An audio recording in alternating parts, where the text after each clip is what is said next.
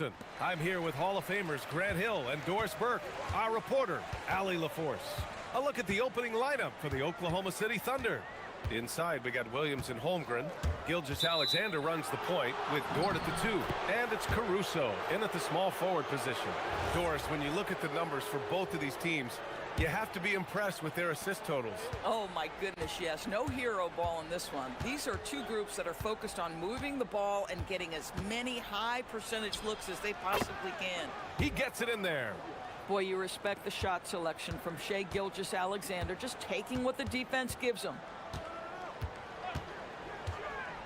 The ball's knocked loose and stolen by Caruso. From deep, Gilgeous-Alexander.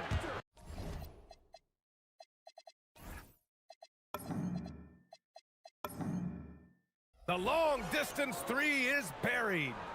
SGA's got 5 points. And let's swing it over to the sideline and hear from Allie. Rick Carlisle and I got a chance to talk for a bit. We talked about Jalen Williams and what he wanted to see from his team defensively against him. He told me we just have to be aware of where he is at all times. The second you lose sight of him, that's when he'll torch you. We all got to be on the same page. It seems like Williams will be a central focus for them tonight. Back to you. Okay, thanks, Allie. When it comes to the scoring ability of Chet Holmgren, there's a lot to talk about, Doris. Oh, come on, B.A. This guy is 7'1" and a sweet shooter from long range. He can put it on the deck and get to the mid-range. He can finish at the rim. Oh, my goodness, look out. And he commits the intentional foul. You don't want to stop the clock right there. I'm not quite sure what he was thinking. First quarter and about a minute and a half in. Halliburton, the pass to Huff. To halt the run, and he sinks the layup.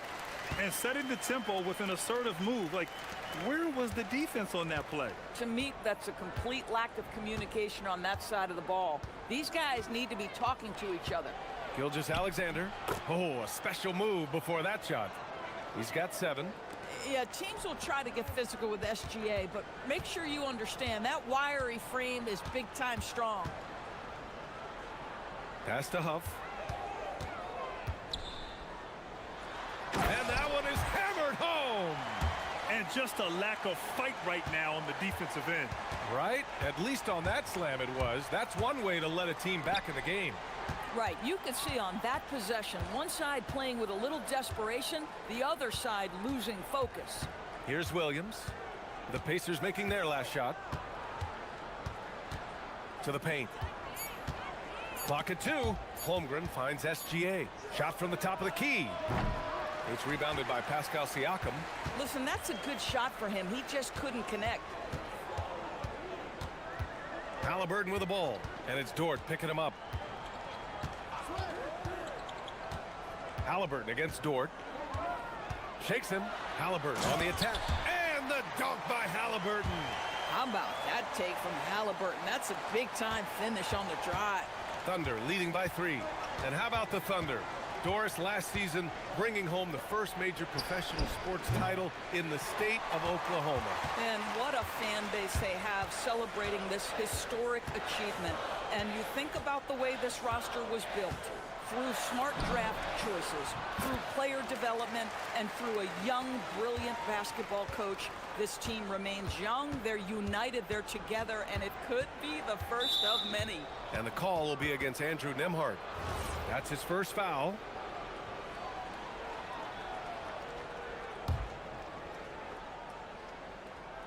And we're just over 3.5 minutes into this first quarter. Caruso, the pass to Gilgeous-Alexander.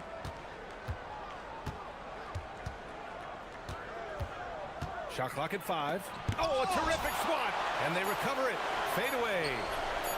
And there's nothing Walker loves more than getting stops. I mean, just great desire at the defensive end. Halliburton looking over the floor. Siakam with a screen on Caruso. Kicks it out to Siakam. That's good. And Halliburton gets the assist. Defensively, you have to stay connected to him on the perimeter. And so it's Gilgeous-Alexander with it. He brings it up for the Thunder. Trailing by 2. Just get right up and over the top of the defense. Gilgeous-Alexander, no doubt. Nimhard outside. Outside Walker. Oh, misses the dunk. If you try something like that, you better be sure to complete it. Gilgeous-Alexander on the wing. He's guarded by Nimhard. Gilgeous-Alexander passes to Dort. And it's Gilgeous-Alexander on the drive. And Holmgren with the basket on the assist by Gilgeous-Alexander. Well, we know this guy is always a threat offensively. You can't lose sight of him. Driving in. Here's Siakam. And it's Holmgren with a rebound. Here's Williams. Halliburton with some nice D. This guy's such a talented finisher, but the D does just enough. What a performance for Shai Gilgeous-Alexander. He has been the...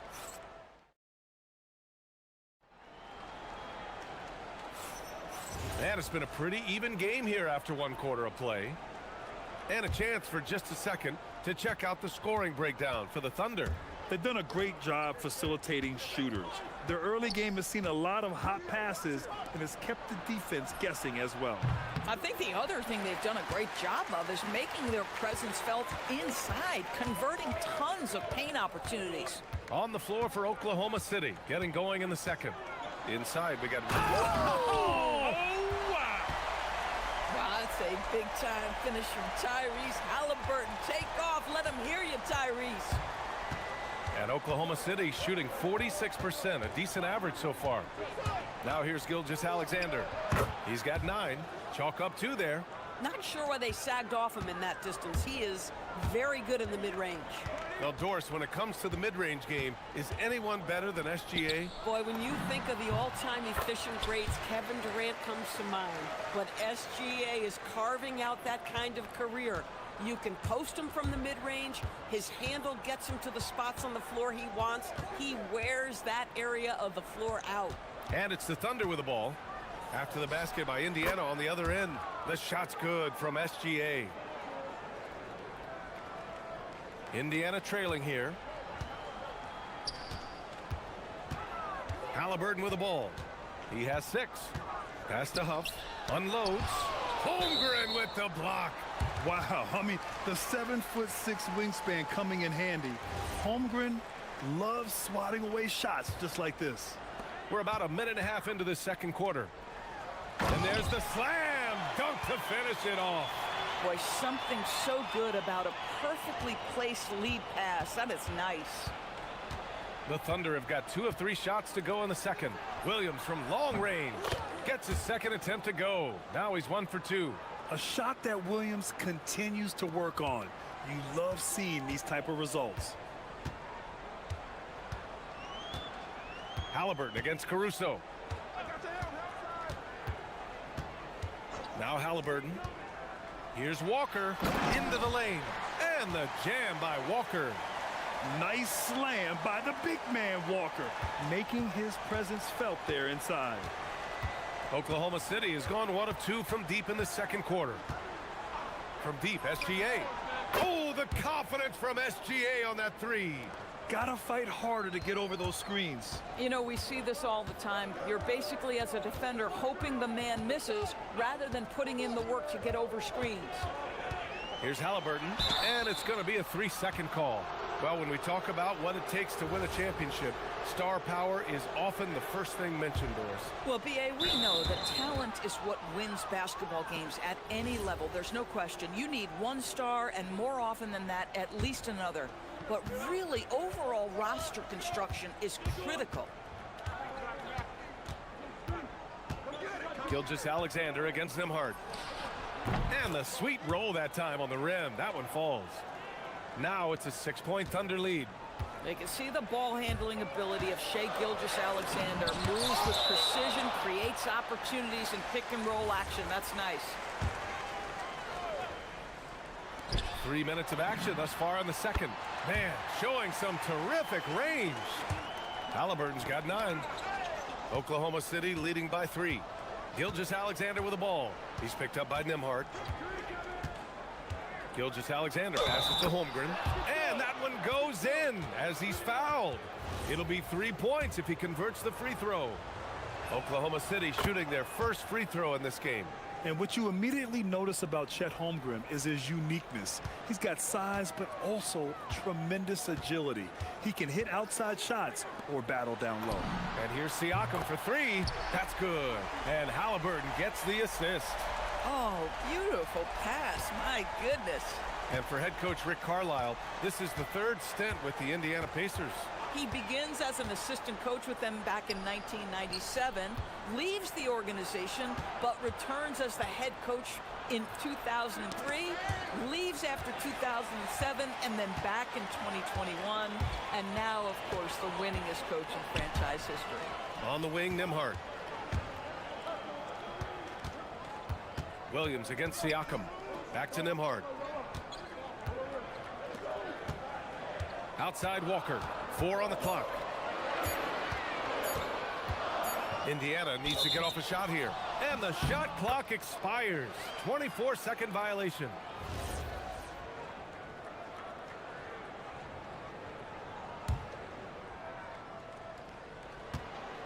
And SGA has got the ball here for OKC. It's a three-point game. SGA from distance. Now, that's an opportunistic three-point shot from Shai Gilgeous-Alexander. He liked the look of it. Knocks it loose. Stolen by Caruso. Gilgeous-Alexander against Walker. Shot from the wing. Holmgren. Holmgren! Timed to finish perfectly. And this is what coach wants to see from Holmgren. Outworking the defense to get a second chance look. Pass to Huff. And the foul on Alex Caruso. That's his first foul.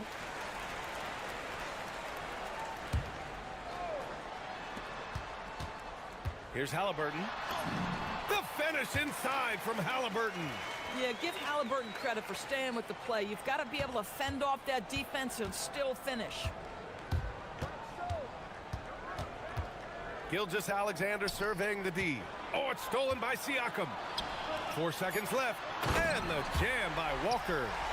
Oh, man. He got fancy with that finish. He may be trying to provide the spark they need to break this one open. And so a close game as we wrap up the first half of play.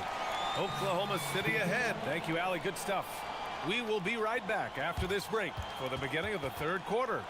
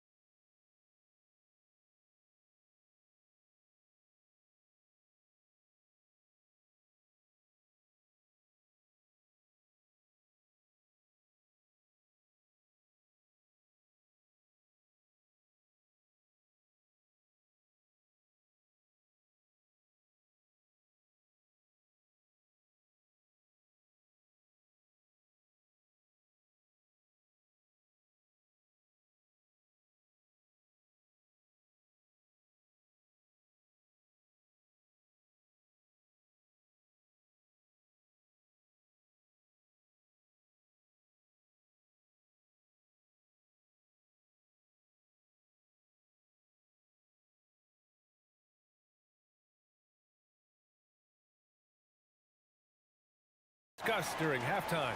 You know, Shai Gilgeous-Alexander has been exceptional here, guys. He was getting into the lane easily that first half. It's just relentless. Now, this guy is such a good finisher on the move, and so far the defense has not been able to counter it. Halliburton and Nembhard make up the backcourt. Walker out there with Pascal Siakam. And it's Huff in at the 5, roaming the paint. So that's the group out there for Indiana. Boy, the length of SGA. Get off your feet, young fella. And the foul on Alex Caruso. That'll be a second foul of the game.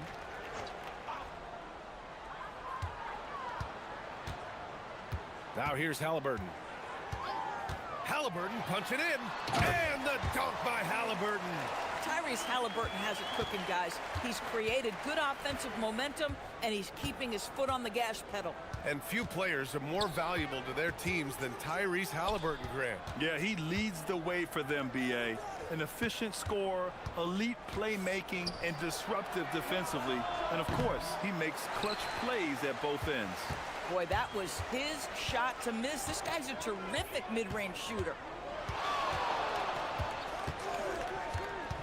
And with a little over a minute gone by, the second half is underway. Driving to the basket, clock at 6. Siakam with a screen on Holmgren. Pass to Siakam. Lets the three fly. Williams grabs the board. Oklahoma City leading by 4. Here's Gilgeous-Alexander. Missed inside. Nothing more important than contesting layups and dunks. A great job defensively. Not sure why he committed the intentional foul. No purpose. I think everyone's a little confused, but weird plays happen. Just a little over 90 seconds gone in the third quarter. Here's Halliburton. Inside, Halliburton gets it to fall. Well, you have to understand how to score when you're in the paint and you are 6'5". Tyrese Halliburton, he knows the way.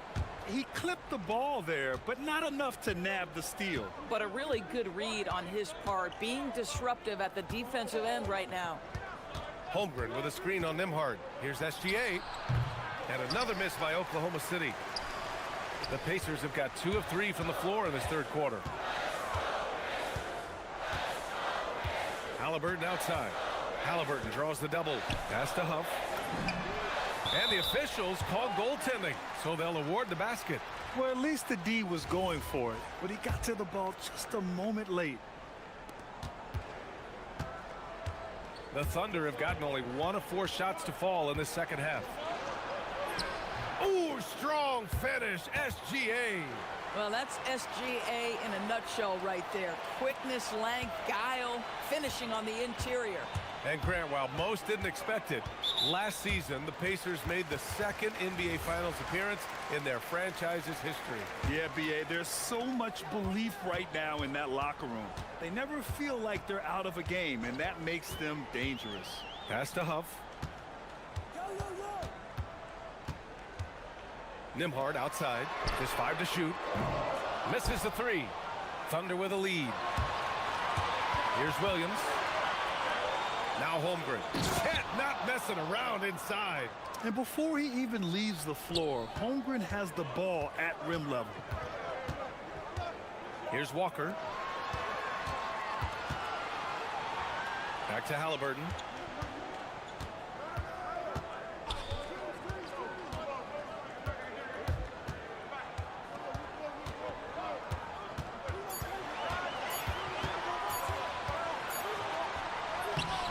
Good work defensively by Dort.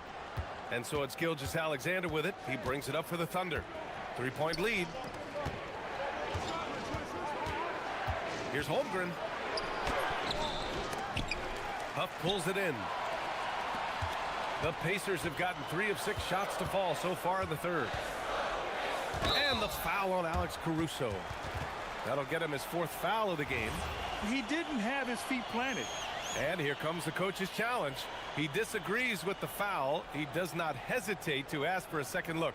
It's a pretty heated game. Every call matters. People, the ruling of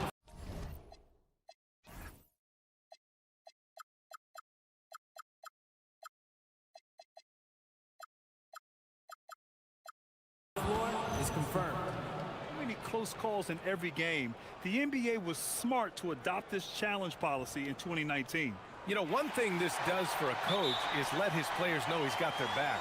If they're adamant that the call was wrong, he'll back them up and make the refs take another look. And they've made their decision. The call will stand. And as much as it hurts to lose a challenge, I think Coach would challenge that call again if he could. He really disagreed with the foul, and he's still peeved.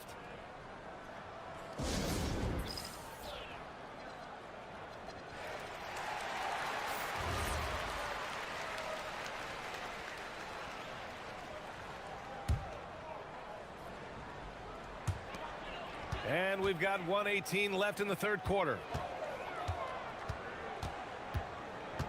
Dort against Halliburton. With the drive, and the foul is called. He missed it, so he's got a couple of free throws coming his way. Lou Dort picks one up. Well, the speed on Halliburton made the difference there. The defense's only option was to foul him. One of the things you love about Tyrese Halliburton, his clutch game. You need your best players to be fearless in those moments and to play with a verve and a confidence that permeates the entire roster. And you've got to be a shot maker. Tyrese Halliburton is all of those things. SGA against Nimhard. 6 to shoot. Gilgeous-Alexander on the wing. 25 points in the game. Well, Shai Gilgeous-Alexander, that three-level scoring ability, that time working the mid-range. Halliburton against Dort. Here's Halliburton. He's got 17. Nimhard, the pass to Halliburton.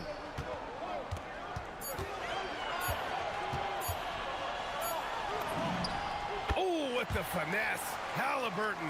When Halliburton gets this close to the cup, he's got that little teardrop. Very tough to stop it. Outside, Williams. And that comes off the assist by Gilgeous-Alexander. SGA's got 4 assists in the game. Halliburton outside. Pass to Huff. Puts up a 3. He drops it from range. Huff's got 6 points in the quarter. This is just fun. These teams are trading threes back and forth. Well, that three-point shot just gives you so much room to operate on the offensive end. And the game's still close. And with these teams locked in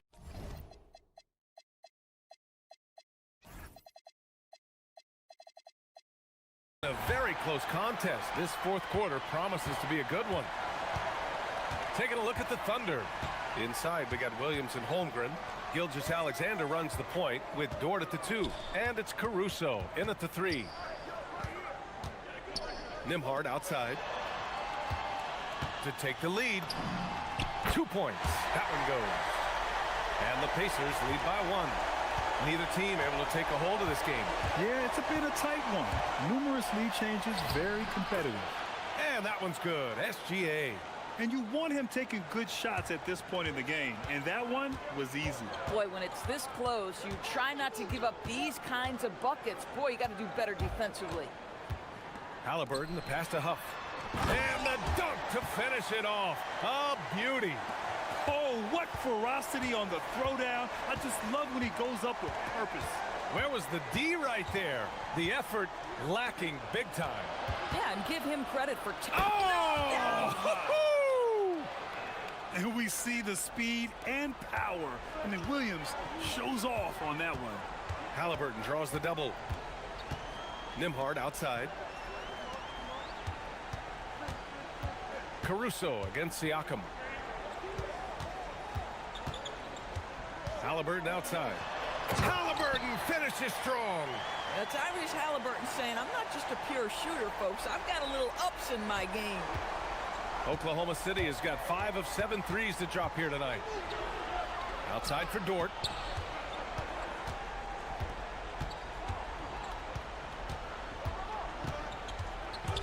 Pass to Williams.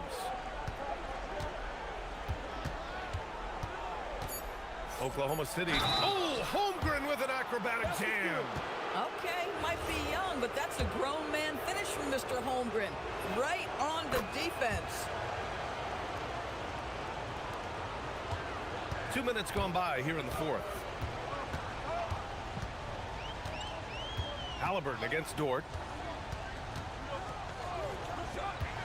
Outside Walker. And here's Halliburton. There's the drive.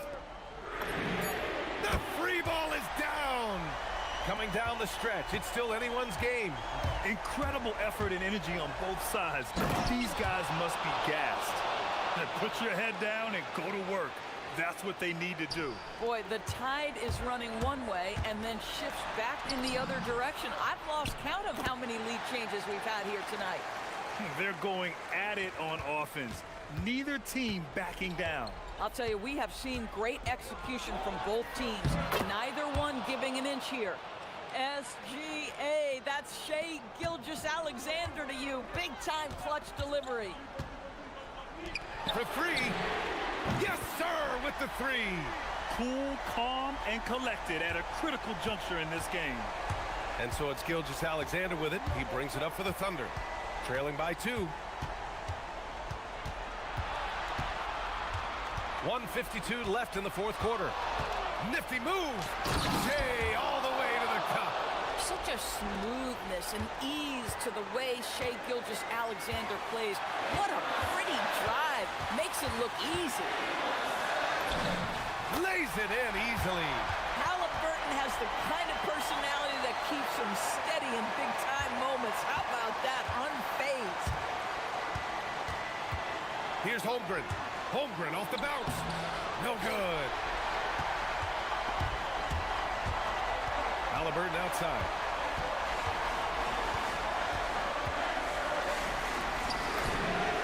Cash from downtown. Now, he's in his bag from beyond the arc right now. You see his confidence. And I think the defender knows once he gets cooking, look out. The bucket looks awfully big to him right now. Boy, that's a case where he may have been too focused on answering back with his own three.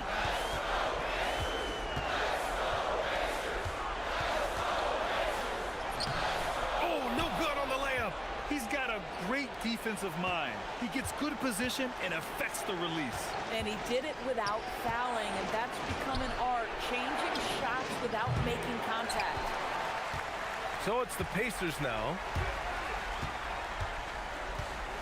Now Siakam. There's 31 seconds left in the fourth. Fires the three.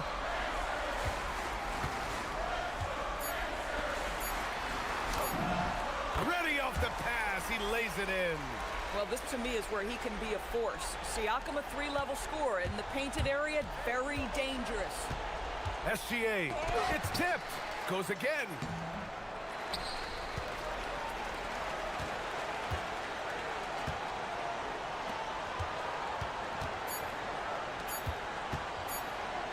He launches.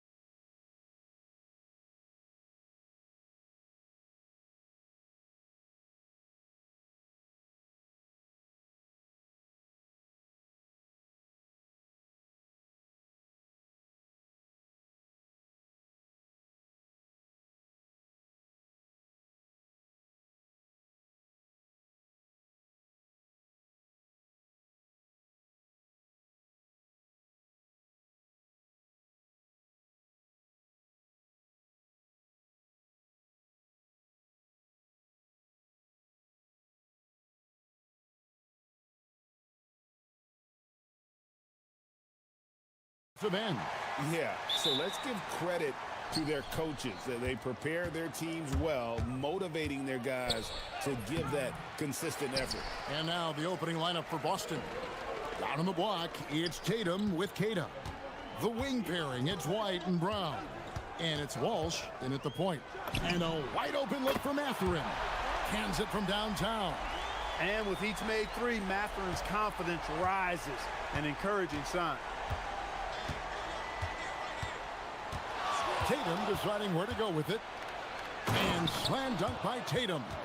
And one step ahead of the defense with that solid screen. And then, Greg, the monster dunk to finish it off. Boy, picture perfect teamwork that time, guys. One guy sacrificing for the other. That's how you succeed in this league. Here's Leonard, following the bucket by the Celtics. The tray, and again Los Angeles with the triple. Leonard scores at all three levels. He's a threat anywhere on the floor. And make no mistake about it, Kawhi Leonard-Clark can still take over a game. Yeah, it's all about him being healthy. I mean, when he's healthy, he is unstoppable. The mid-range game is platinum level. He can make threes. His strength, driving to the basket and finishing, is so underrated, but clearly obvious because it seems like guys just bump off of him, fall off of him when he goes to the rack with force. And the basket by Tatum. Well, I like how Tatum had his hands up and ready to go on that catch and shoot. Well done. Lopez right side. Leonard against White. Leonard attacking, and Kawhi Leonard with the slam. Boy, Lopez hunkered down and anchored in on that pick. Outside Tatum. Here's the screen.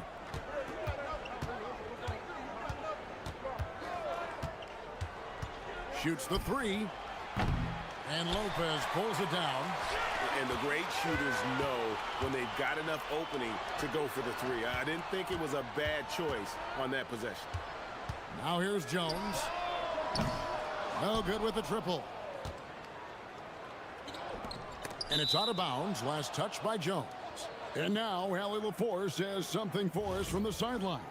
Moments ago, Tyronn Lue and I were able to chat. I asked about an approach to Jason Tatum. Coach told me that Tatum is just about as good as anyone at countering plans.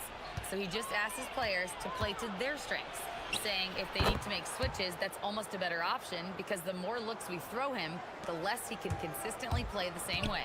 Kevin? Great work as always, Allie. Thank you. And here's Tatum. He'll bring it up for the Celtics. They trail by one. Now about 3 minutes gone in the first quarter. Sinks it. What range from outside. Wow. Tatum's got 8 points. Tatum's got a nice jump shot. When he's in rhythm, you feel like he's going to make it every time he shoots it. Mathurin for three. Rebound Boston. There's no question, Clark. Tyronn Lue has been a stabilizing presence for this Clippers organization. Yeah, I agree with you, Kevin. Ty Lue has fostered a really strong culture and has navigated some testy, difficult situations, which is why he's already viewed as one of the best coaches in franchise history.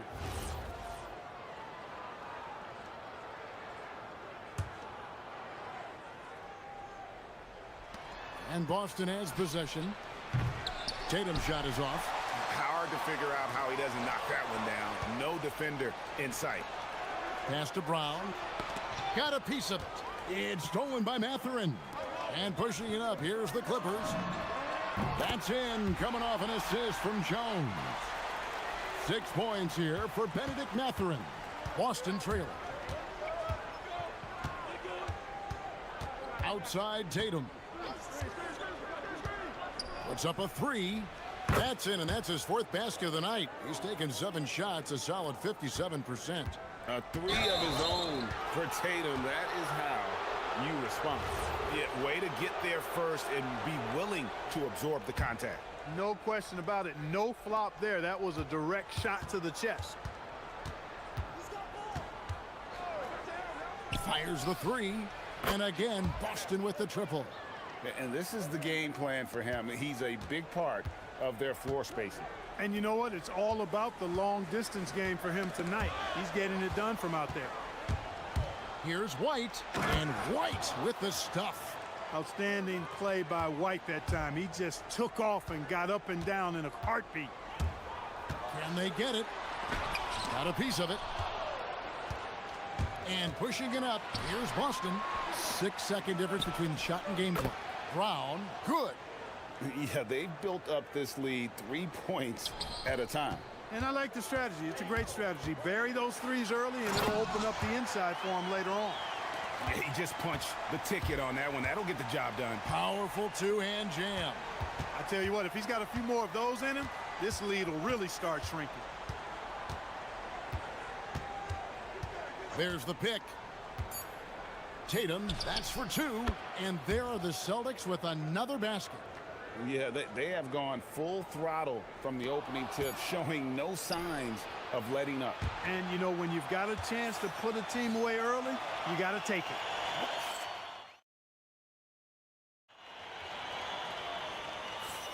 And glad to have you with us, folks. Second quarter of basketball.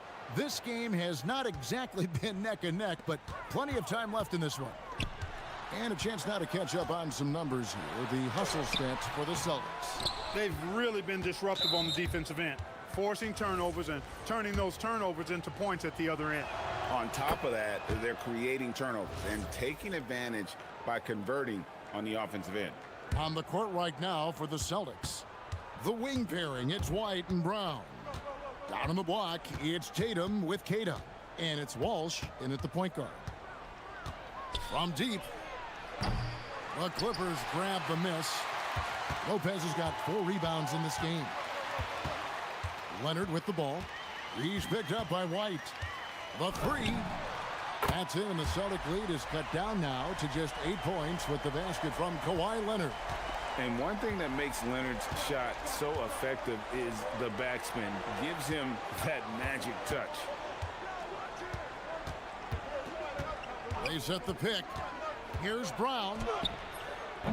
He can't get that one to fall. Good D by Lopez. Done outside. Lets the 3 fly. And another 3 for the Clippers. Boy, how about Chris Dunn getting the ball in a great spot, making the deep attempt look elementary. Tatum against Leonard.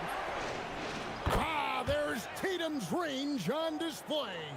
How about dueling from long range, just going at each other? Looks to me like there could be something personal taking place here. Celtics leading by 8. Fires for 3. And again, it's Boston with the 3. You know, Greg, a lot of the best scorers do what's called hunting, looking to create contact with the defender that they've zeroed in on. Yeah, and that can be a legitimate technique to really negate a shot blocker. But when the offensive player basically initiates all the contact, we could do without some of those cheap foul calls against the defenders. The 3 from Tatum. The shot's good. Brown making the play. Tatum's got the lead up to 12 now for Boston. Tatum clearly putting on a show in this one, doing it all. Lopez finds Leonard. Lopez sets a screen for Leonard. The shake. Goes back up. The rebound by Kata. And here's Tatum. He'll bring it up for Boston. And it's sent back by Lopez. You could see Lopez tracking that shot the whole way. Nice awareness from him and a terrific rejection as well. Well, the first thought from the D there was to protect the rim, so good idea to take the 3 in transition. An exciting young guard, Benedict Mathurin. Clark, what's something you like about him? Well, I got a lot of things I like about him. His smooth approach to offensive production. He can score it. He's got a nice handle. He can get to the rim. He gets to the foul line a ton. I mean, he's got a fearlessness about him and a confidence about him that seems to point to him being a star in the not-too-distant future. Now the fast break. Tatum with the ball. Brown making things happen with his defense, catches them off guard and wastes no time starting the break. Clippers trail by 14. Leonard kicks to Lopez. And the dunk by Lopez. strong move to the 10, trying to get his guys going. Hard not to get motivated, GA, right when your teammate makes that kind of play. Yeah, you know, when you're looking to close the gap, you need guys who will take it upon themselves to step up, take the initiative, and make something happen. Right now, let's take a moment here to catch up with Ali LaForce on the sideline. Hey, Kevin. Well, the Celtics have a great 1-2 punch with Jaylen Brown and Jason Tatum. Tatum said JB always starts the game really aggressive. I'm a naturally laid-back guy. I kind of see things out first, and then I can essentially take over when I need to. We have found that balance. Back over to you, Kevin. A dangerous duo for sure. All right, Allie, we appreciate the report. Leonard attacking, and it's Leonard with the jam. Tons of power and momentum behind Leonard's drive. He's not easily stopped when he's going like that. Tatum with it. Now guarded by Dunn. Going inside. Out to White. To the middle. Celtics passing it around. And stolen by Dunn. Outside Mathurin. Leonard against White. Leonard attacking. Comes up empty down low. Celtics leading by 8. And there's the whistle. That goes on Chris Dunn. That is his first foul of the game.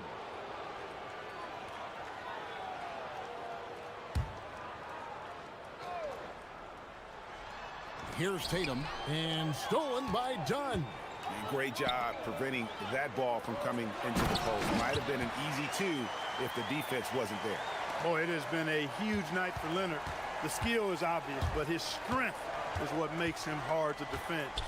Brown the pass to Tatum. Jacks up a 3, and it's sent back by Lopez. And so it looks like the Celtics will retain possession here.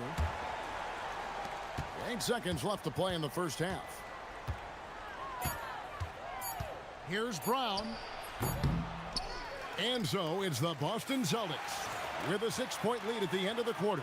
Their lead is where it is because they've gotten good shots. A lot of good shots. Right back after this break.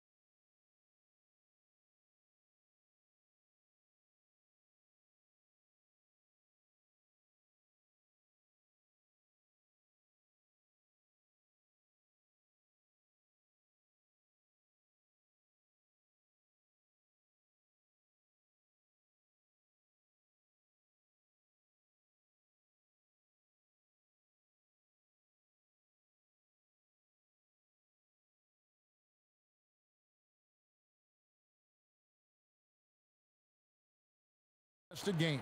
You know, guys, Jason Tatum has really been making it happen. Yeah, he's just been raining down on him from deep here. You talk about dialed in. Well, you know, the stroke looks fantastic. Even when he's had a hand in his face, it hasn't affected him at all. Filling the perimeter slots are Dunn and Leonard. Jones is out there with Brook Lopez, and it's Mathurin in at the point guard position. That's who's out there for the Clippers.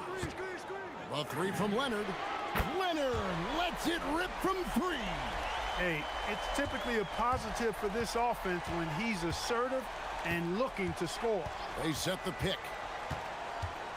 Brown inside the line. Wide open shot is on the money. Brown's got 5 points so far. And you can tell Brown has a mind for the game. Calls the pick and roll and works it to perfection. Jones for 3, and again Los Angeles with the triple. Defensively, you've got to apply more pressure to a shooter of his caliber. Tatum with it. Leonard picks him up. Leonard against Tatum. Lopez with the steal. Jumps up. Nobody's stopping Kawhi on that break. Explosive move by Kawhi at the rim. The defense had no answer there. Leonard against Tatum. They set the pick. Lets it go from deep. And Jones pulls it down. And it's Leonard with the ball. He'll bring it up for the Los Angeles Clippers for the lead. Lopez, no luck. Lopez has gone 1 of 3 from the field here. For longtime veteran Brook Lopez, his evolution, Clark, as a player goes beyond his three-point shooting. Yeah, I agree with you because folks tend to forget his defense was considered a weakness early in his career. Now he's turned into one of the best shot blockers and rim protectors in the league. To halt the run. Lopez with the steal. 2-on-1 as they jump out on the break. Kawhi taking no chances. And busting it up the floor. Leonard showing a lot of energy on the fast break. If there's one thing he doesn't lack, it's hustle. Tatum against Leonard. They get it back. Kata banked in off the glass. That's the kind of aggressive and assertive play they need as we get closer and closer to crunch time. Nobody near Leonard. Again, Los Angeles. Such a smart offensive player. Leonard understands when to rise up there off the dribble. Brown drives in. Brown jams it in. Brown with that amazing athleticism, putting on a show out there with jams like that. A 3 from Leonard. 3, Kawhi, good! And he's really made the most of his opportunities today. I mean, he needs to keep working for those kinds of looks. Tatum, that's for 2. And again, it's Boston converting. A little under 2.5 minutes off the clock now here in the third. White against Leonard. Over White. And it's Leonard missing. And not allowing the shooter even an inch of breathing room on that one. And guys, that's exactly the kind of high-impact defense they want to see out of him. Los Angeles leading by 3.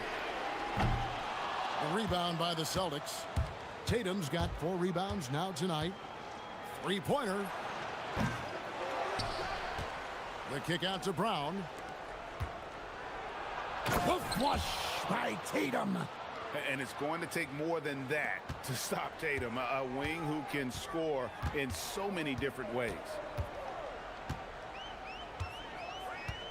Leonard looking around. Into the lane. What a terrific move that was.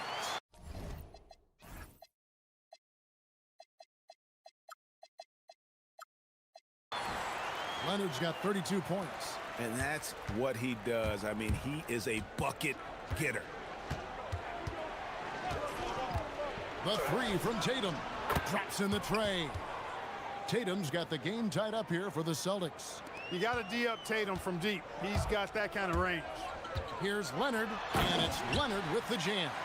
Oh, Kevin, not a petty, not a Manny, but a facial. Oh, a bounce to the ounce, Greg? Yeah, showing off the bunny. He's a highlight reel, always on the launch pad. Pass to Kata.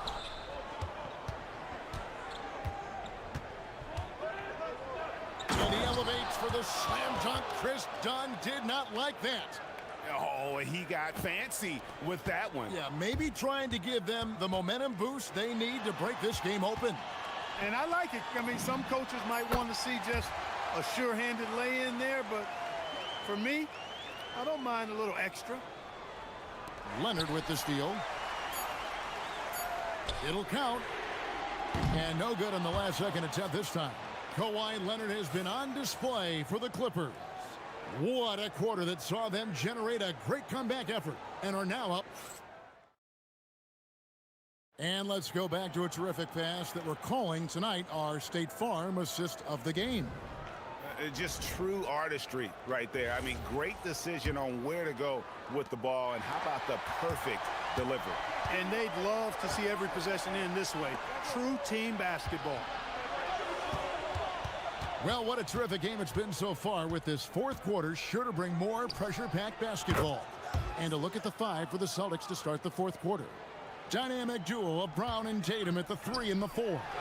Then it's White, and it's Queta in at the center position. Claude getting rid of it in a hurry. Nice quick release that time. Celtics trail by 3. Nice ball movement by Boston. Tatum wide open, he fires one. Connects again from distance. Buries his 10th triple of the game. Unbelievable. Mathurin finds Leonard. Lopez a screen on White. Leonard, that's for 2. Again, the Clippers.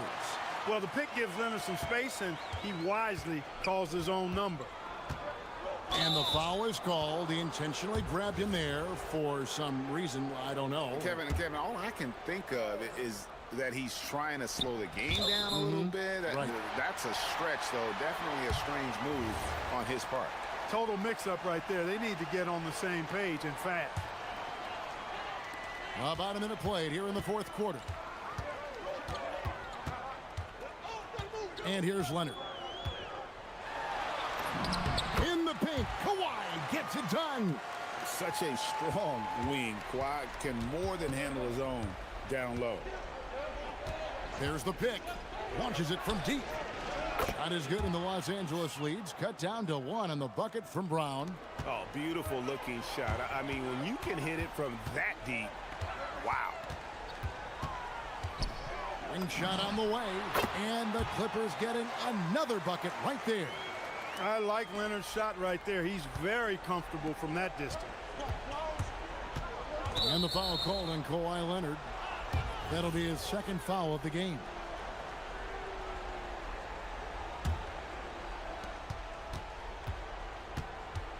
Tatum against Leonard. And the rebound goes to Lopez. Lopez has got 7 rebounds in the game. And here's Tatum for 3. Nailed from three-point land. Tatum's got 45 points. Confident and composed on the three-point shot at 8. Oh, Kawhi with a throwback dunk. Very few players have the combination of power and athleticism that Kawhi has. Electric. Tatum against Leonard. Outside Tatum to take the lead. Lopez rips down the rebound. And here's Dunn. He'll bring it up for the Clippers. A 2-point game. That's not the type of opportunity he fails to convert very often. And he's going to get whistled for that foul, G. That was intentional, but not exactly logical. How about pointless to foul there? I mean, I don't know where his head is, but it's not in the game.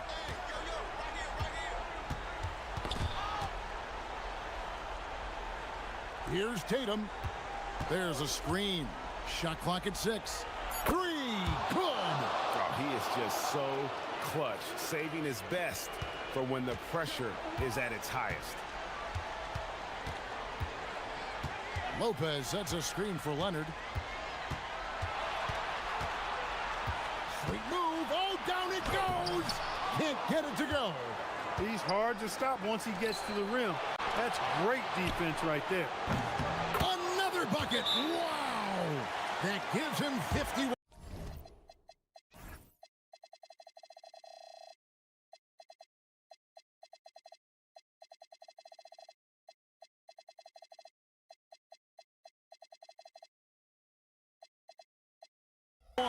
Making it look easy. And Tyronn Lue calls timeout. And that timeout by coach was carefully measured, wanting to make sure that everybody is on the same page here. Now, let's take a minute to talk to Allie LaForce courtside. Allie. Guys, over the last break, I listened to Tyronn Lue address the team. Well, coach is thrilled with their three-point shooting, saying in the huddle, guys, let's keep it up. Continue to shoot it from deep. It's working. They've been on fire from distance so far. All right, Allie, thank you so much for that. Now, Mathurin, outside Leonard. Leonard battling for 2. Showing no hesitation and in a huge moment. Kawhi wants the ball when they need a bucket. Tatum, and he drives in. Lopez rips down the rebound. And it's Jason Tatum with the foul. That's his first foul.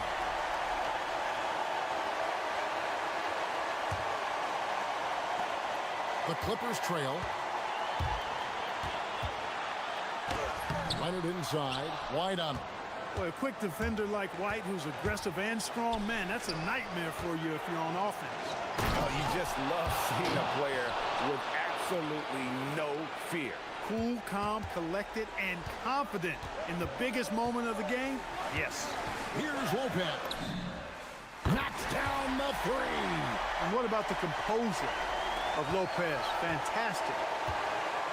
I think we'll see them burn the clock a bit here. Yeah, smart move. Tatum. Great pursuit. Got the second chance bucket. And that tells the tale here today, guys. Throughout this game, they've been able to get the ball in tight and finish. Hits it again. Wow. That gives him 51. Making it look easy. Oh, and just look at what Leonard is doing. And done over to help. So it's the Celtics now. They've led by as many as 14 points. Late in the game, up big, they continue to attack. Yeah, I don't think you want to get loose and sloppy or ease up, but it is time for them to start using that clock a bit. And there's the call on Jones. That's his first foul. Yeah, you have to do that, though. You can't just let them dribble the game out. Exactly. I mean, got to stop the clock any way possible and hope they alligator arm a few of those free throws. Knocked away. Outside Leonard. And it misses.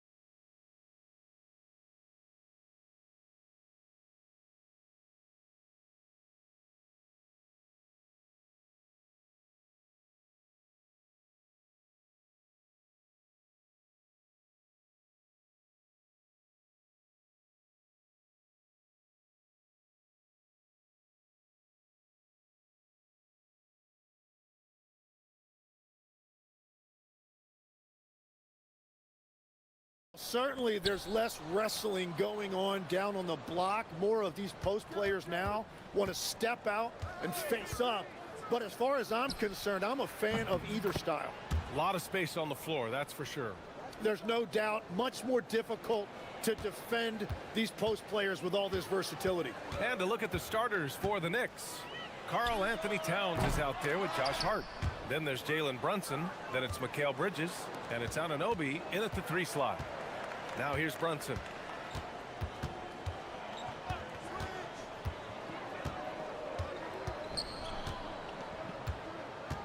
Towns outside. And that's good. His first bucket of the game. And he is a force in the paint. Towns is such a huge presence inside for them. And stolen by Brunson. Fast break. Here comes New York. Jumps up. And it's Towns with the power finish. And that was just moving the ball quickly. And he's rewarded at the end with a high percentage look. And they are showing you why it's so important to get up the floor before the defense can set themselves. And so Mark Daigneault will call a timeout. Coach probably just checking to make sure everybody's on the same page here. First quarter of play, a minute in. Gilgeous-Alexander against Anunoby. SGA passes to Holmgren. Hits the front of the rim and out. He typically dominates that area of the floor. It just didn't drop. Towns, right side. Here he goes. And he banks in the layup. Towns has got 6. Look at Towns asserting himself inside. He knows he can muscle his way to a shot anytime. Anunoby against SGA. Holmgren, the pass to SGA. 6 on the shot clock. The Thunder with another miss. For New York, they've gone 4 of 4 from the floor. Perfect start. Well, Legs, the last few years, big men have been owning the MVP discussion. Now, enter SGA. Yeah, and BA, this is the scariest part. SGA has room to grow. The guy is still in his mid-20s and is arguably the best player in the game. Here's SGA after the basket by New York on the other end. And Tim, to have the success that SGA has had,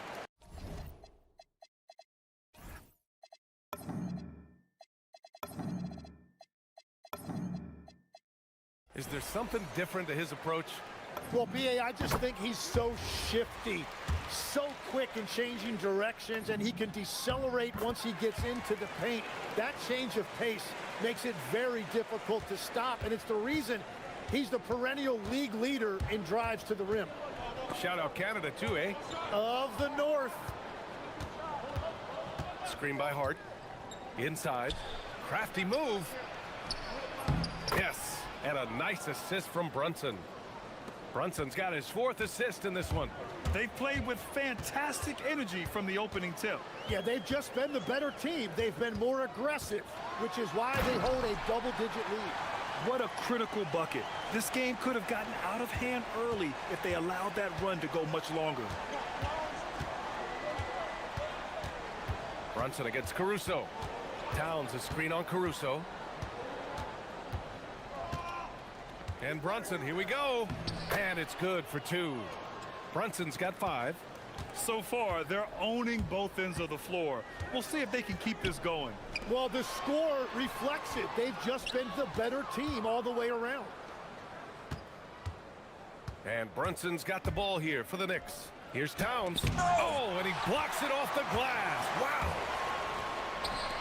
And here's Caruso outside. Knocks it down from distance. Yeah, everybody will remember the bucket, but how about that pass to set it up? 1:21 left in the opening quarter. Brunson on the drive. Pass to Towns. Back to Brunson. Shoots over Caruso. Outside, Williams. Dort, the pass to Holmgren. And the big finish by Holmgren. And before he even leaves the floor, Holmgren has the ball at rim level.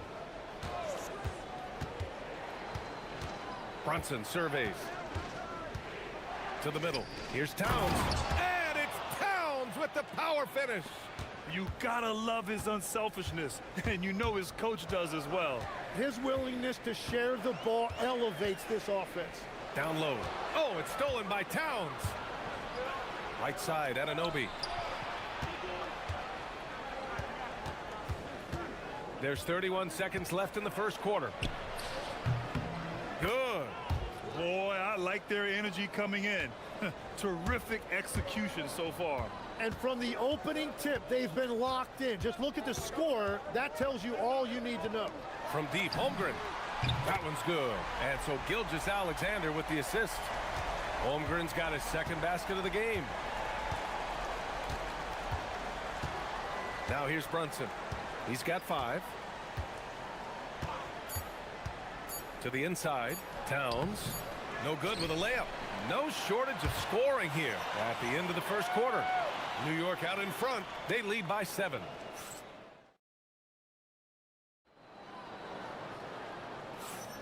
Hope you've enjoyed the broadcast so far. Halfway through the first half in this one. All right, well, a look at how the points have been generated so far. A scoring breakdown for New York. They've been really going at the defense in the painted area, and so far, the opposition really hasn't had an answer for them. And what a great job they have done sharing the ball. This is what team basketball looks like, and I love to see it. On the floor for New York, we've got OG Anunoby. Jalen Brunson is out there with Mikal Bridges. Then it's Josh Hart, and it's Towns in at the center position. And count the basket. He was fouled, and he's going to the line for one more. That'll put Shai Gilgeous-Alexander on the line. It goes on Josh Hart. This will be his 3rd free throw of the game. And you might think the toughest picks are set by the bruisers. But some say the shooters actually set the best screens. Why is that? Well, the guy guarding a shooter doesn't want to leave their side. So when they screen you, you get no help. Up top, SGA. Anunoby covering. Holmgren, the pass to Williams. Holmgren with a screen on Hart.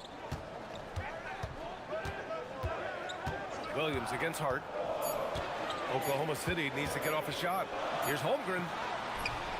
And it's New York with a rebound. They've led by as many as 11. Towns with the ball. Guarded now by Williams.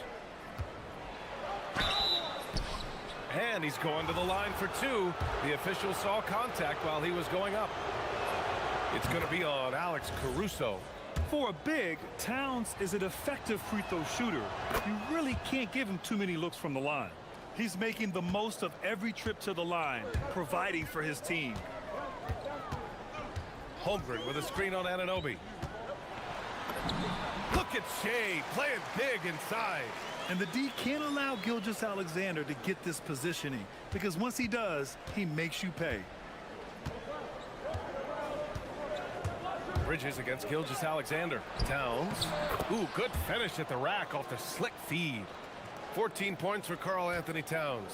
And once more this half, they find a way to get great position inside. And here's SGA outside. A big triple. Gilgeous-Alexander. Outside, inside, in between, it doesn't matter. SGA is lethal.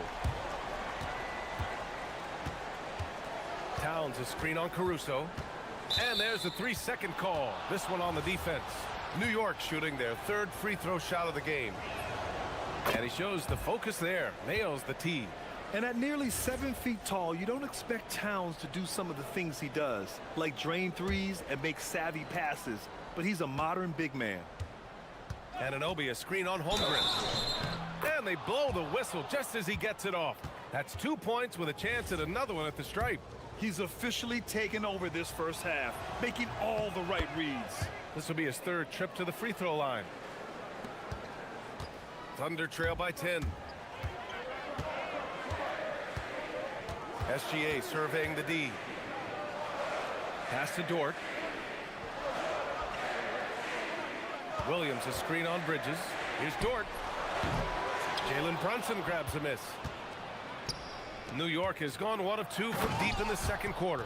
And you have to be in awe of Bridges' athleticism, gifted at leaking out and executing. SGA on the move. The 3 from Holmgren. Towns with a rebound.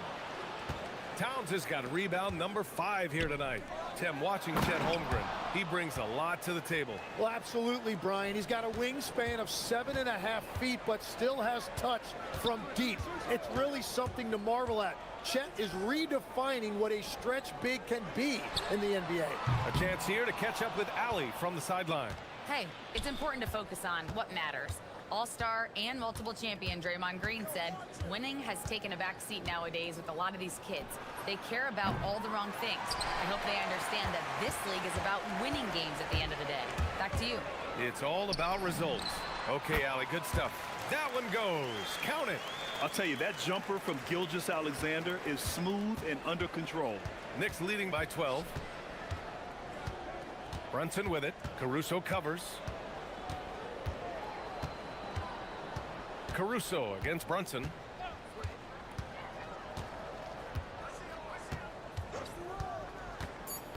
New York needs to get off a shot here. Hart from long range. Basket is good. Off the assist from Brunson. Brunson's got assist number 8 here already in the game. On the wing, SGA. He's guarded by Bridges. Holmgren inside. Towns on him. Holmgren using that length inside. It's so difficult to defend Holmgren inside. For such a young player, his body control and awareness are off the charts. Here's Towns.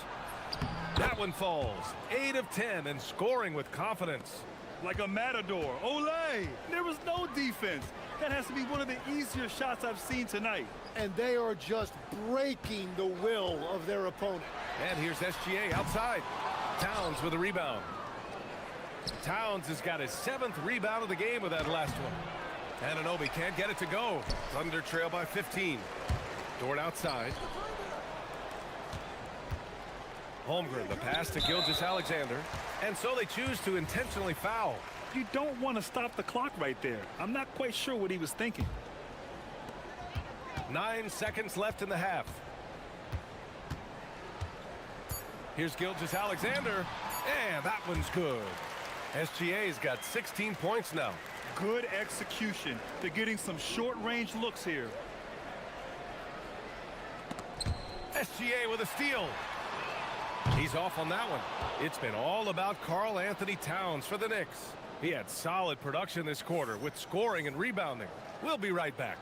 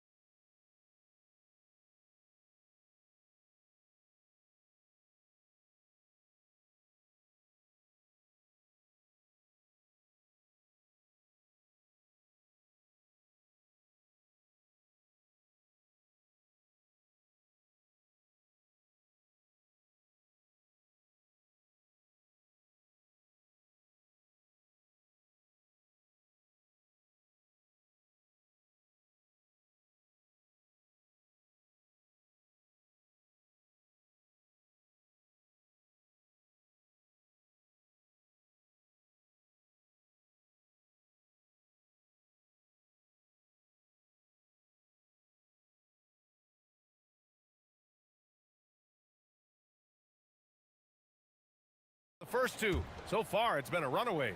You know, Karl Anthony Towns has been exceptional here, guys. Can they come up with an answer for him coming out of the half? They have to change something defensively.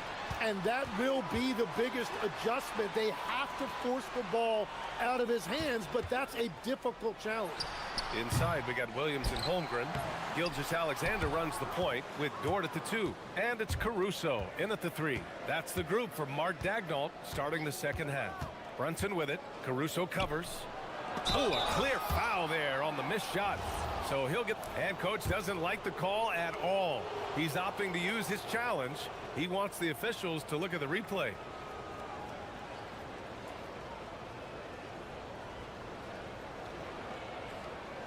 People were worried that this would slow the action down. But with so many close calls in every game, the NBA was smart. The previous play is under review. One thing this does for a coach is let his players know he's got their back. If they're adamant that the call was wrong, he'll back them up and make the ref. The ruling on the floor stands. And they've made their decision. The call will stand.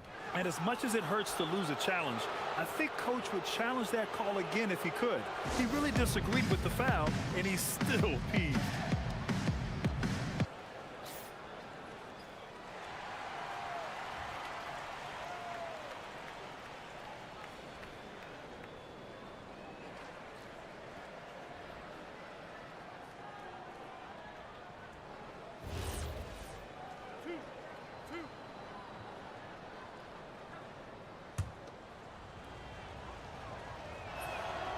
First free throw is good, and Legs is someone who has seen some of the great perimeter defenders over the years. Who's the best you've ever seen? Well, the best defense, Brian, I ever played against were those mid-90s Bulls teams when you had to go up against Jordan and Pippen on either wing. And then more modern-day players like Drew Holiday, even a guy like Tony Allen when he was in Memphis, they stand out to me as well. First team all defense, Tony Allen. Year in, year out, a nightmare to go up against. Towns, a screen on Caruso. Brunson against Caruso. And it's out of bounds. Last touch by Holmgren.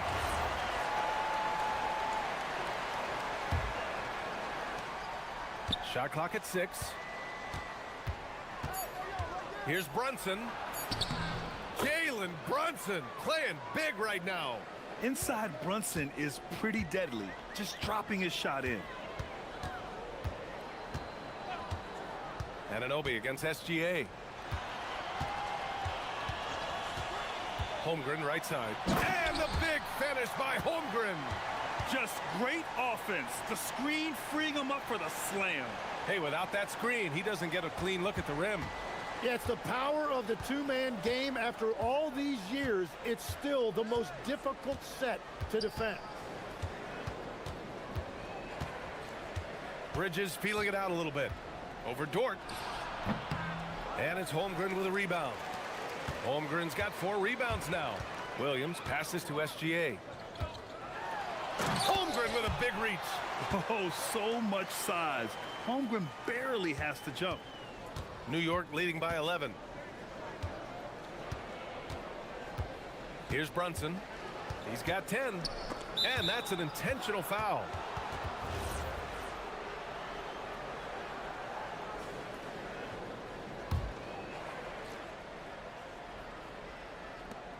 Here's Anunoby. Boom! He jams it straight down. This is why you put the ball in his hands. An accurate pass hitting a moving target. Screen by Holmgren. Gilgeous-Alexander into the lane. And Holmgren with the basket on the assist from SGA. Gilgeous-Alexander's got 3 assists in the game.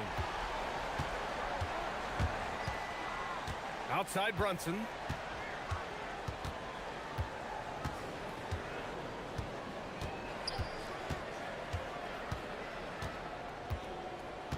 Just 4 to shoot.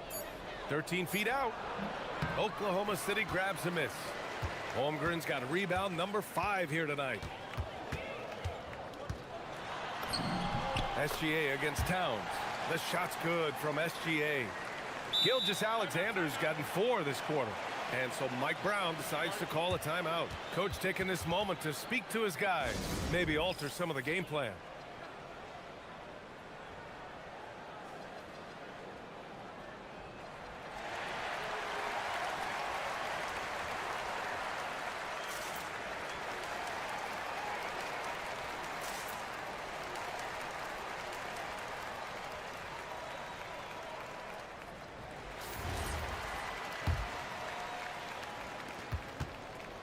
And so it's Brunson with it. He brings it up for the New York Knicks.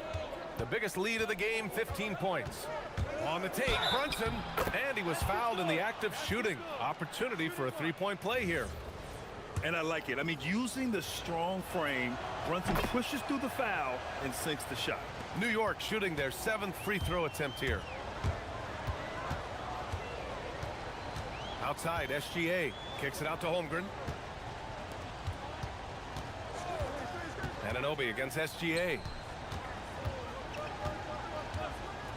Chet driving, and the big finish by Holmgren. And putting some power behind his drive. Holmgren managing to get there for an easy slam. Knicks leading by 9. Outside Brunson. He's got it. 6 of 10 now. And just totally relentless, only increasing the intensity level.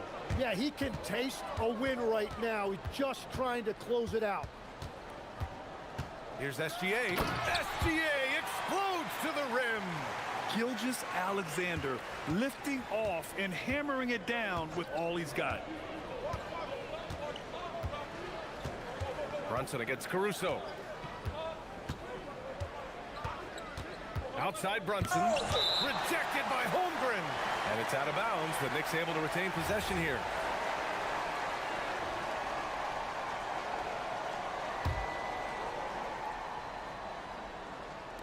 And New York has possession. They've got a 9-point lead. And so they foul intentionally. He's gone 6 of 6 from the line tonight.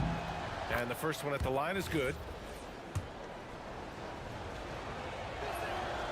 And so Towns nails them both. And having a big man like him who's efficient from the line used to be a luxury, but it's becoming more and more common. Holmgren with a screen on Anunoby. Holmgren inside, covered by Towns. And Holmgren with the basket on the assist by SGA. The size, the length. Holmgren just a beast inside. 2 seconds separating the shot clock and the game clock. Outside Brunson. Towns a screen on Caruso. Down low. Whoa! Towns with the power. Well, he led his teammate and hit him in stride. You really can't do it any better than that. And the big finish by Holmgren.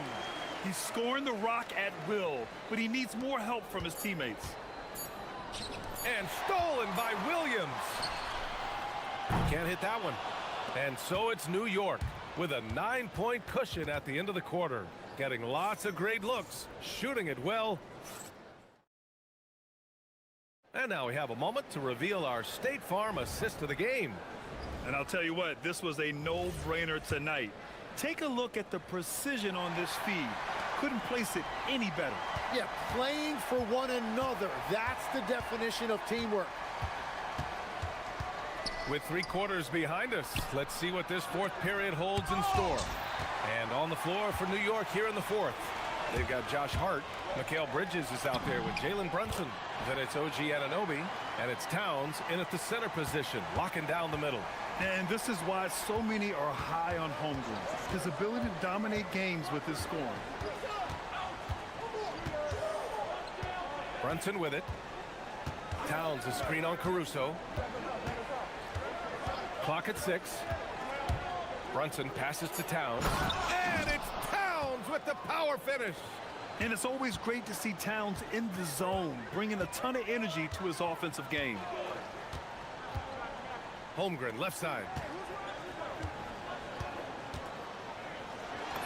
Uses the glass on the layup. Holmgren's got 17 now, just in the second half. Yeah, he's leading the charge for them, but let's be honest, he needs more help if they're going to get out in front. He's doing everything he can to keep him in this game, finding good looks. Caruso against Brunson. Ooh, he's now 7 for 12. Well, this team relies on his scoring, and no shocker, he's done his part. SGA drives in.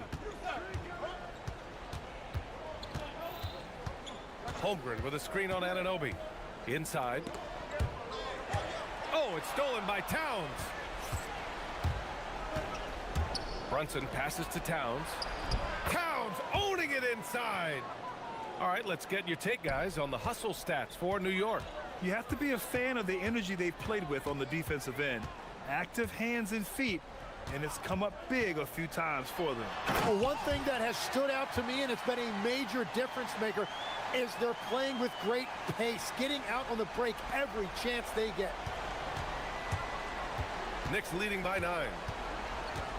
And the foul on Alex Caruso. That'll get him his 4th foul of the game.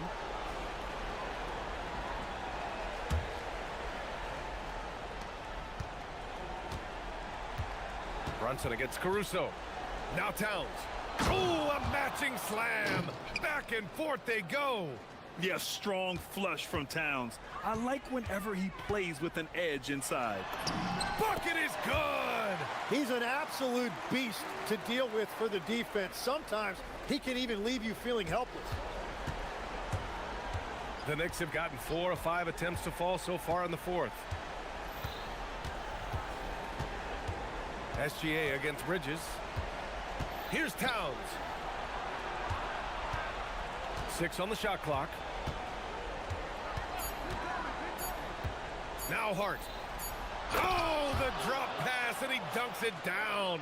And he gives up some size inside, but makes a great adjustment on the finish. Yeah, he took that up with great confidence. Tremendous finish. SGA. Rebounded by Towns. Grant, wouldn't be a bad idea here to slow it down. Yeah, the coach is definitely looking for patience and execution. Look at the power on that. He has to be one of the top dunkers in the game today. Screen by Holmgren. Williams fires. The triple drops. Easy look when the defender isn't fighting over the screen. Yeah, and that's the effectiveness of the two-man game right there. Brunson on the drive. Holmgren with the block. Wow, I mean, the 7'6" wingspan coming in handy. Holmgren loves swatting away shots just like this. And so it's Towns with it. He brings it up for the New York Knicks. And this is a game they can build off of. They kept their focus all game long, and it will get marked as a win for the Knicks. Well, Grant, I don't know if there was one deciding factor in this game, but I'd say shooting accuracy if I had to choose. Agreed, B.A. They really went after quality looks and shot the ball with confidence. And when you look at the game, the one thing that helped fuel this team to victory was the efficiency for Karl Anthony Towns. Yeah, no doubt. He was the most impactful player for their offense tonight. New York has gone 3 of 6 from deep so far. Caruso against Brunson.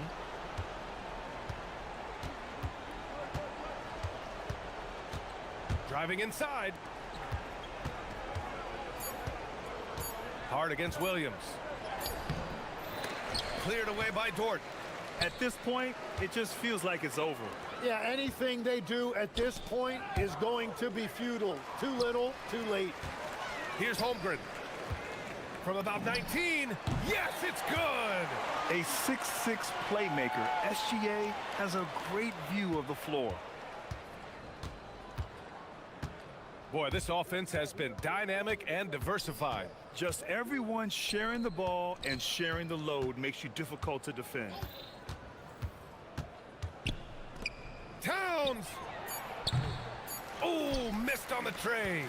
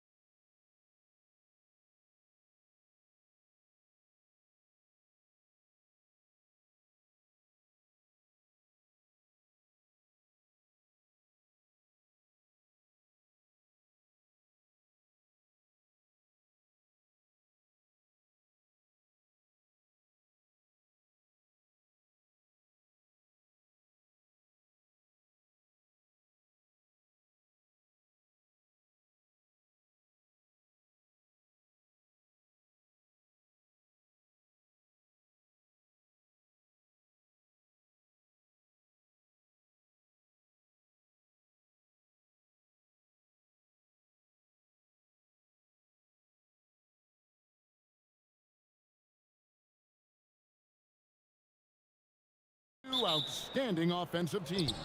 Both very skilled at shooting the ball, but that's exactly why this game will be decided by stops. Defense wins against teams who are elite scoring it. Let's check out Indiana's starting lineup. At the guard positions, Halliburton and Nembhard. Siakam is out there with Jarris Walker. And it's Zubac in at the pivot spot, manning the middle. And when Tyrese Halliburton entered the NBA, Greg, scouts were worried about his shot release point. It's definitely lower than you would teach, but by the same token, that's why he gets it off so quickly, making it a tough shot to contest. Now here's Tatum from deep three-point land. That shot off. And he's a good shooter from outside, but not sure from that deep.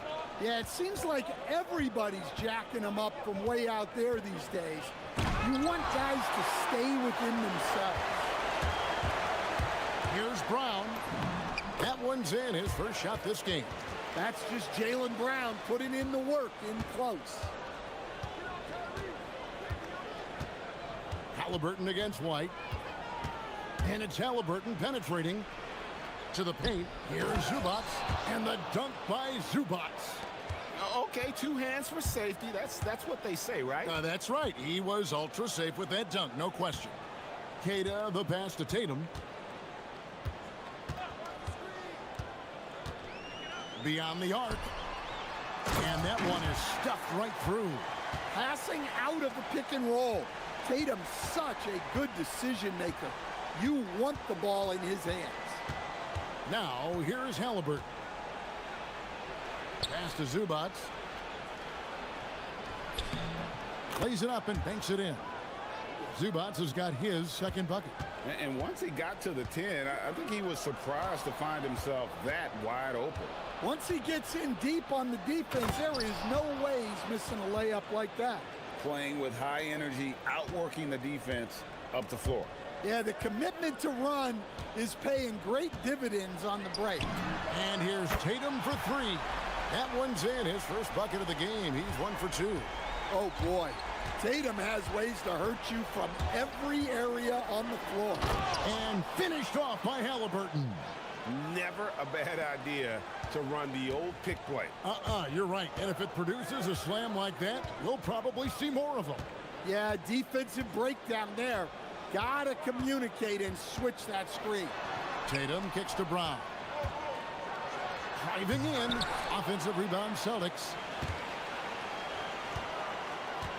And Zubac over to help. The three from Tatum. It's hauled in by Zubac. Indiana leading by 3. Hey, Stan, how about the Boston Celtics? Back-to-back 60-win seasons. Well, Kevin, winning 50 is a great season. 60 wins is simply incredible. We have lots of regular seasons where no team wins 60. Credit Joe Mazzulla, his staff, and players for keeping this thing rolling. Here's Walsh. The Pacers making the shot. Outside Tatum. Pass to Walsh. 6 on the shot clock. There's a good screen. And Jason Tatum with the 3. Tatum's got 6. I know it's a long 3, but for guys like Tatum, that's just a normal shot. And here's Halliburton driving inside. And Derek White picks up the foul. That is his first foul of the game. First quarter of play and just over 3.5 minutes in. Here's Zubac.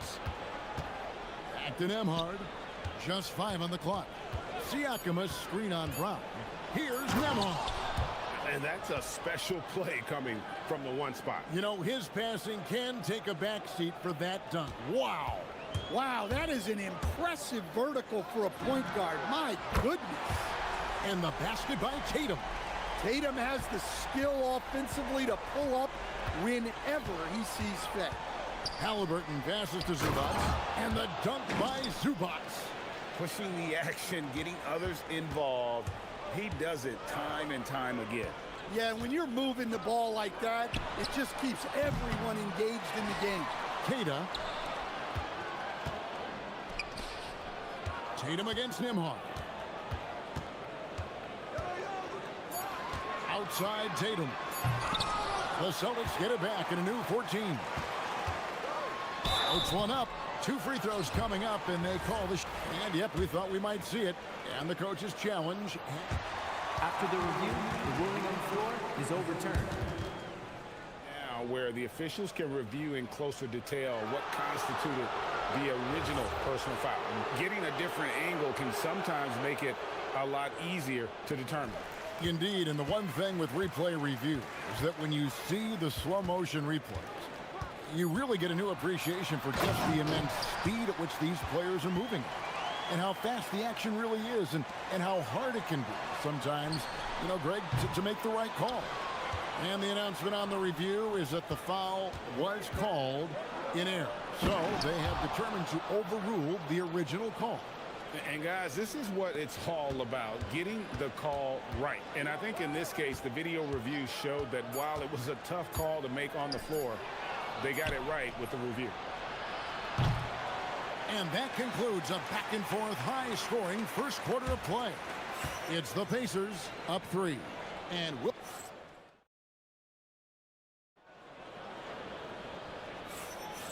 it's been a pretty even game here after 1 quarter of play. And some stats here, guys. The scoring breakdown for the Pacers. Well, the way they've been attacking inside is phenomenal. Consistently getting high percentage looks, and that's what great offenses are all about. And something else that's working for them is ball movement. A lot of their points so far have come as a result of smart plays. And so in the game for the Pacers, at the guard positions, Halliburton and Nembhard. Jarris Walker out there with Pascal Siakam. And it's Zubac in at center. Right now, let's take a second to catch up with Allie LaForce on the sidelines. Thank you, guys. Well, the Pacers are moving as one. Coach Rick Carlisle said the thing I love about this team is that we're a true team. We're a group that needs each other. We work at communication. We're collaborative. We make sure our guys have a voice, and we're all in it together. Kevin, back to you. They win by committee. Thanks so much, Allie, for the report. Halliburton is double. It's deflected. Just over a minute gone here in the second quarter. White, good. Cunning drive by White. He saw a hole and took advantage. I know some would classify Derek White as underrated. Stan, what's your read on him? Well, Kevin, I would say he was underrated for a long time, but now I think we've all gotten smarter, and we all realize Derek White is one of the best guards in this league, period. I don't think he's under. And here we go with the coach's challenge. Not surprised. After the review, the ruling on the floor is overturned. The personal foul call. And this is the time now where the officials can review in closer detail what constituted the original personal foul. And getting a different angle can sometimes make it a lot easier to determine. Indeed, and the one thing with replay review is that when you see the slow motion replays, you really get a new appreciation for just the immense speed at which these players are moving and how fast the action really is and how hard it can be sometimes, you know, Greg, to make the right call. And the announcement on the review is that the foul was called in error. So they have determined to overrule the original call. And guys, this is what it's all about, getting the call right. And I think in this case, the video review showed that while it was a tough call to make on the floor, they got it right with the review. Tatum against Nembhard. The flush by Tatum, allowing the play to develop naturally. Terrific patience by Tatum in the screen and roll. Brown against Nembhard. Good, nice job down low. Nembhard's got it all tied up now for the Pacers. Boston's gone 1 of 3 from way outside since the start of the second quarter. Up top, Tatum. Nembhard covering. Halliburton on the wing. The shot's good on the assist by Walker. And it's a 3-point Indiana lead.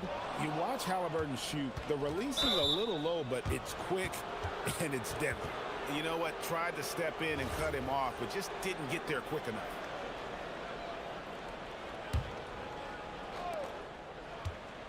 Pass to Walker. Here he goes. And Greg, the way the floor is spaced now, how much would you enjoy playing in this current environment? I'm lacing up my kicks as you say that. It would have been a lot of fun. But not only do you have more room to operate, defenders practically, they can't touch it. And the call is going to be, yes, it is, an illegal screen. Beyond the leaning, you could see his feet more set on that screen. Easy call. Look, you can get away with a lot in terms of screens today. But you can't make it that obvious. A minute 50 left to play here in the second quarter. And Walker throws it down. When Jarris Walker stuffs it, we feel those bucks over here. And here's Tatum. He'll bring it up for the Boston Celtics. It's a 5-point game. To end the run, driving to the basket. And slam dunk by Tatum. Oh, reversed it home. That was pretty. Agreed. The agility on display. And one of the many challenges for a small market team like the Pacers, Greg, going up against that luxury tax.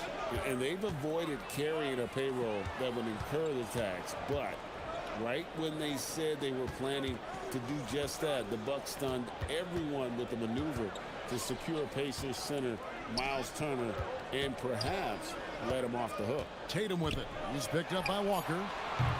His three-pointers off the mark. And here are the Pacers now. They're on a 12-4 run right now. And out of bounds as the Celtics gain possession.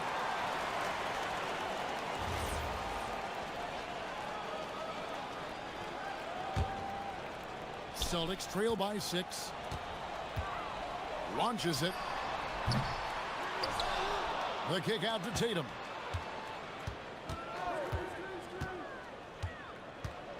Tries again. Shot clock at 5. It's good. Tatum with the teardrop. Masterful touch on the floater by Tatum, making a difficult shot look relatively easy.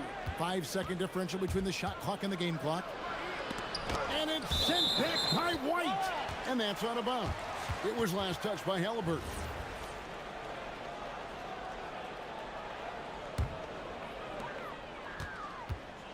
The Celtics have gone 6 of 10 from the floor here in the second quarter. Brown wide open. He fires. The long distance three is buried. Now just a 1-point Indiana lead. Pass to Zubac. It's Nembhard on the wing. 3 seconds left. Fade away. Tyrese Halliburton has been on display for Indiana. He got into double. Terrific stuff, Allie. Thank you so much. And we'll be back for the third quarter right after this halftime break.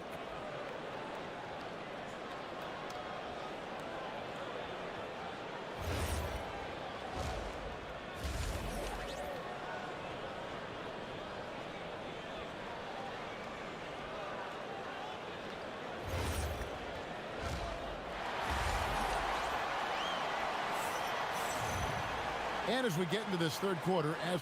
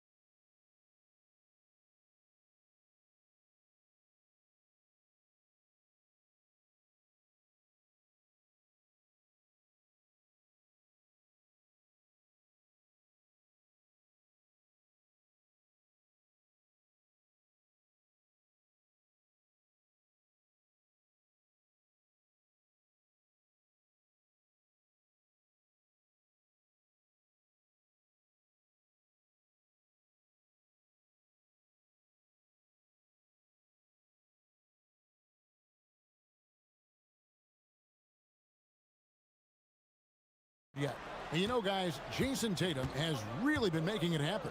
And the bulk of his damage so far has come from the perimeter. A lot of threes early on.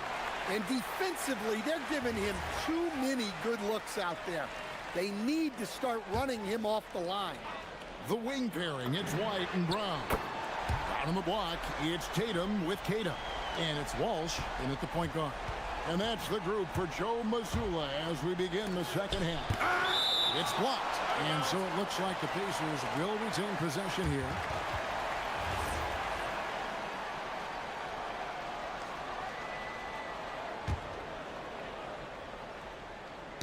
Stolen by Tatum. And there is a whistle. That goes on Andrew Nembhard. That is his first foul of the game. Here's Brown. Pass to Tatum.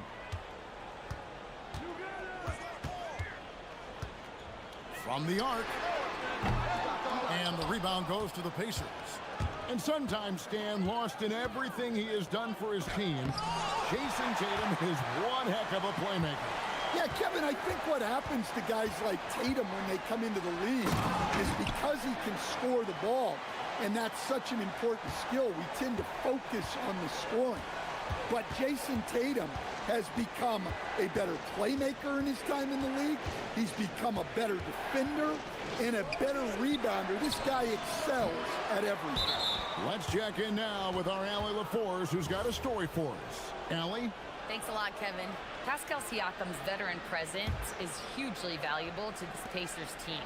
Coach Rick Carlisle said, quote, his experience is really important to us.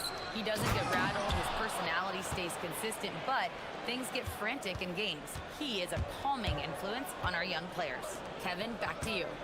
A cagey veteran. Allie, we thank you very much. Tatum against Nembhard. From past the arc. It's hauled in by Zubats. Zubats has got 7 rebounds in the game. And Siakam throws it down. A high-level athlete with underrated burst.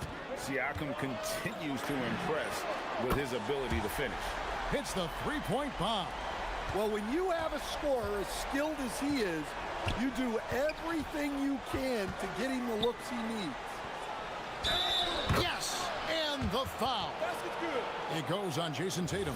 Important points there. Got him on a nice play, getting the ball inside and right to the bucket. The Pacers shooting their third free throw shot of the game. 2 minutes into the second half of play now. Tatum with it. And he has 28 points for the game. With the drive and slam dunk by Tatum. Yeah, no question, Tatum can take over a game at a moment's notice. Here's Halliburton. And it comes off the front of the rim. Well, I'm surprised that didn't fall for him. We know that's a shot he can hit, and there wasn't much resistance either. Tatum no good. Indiana trailing here. Walker taking his time here. Siakam sets a screen for Walker.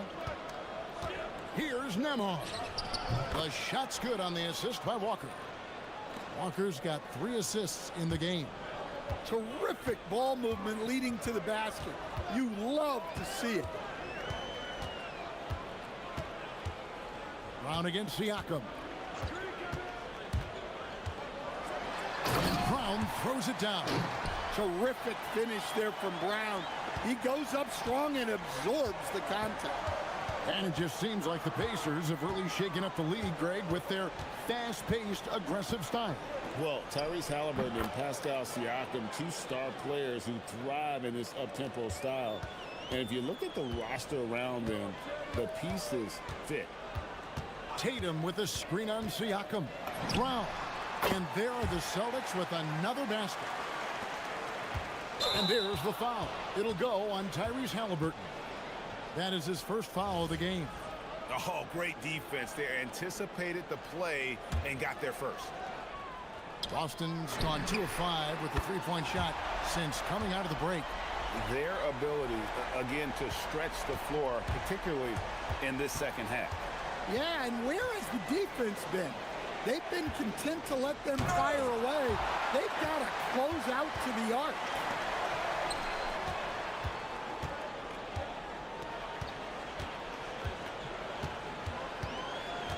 There's the screen. Here's the 3. And again, Boston with the triple. And breaking down some numbers here, the hustle stats for the Celtics. Well, they're shot blocking. The defensive effort level has been great. You gotta love that intensity. And you also have to applaud how they've been able to create turnovers and then convert those. And now, yep, this will be a coach's challenge. We thought that might happen, triggering a review of the personal foul. And I think when it comes to some of the more difficult... After the review, the ruling on the floor is overturned. It is so fast that it's really tough to catch everything in real time. The wonders of technology. We've seen replay reviews so effectively and involving the coaches by being able to. A challenge like this is something a lot of people have been hoping for. And the announcement on the review is that the foul was called in error.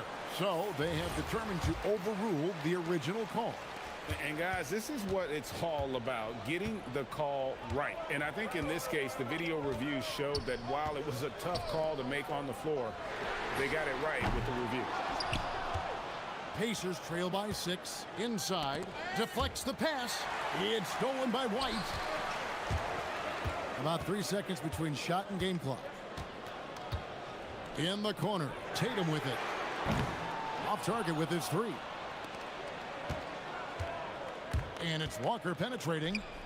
Here's Siakam. For 3. Walker's shot is off.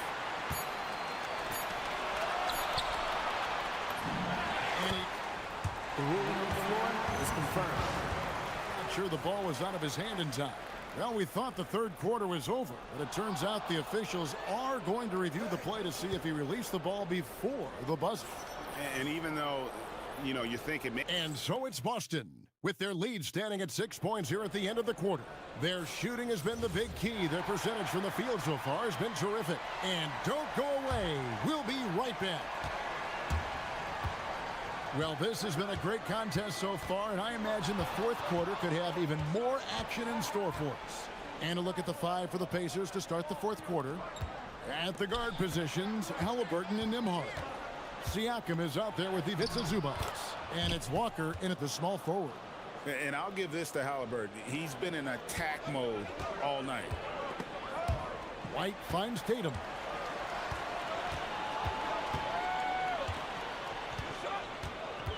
They set the screen. The three-point shot is pure for Tatum. That's a high percentage look when the D doesn't fight over the screen.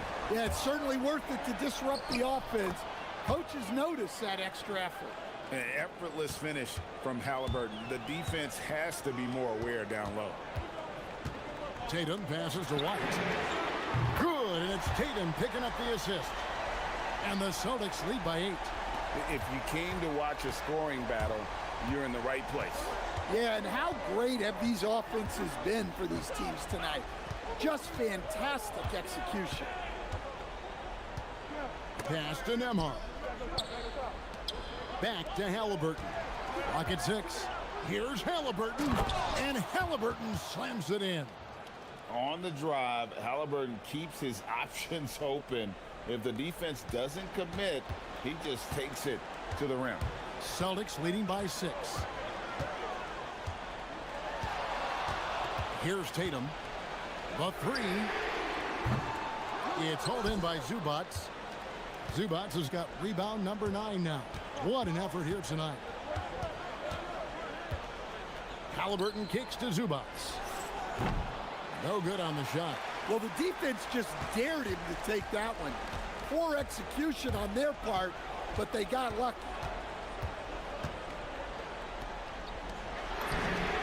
A three-pointer. Good. Yeah, coming down the stretch, they've become reliant upon their perimeter game. Well, if you're looking to get points in a hurry as the game clock's running down, that's certainly the way to do it. Zubac. Here's Halliburton. And he gets the whistle for the 3-second call. And it's easy to give up after a play like that, but this team needs to keep fighting.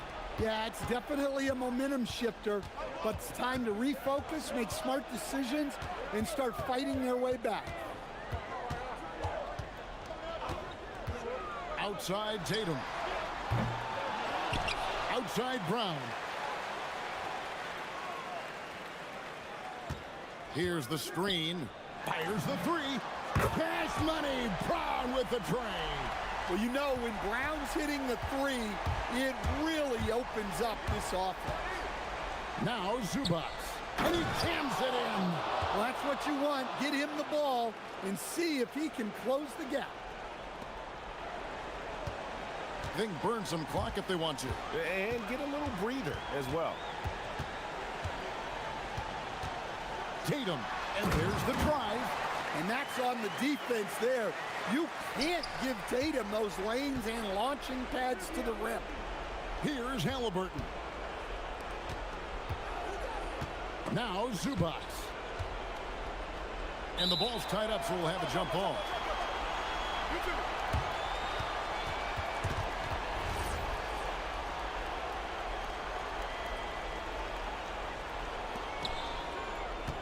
Now Siakam.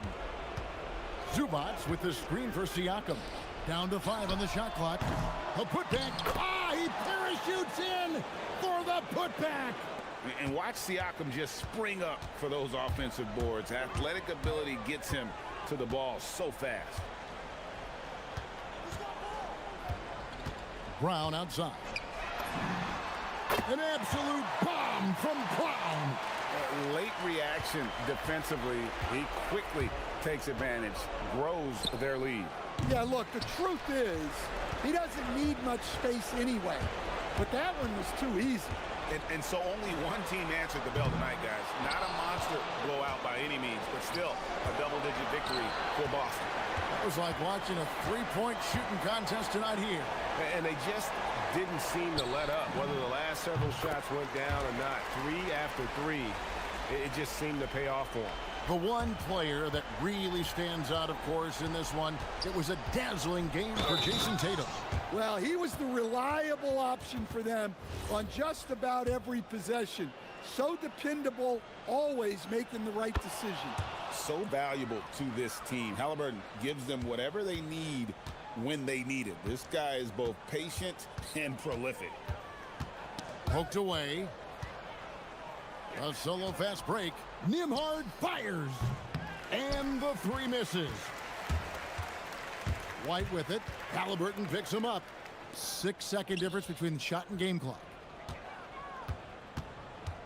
Brown. No good from 3. And so it's Halliburton who brings up the ball for the Pacers. Down by 12.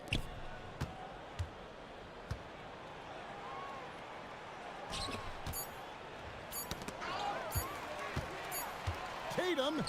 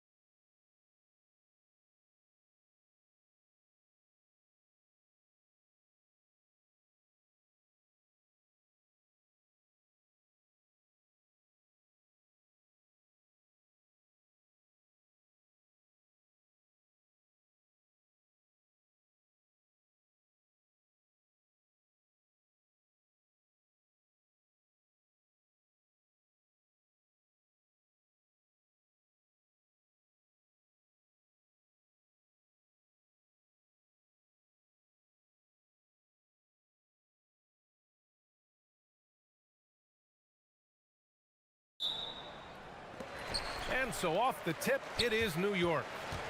And now the Los Angeles starters. Dunn and Kawhi, they're the wings.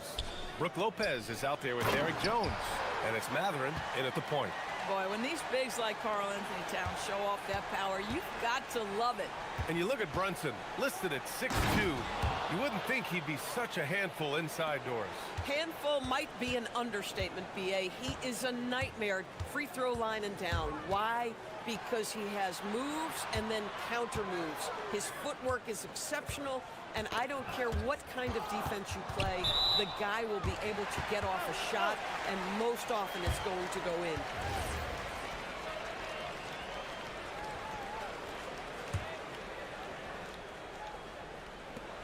And so it's Brunson with it. He brings it up for the Knicks. And keeping us updated from the sideline, Allie LaForce. Earlier, I spoke with Mike Brown. We talked about Kawhi Leonard and how much his experience plays a role. He mentioned when you have a guy like Kawhi, you can take one aspect of his game, but he's so skilled and experienced that he will find another way to beat you. They've got their hands full with the vet. Back over to you, Brian. Thanks for that, Allie. Kawhi Leonard is efficient with his shooting form. Makes it look easy right there. Brunson against Jones.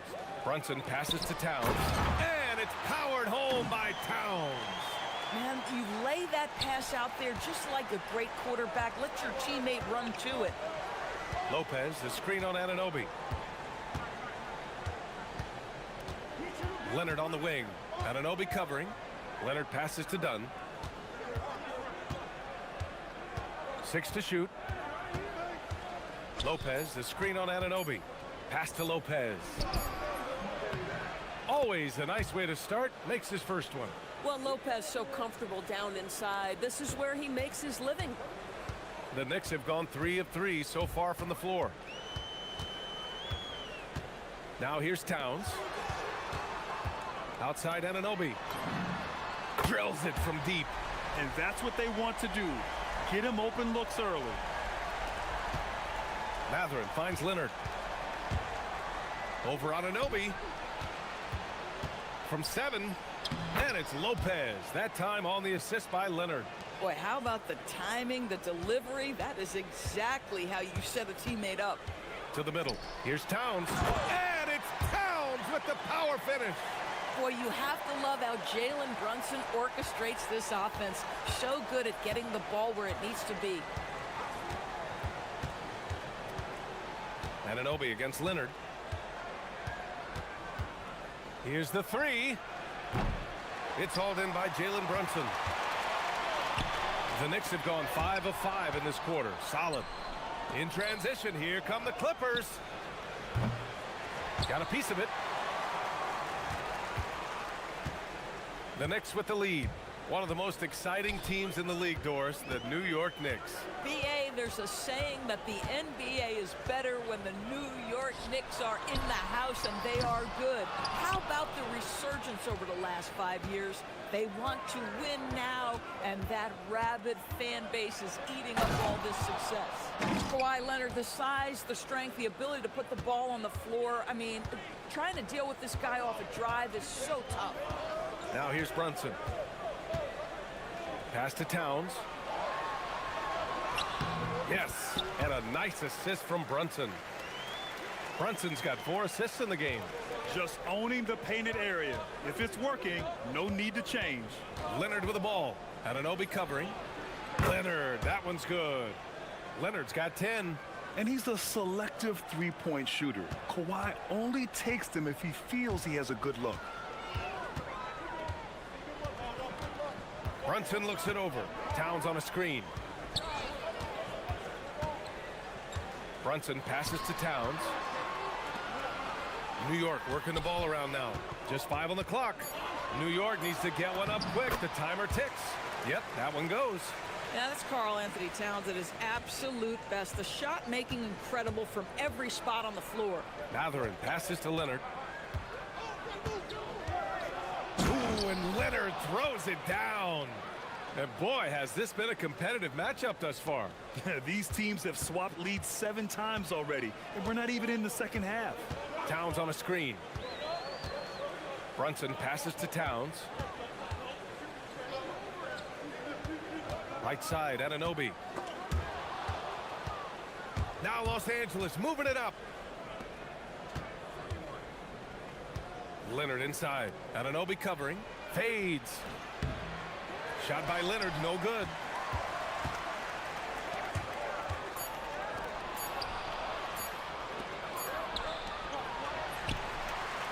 And so, lots of scoring in a competitive first quarter. Clippers ahead. They lead by 1.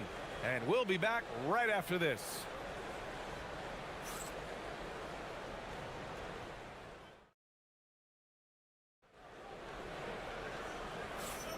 Some good action already in this one, but a fairly even matchup after this first quarter of play.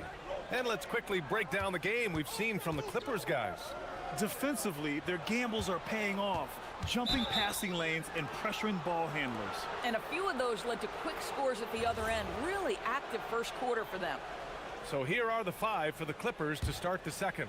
Dunn and Kawhi, they're the wings. Derek Jones is out there with Brook Lopez. And it's Mathurin in at the 1. Leonard gets the bucket. And Grant, in recent years, we've seen the pace of the NBA game increasing. Yeah, it stagnated in the 90s, but it is back. We're still not at the frenetic pace of the 1960s when we'd see over 120 possessions a game, but the efficiency is at an all-time high. And so Mike Brown decides to call a timeout. He's going to gather the troops and talk it over.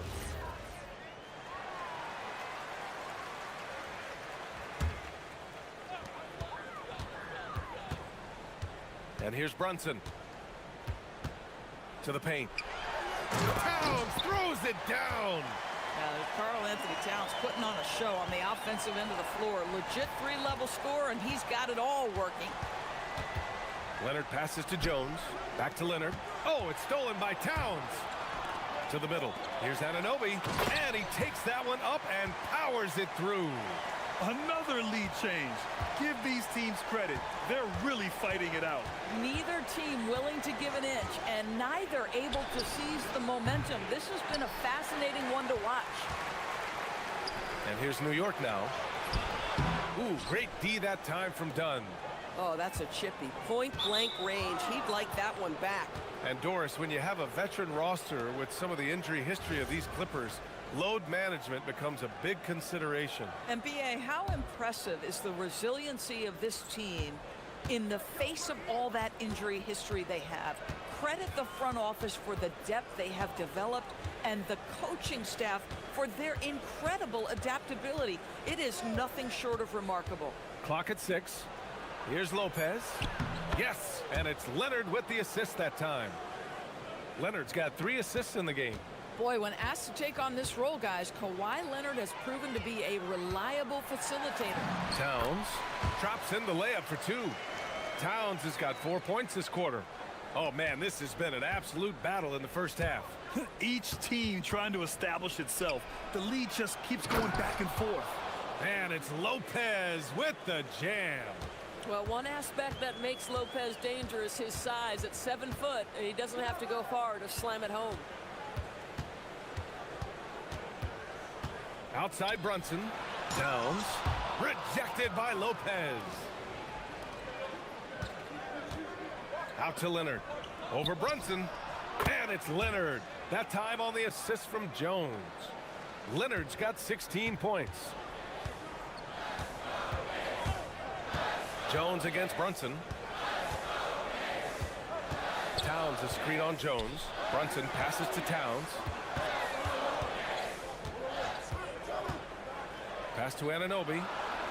Kicks it out Towns. Takes a 3. It's rebounded by Los Angeles.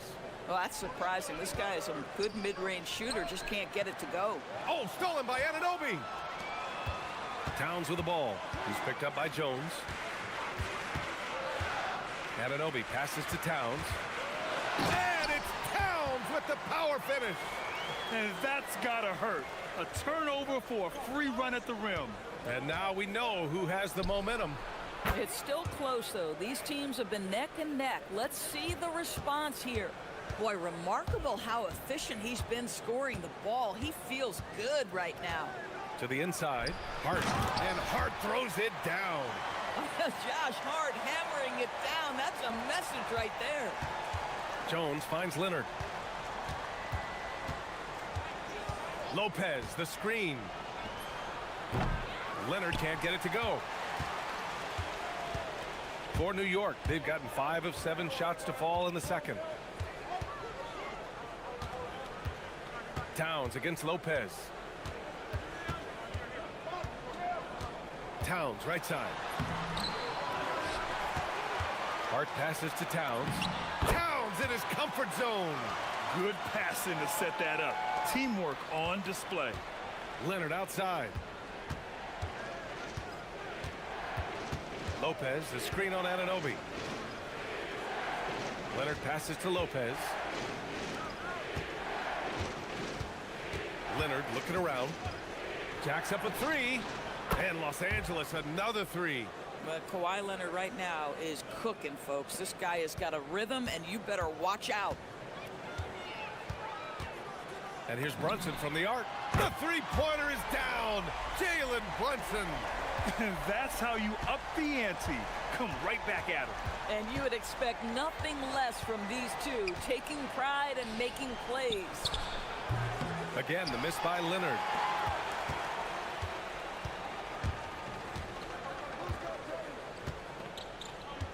Jones against Brunson. With 4 on the clock. And it's New York scoring again. Listen, we know this guy has got a solid offensive arsenal. You've got to stay on point defensively. It's been all about Karl Anthony Towns for New York. 8 points in the quarter, showing how effective he can be. Back to the game after this break.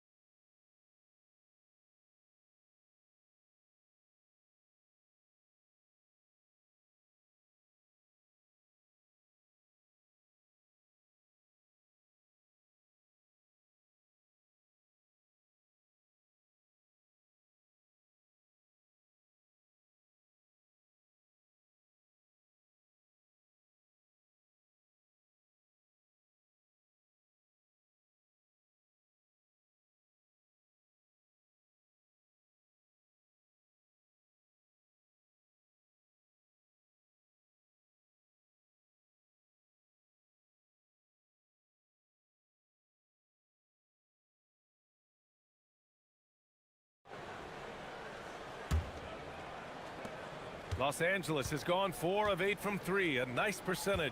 They've got Jalen Brunson. Josh Hart is out there with OG Anunoby. Then it's Karl Anthony Towns, and it's Bridges in at the 2. That's the group starting the second half for Mike Brown. The Knicks with the lead. Brunson with it. Towns a screen on Leonard, and they call an illegal screen here. You can't have that type of miscue in this moment in this game. You have to be on the same page. Lopez, the screen on Bridges. Down low. Lopez finds Leonard. The 3 is up. Hart pulls it in. This is why you want ball movement and player movement. And that's made it hard for the defense to key in on any one individual. Wow, powerful Lopez making no mistake about it. What a forceful finish. And New York has possession, following the score by the Clippers. Towns a screen on Jones. Brunson passes to Towns. And it's Towns with the power finish. And once he gets to the rim, it's fairly automatic. Nothing fancy right there. Just takes his 2 points, moves on. Now here's Jones. No points yet. Here's Leonard.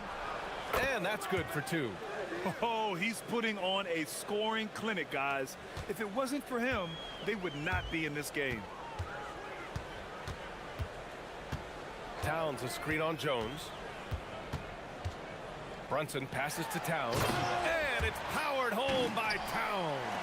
Well, this is what makes Towns so dangerous. Pick and roll, pick and pop. He can take you either way off that screen. Anunoby against Leonard.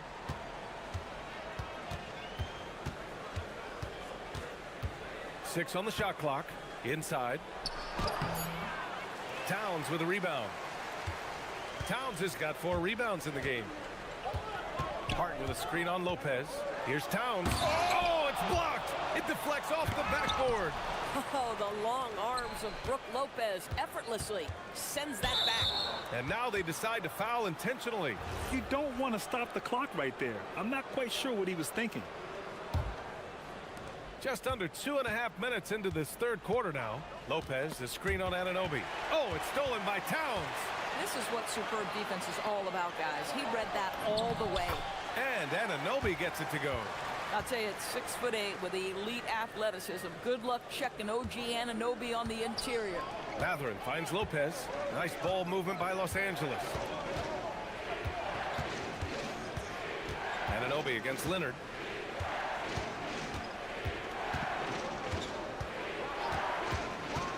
Shot clock at 6. And a foul called on the way up. And in a game this close, they're going to challenge the call. Coach does not agree with it. The ruling on the floor stands. We've seen so many of these personal foul calls still disputed even after the video review. There's no doubt there's going to be a gray area in a lot of these calls.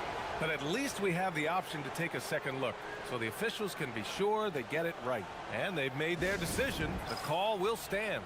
And as much as it hurts to lose a challenge, I think Coach would challenge that call again if he could. He really disagreed with the foul, and he's still peeved.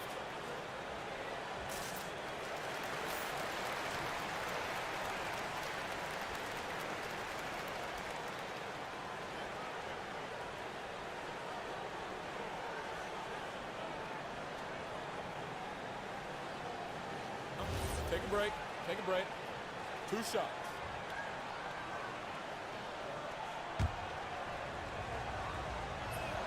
The first one falls.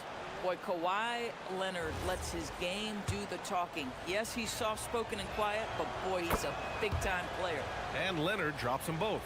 Well, this is what we've come to expect from him, right? Excellence at the foul line. Towns on a screen. Brunson against Jones. Brunson passes to Towns. He can't get it to go. Good work defensively by Lopez. Pass to Matherin. It's good. And the assist that time from Leonard. Leonard's got 5 assists in the game. And Matherin is an impressive scorer, skilled at finding ways to convert around the rim. Now here's Brunson. He has 7. Hart with a screen on Jones. Brunson passes to Towns. Oh, Towns with the triple. This is a big who we know stretches the floor to great effect. Mr. Towns from 3. Leonard outside. To the inside. Lopez. Oh, he missed the layup. He had it with the pump fake. Knicks leading by 3. Towns, right side. Karl Anthony Towns doing his thing inside. I'll tell you what, it's hard to stop Karl Anthony Towns when he's looking to score. He's got every trick at his arsenal. Leonard for 3. Matherin passes to Lopez. There's 38 seconds left in the third quarter. Lopez, the screen on Hart. Back to Lopez. The Clippers got to hurry. Late clock here. Matherin, the layup off target. And that closeout certainly made a difference. Well, no question. He altered that shot, and most of the time, that's just as good as blocking it. Now here's Bridges. 5-point lead, biggest of the game.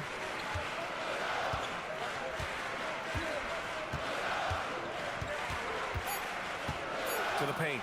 Lopez with the steal. It's been all about Karl Anthony Towns for the Knicks. 27 on the night. He's had it his way. And don't go far. We'll be right back. And it's time now to bring you our State Farm assist to the game. You know, I'm kind of stoked this was a choice because I love this pass. A remarkable find. He put his court vision on full display. Well, making the game easy for your teammates. All about putting them in a position to score. That's pretty. And it's been a very competitive game so far as we get rolling here in quarter number 4. And so in the game for the Clippers, Dunn and Kawhi, they're the wings. Brooke Lopez is out there with Derek Jones. And it's Matherin in at the point guard. Yeah, you love to see Towns mix it up a little bit. Gets his team a bucket on a second chance. Lopez, the screen on Anunoby. Leonard for 3. And it's New York with a rebound. Here's Anunoby.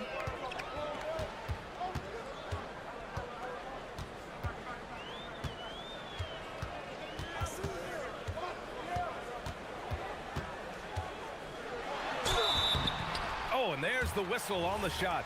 So 2 free throws for him coming up. OG Anunoby, such a nice blend of power and skill. You see it right there.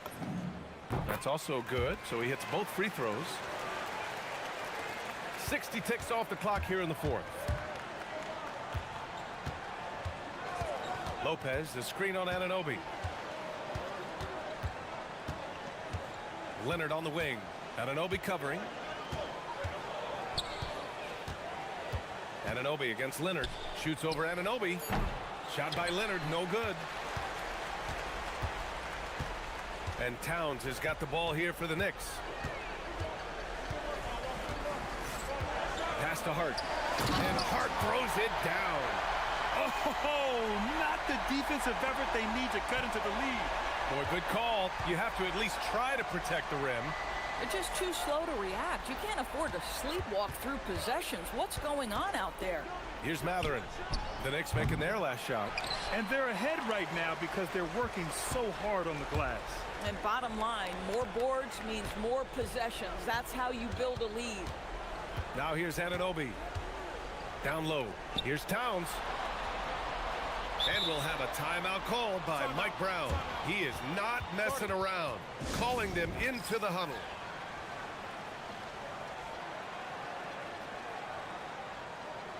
Let's check in with our reporter, Allie LaForce. Mike Brown was just reviewing the plan with his team.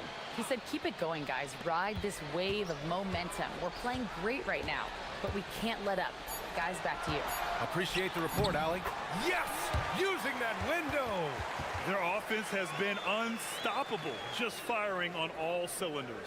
And at this point, it is their game to lose. They've done such a good job building the lead. Now here's Leonard. Just under 2.5 minutes gone by now in the final quarter. Here's New York. It's been 8 unanswered for them. Hart with a screen on Lopez. Towns using the glass to lay it in. Making plays at both ends of the floor, and it shows up in the box score. Well, what I love is the energy they're bringing right now. They're ignoring the scoreboard and playing hard. Now here's Leonard. 7-footer. Now Lopez. Oh, he jammed it. Just magnificent. I mean, he punishes the D for a lackluster effort. They look a little disorganized there. The result is an emphatic jam. Yeah, sometimes aggression can overcome certain offensive limitations. You saw it right there. You can get away with one once in a while, but it looked like he wasn't completely set on that pick. I don't think there's any question. There are so many rules that favor the offense these days. You've got to be able to equal things out when an illegal screen is set. Now here's Leonard. Lopez, the screen. Jacks up a 3. Rebounded by Towns.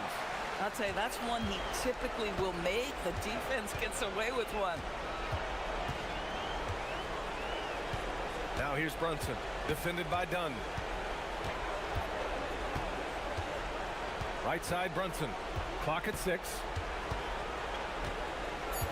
Here's Towns. Lopez with the steal. Oh, off Knicks leading by 13. Outside Brunson.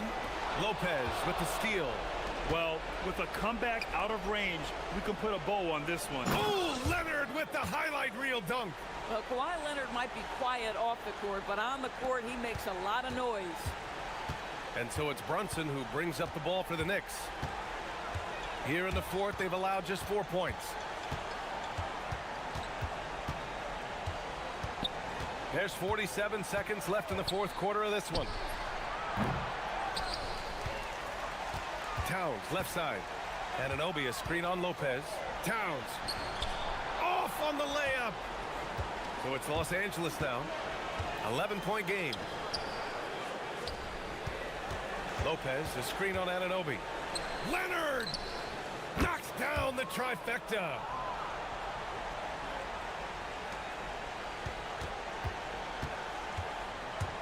"19 seconds left in the fourth quarter here. Towns outside.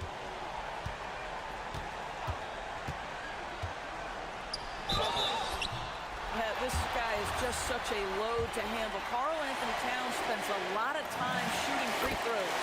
He hits the first one, and that'll put him up by 9. And so Towns nails them both. That's what you call clutch free throws, and he shuts the door on this basketball game. Great job.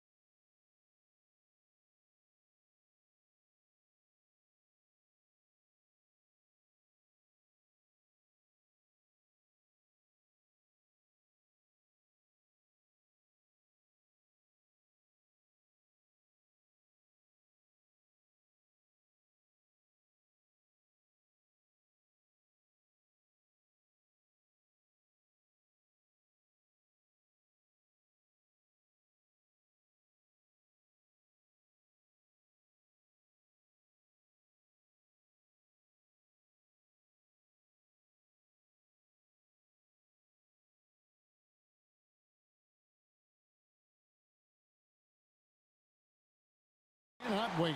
Hey, that is an understatement, Kevin. I mean, when you've got two teams that attack like this, non-stop and relentless, you know it's going to be wild and fun. Here's the starting group for the Indiana Pacers. At the guard positions, Halliburton and Nembhard. Siakam is out there with Walker. And it's Huff in at the 5, roaming the paint. Now, here's Gilgeous-Alexander. Following the miss by Tyrese Halliburton. 6 to shoot. Takes it inside. Oh, fellas, that was vicious two-hand monster slam. Guys, I don't think there was anyone who could have stopped him on that one. Well, guys, I'm glad they didn't try because I don't want anybody to get hurt out there. And the rejection by Holmgren. And it's SGA penetrating. And the layup falls. And moving with such speed, the quickness of SGA's drives, something to admire. And Walker throws it down hard. My goodness, that was absolutely filthy. Oh, nasty. This building is stunned. He dug deep, Greg, into his bag of tricks there. Boy, I'd love to get a replay on that one. Let's keep it handy so we can see it again. Here's SGA, following the score by Indiana. And Clark, how about Indiana's recent run, making it to the Eastern Conference Finals in back-to-back seasons? You know, the last time that happened, Kevin, was about a decade ago when Paul George was the man leading the Pacers. Unfortunately, they fell to LeBron's Heat both times. I was courtside for a couple of those matchups. And then last season, advancing to the finals and pushing it all the way to 7 games. The Pacers have a really bright future ahead of them, in my opinion. Halliburton's quickness and agility really makes him hard to deal with, especially when he's in close like that. Halliburton against SGA.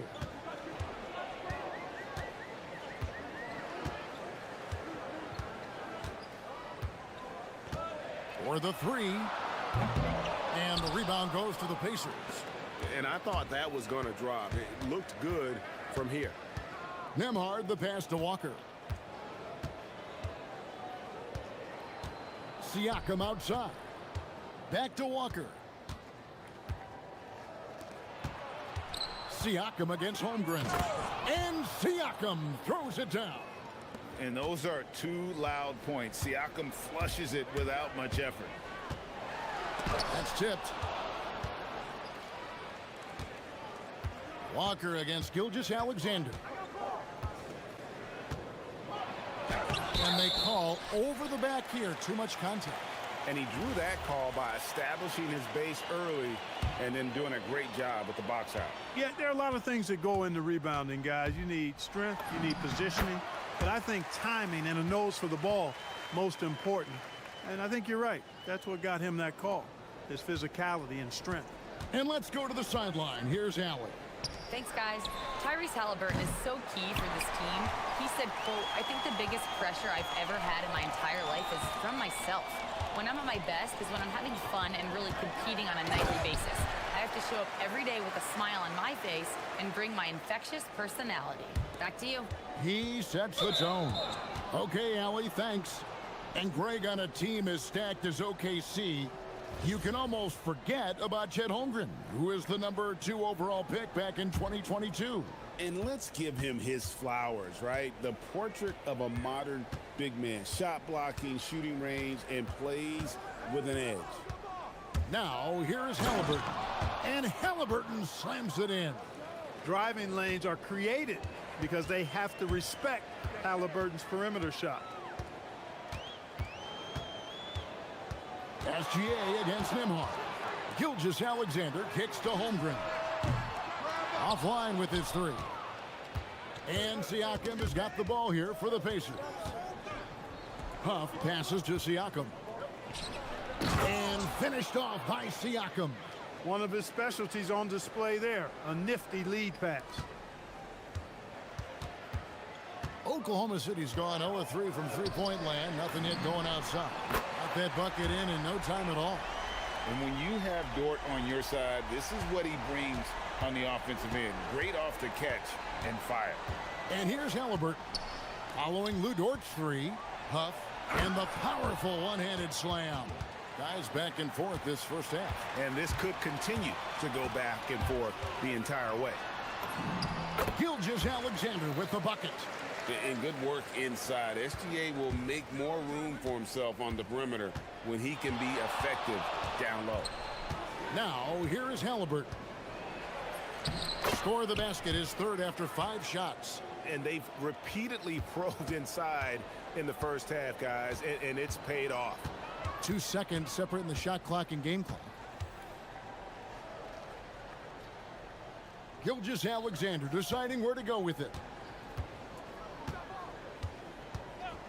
Siakam against Williams. Just 4 to shoot. Holmgren wide open. And it's good. Assisting on the play was Williams. And the lack of effort to fight over the screen there makes that an easy shot. Well, I'm going to credit the screen. I mean, that's a good, strong pick he lays there. And at the end of one, both teams putting up some points.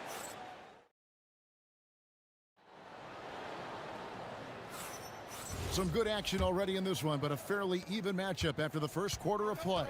And when you consider how the Thunder are doing, guys, what do you think? Just stretching out the floor that first. They had the defense scrambling. And you know what? That's what happens when you establish your three-point game early. Puts the defense right up against it. On the court for the Pacers as our second quarter gets underway. At the guard positions, Halliburton and Nembhard. Walker out there with Pascal Siakam. And it's Huff in at the pivot spot, manning the middle. And we've seen several lead changes tonight. Neither team giving an inch. Yeah, and the lead has changed hands, and it just hasn't stayed in those hands very long when it's changed. Back and forth we go. Here's SGA. Makes a fantastic move and nails the shot. SGA's got 10 points in the game. The classic combo guard. Gilgeous-Alexander is effective in the two-man game, especially on that first option, taking it himself. And pushing it up here. Here is Oklahoma City. That's a stomach punch, guys. Turn it over and give him a free run to the bucket. Oh, you're so right. No question who has the momentum now. You know, those kinds of plays can be difference makers, game changers, momentum shifters, especially in a close contest where 1 or 2 possessions can impact the outcome. And Greg, the Thunder, NBA champions at last, and still incredibly young. And this is no fluke. They defended, they shared it, trusted in the system and one another. The league's been put on notice. This team is just getting started. They're making room for the big guy. I like Holmgren calling for help so he can find his shot. Here's Halliburton, and finished off by Halliburton. And he's an automatic finisher when he gets into that area. He is, and he picks the simple one-hand stuff to get the 2 points. Hey, guys, I know I'm stating the obvious here, but those could be an important 2 points considering how close this game is. Nembhard, the pass to Siakam. No good on the triple. Thunder have gone 3 of their first 5 shots to drop here in the second quarter. Caruso finds Holmgren. That one goes in. 7 points for Chet Holmgren. And great job from Holmgren. I like when he shows confidence attacking inside. And stolen by Caruso. SGA passes to Holmgren. And it's going to be out of bounds. The Thunder will retain possession.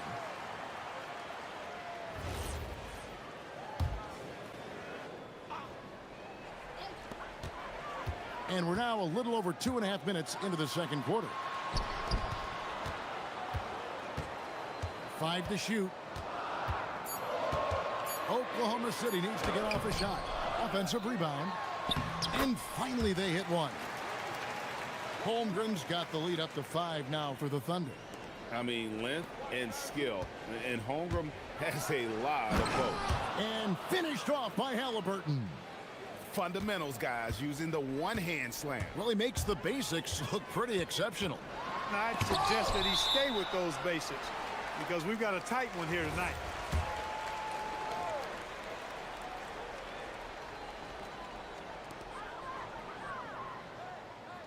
Outside, Dort. Down low, Holmgren. Well, you know, Clark, anticipation is key in this NBA game. So often it seems the great ones can see a play ahead. I don't think there's any question about it, Kevin. It's one of the things I look for in players. How do they see the floor? Do they make passes based on anticipation versus reaction? It's almost like somebody playing checkers and another guy playing chess. The very best players seem to be chess players. And that one, good. Huff's got 7.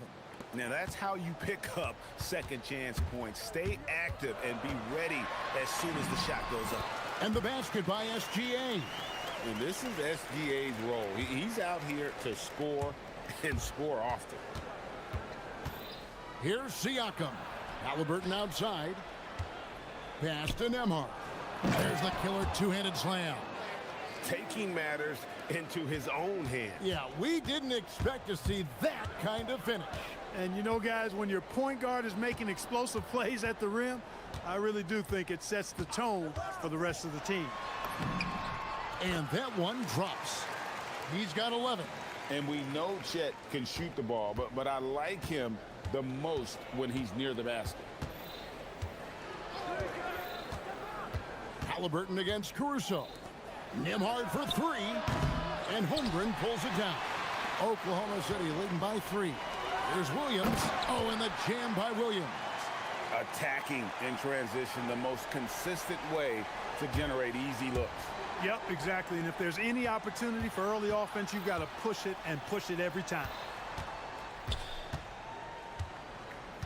Halliburton on the wing. With 2 seconds left, and Halliburton slams it in. The finish was nice, but the setup was better. Yeah, GA, the pick working to full effect before the stuff. And, you know, not enough help from the defense there to compensate. Allie, thank you for that interview. And now we're at halftime, and we'll be back to bring you more basketball after this.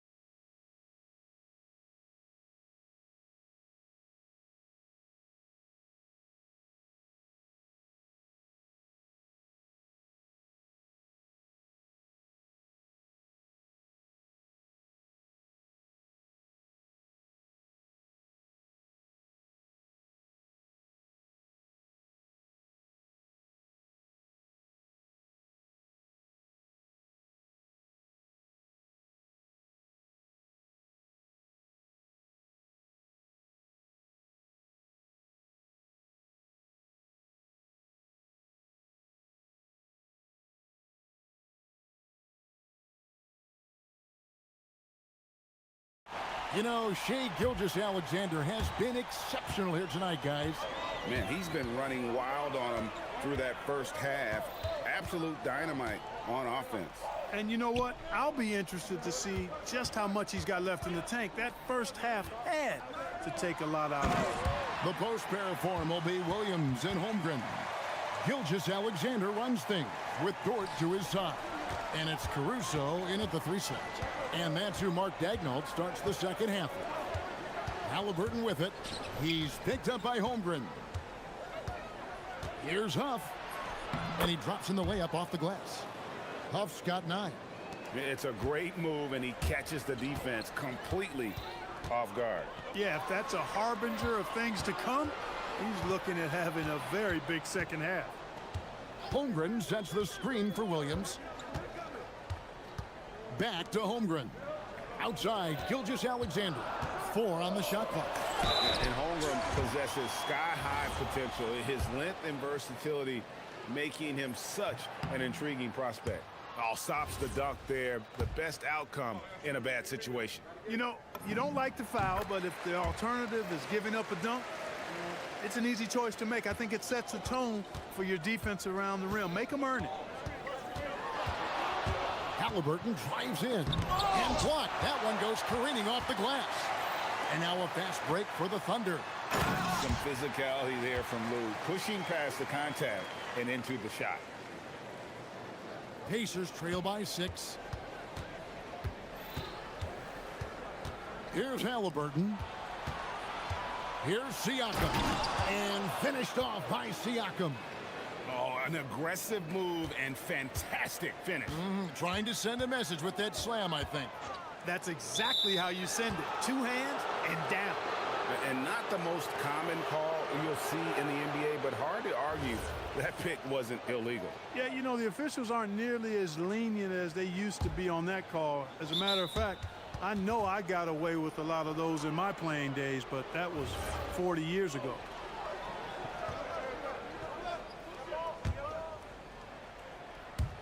The Pacers have gone 2 of 3 from the field to start the second half. Pass to Huff. Back to Halliburton. Gets it to go from beyond the arc. 15 points in the game. As fast as lightning, Halliburton gets it and shoots it in a matter of nanoseconds. Tyrese Halliburton really is just a tremendous passer, Clark.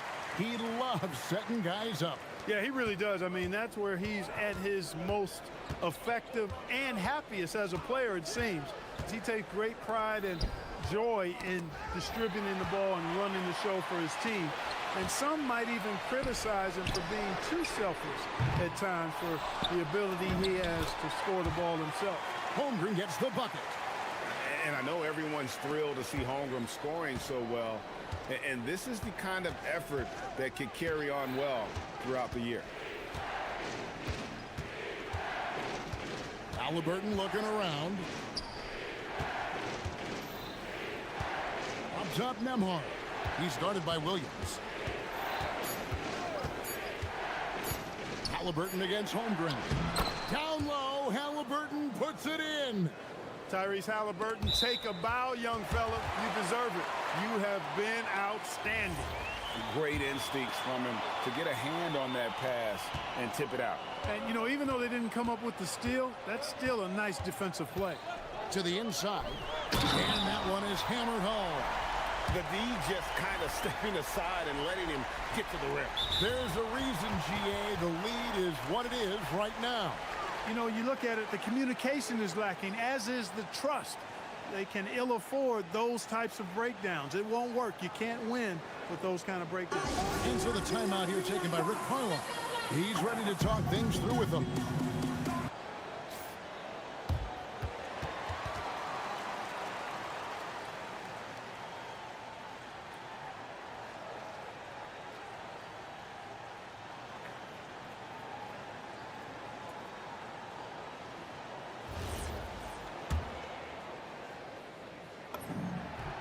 The free throw drops for Caruso.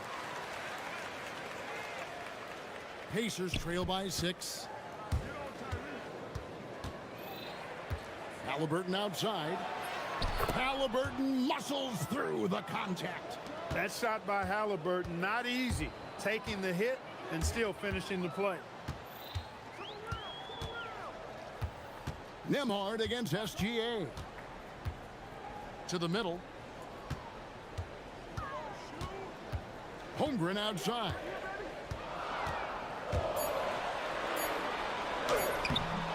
It's rebounded by Indiana. As he often does, he gets to the rim, but that's just stellar defense.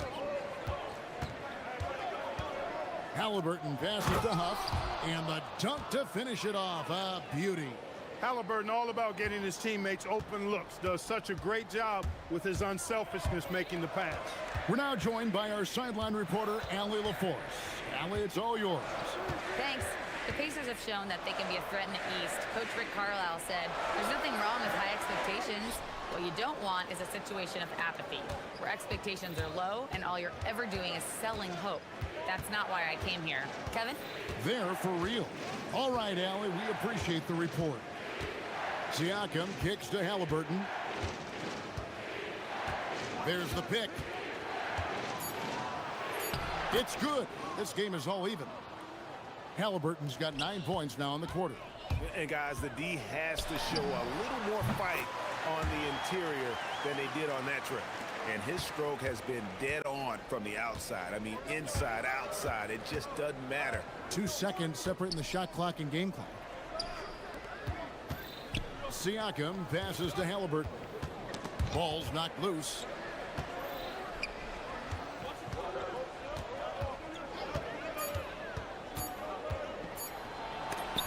And the rejection by Holmgren. And the game still closely contested as we end the third quarter. Thunder lead by 2. And for 2K Sports, we'll be back. And a chance right now to show you our State Farm assist of the game. And I'm glad this was the pick because I love this pass. Such a great dish. That's what I call court vision. Yeah, and with the accuracy to go along with that vision. I mean, he put the ball in the absolute perfect spot. That's how you orchestrate it. And with 3 quarters behind us, we start the fourth quarter in what is still anybody's ball game. On the court for Indiana. At the guard positions, Halliburton and Nimhar. Siakam is out there with Jarris Walker. And it's Huff in at the center, filling out the middle. Walker in the corner. And the dunk by Walker. When Jarris Walker stuffs it, we feel those pucks over here. Here's Gilgeous-Alexander. Outside Williams. Caruso, a screen on Siakam. Williams finds Caruso. The kick out to Williams. And Mark Daigneault calls timeout. Clearly, he's got something his players need to hear. And immediately.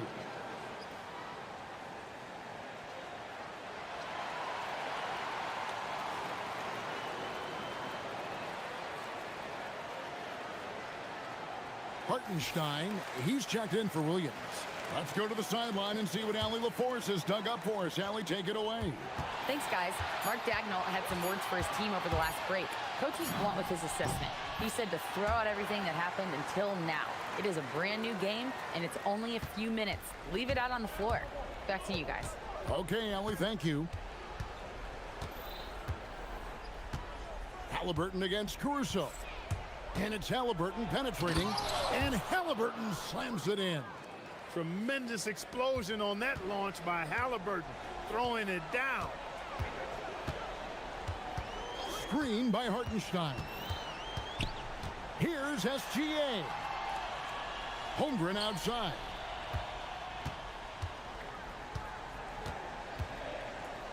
Down low.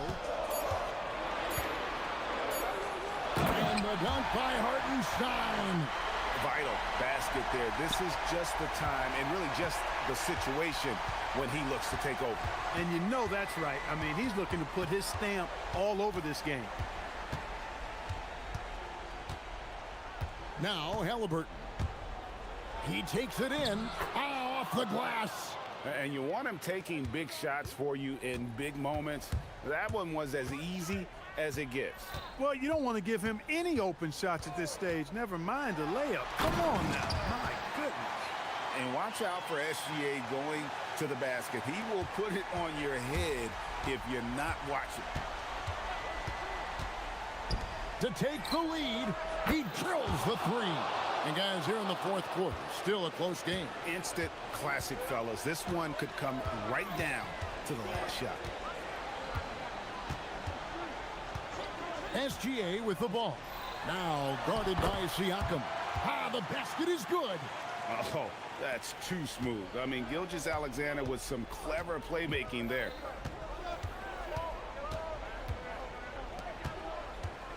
Here's Halliburton.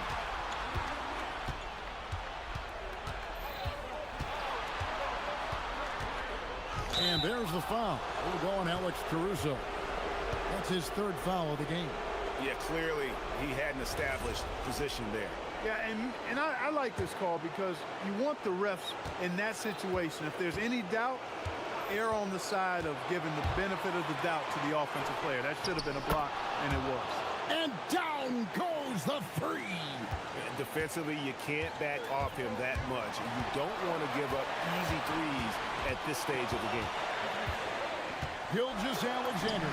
Gilgeous-Alexander puts it up and through. And that's right in his wheelhouse, looking to make an impact when it counts. You know, they want the ball in his hands here because they trust him to hit all the big shots. Halliburton up top. Defended by Caruso. Good on the basket. Halliburton coming up big. No rest in that man's game. He takes the shot and makes the shot. Nemhard against SGA. Driving the lane. He finishes with a one-handed dunk. And what a shot from Gilgeous Alexander. This guy isn't afraid of the moment. Wow. And it's Halliburton penetrating. Oh, one dunk after another. Woo! Halliburton, one of those young guys that you want with the rock in his hand at crunch time. He always seems to deliver. Hartenstein again hustles for the rebound and guides it back in. Unflappable. I mean, no moment is too big for Holmgren. They needed that basket. Halliburton against Caruso. There's the pick. Walker taking his time here. Here's Huff. Gilgeous Alexander covering. And you can't get a bigger bucket than that. Well, that was 1-2. He wanted the ball. Nobody else was taking that shot. SGA. Nemhard there for the rebound. Had to foul and on that occasion to stop the clock. That's the enemy in this situation. And you know what? Who knows? A few misses at the stripe, and they're right there within range. You know, late game free throws are a lot different than early game free throws in terms of making. So he goes 2 for 2 at the line, and it's a 4-point ball game. And those free throws will mean a ton now. It makes it a 2-possession game. And running offense through Holmgren, great court awareness and really unselfish. And they stop the clock as soon as they can with the intentional foul.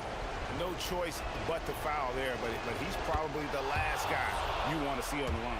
But there was no time really to be selective. Stopping the clock was the priority. And so he drops them both. It's a 4-point ball game. Making all of those, putting this game in the refrigerator.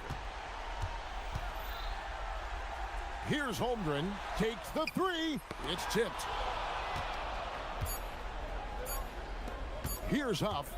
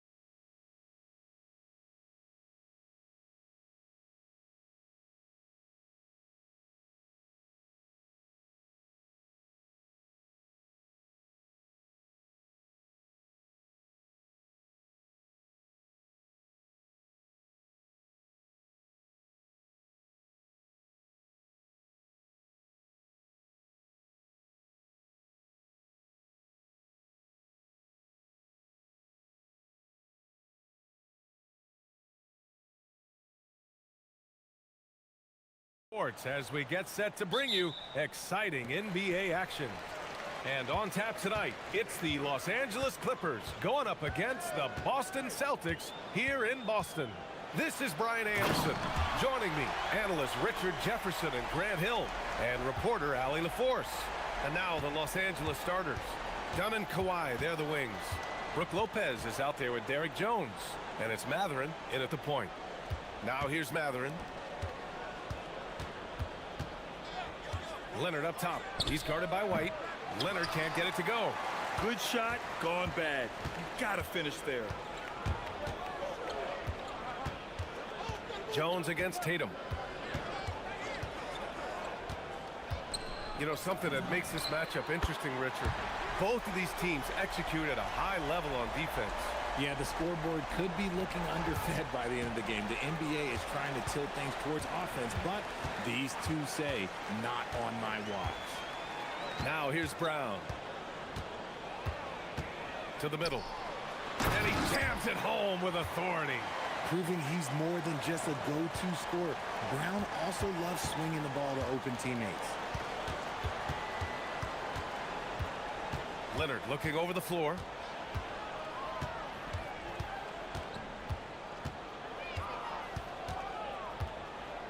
Six to shoot. Pass to Dunn. Back to Leonard. To stop the run. And it's good with time running down on the shot clock. Inside, Leonard has so many go-to moves. He knows how to get by into a shot. All right, let's get a report from Allie. I was able to talk to Joe Mazzulla for a minute. The two-way star, Kawhi Leonard, was at the top of the coach's mind. He told me we've seen Kawhi win those finals MVPs because at his best, he is as good as anyone in the world. Leonard doesn't just score it, he can also shut down your best wing. It's really tough facing him. Yeah? As always, Allie, we thank you. And so Ty Lue calls the timeout. He's going to take a moment to give him a breather and talk things over.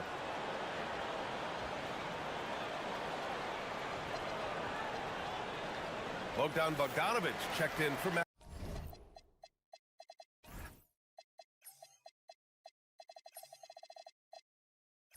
Matherin. Here in the first quarter with about 2 minutes gone by. You know, for a team that's had deep playoff runs almost every year recently, the Celtics fell short last season, RJ. Well, injuries and other factors played into that.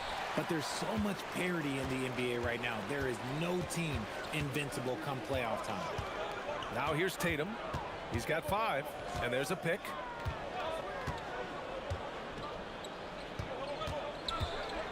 A leaner. And Boston again with the bucket. Boy, I like their energy coming in. Terrific execution so far. Couldn't come up with a much better start than this. They just have to keep it going. Bogdanovic, that's good. This is why you got to be right up on Bogdanovic, because he can torch you with the pull-up J. Tatum against Leonard. Tatum feeling it out a bit. Outside, Brown. And there's the drive. Oh, big dunk right over Lopez. Was it just me, or was there a little bit extra on that slam by Brown? Pass to Lopez. Jones from outside. The putback. And Lopez gets it to go. Second chance points are always painful. Have to make the effort to box out.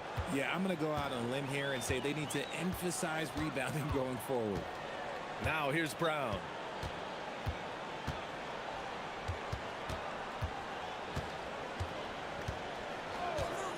For 3. Stolen by Jones. Dunn with it. Now guarded by White. Dunn's shot is good. You don't want to let him get into a rhythm from out there. And so it's Brown with it. He brings it up for the Boston Celtics. 4-point game. Tatum's shot is good. This is what great scorers do. Tatum rises to the three-point challenge. Bogdanovic passes to Lopez. Three-pointer. And it's Bogdanovic that time on the assist by Leonard. Bogdanovic has got 6 points. That's how you up the ante. Come right back at him. Yeah, I love the competitive fire right there. You drain a triple on us, and I'm coming for my revenge. Kick out to Brown.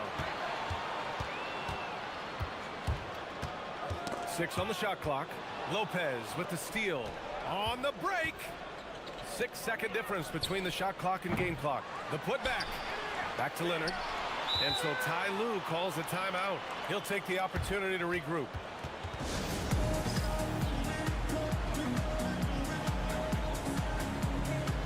And the Clippers making a change here. Matherin's checked in. From the inbound. And he lays it up and in. And Matherin is an impressive scorer, skilled at finding ways to convert around the rim. Brown scanning the floor.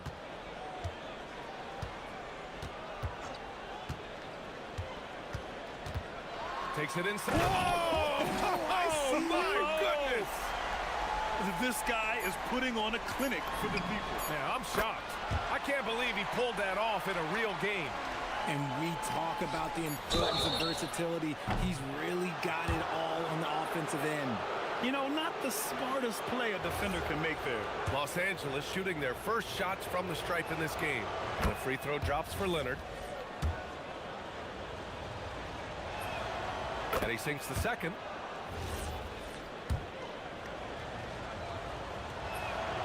And he makes all three. Well, when you send him to the line, you know what the outcome is likely to be. It's been all about Jaylen Brown for the Celtics. He put together 10 points in the quarter.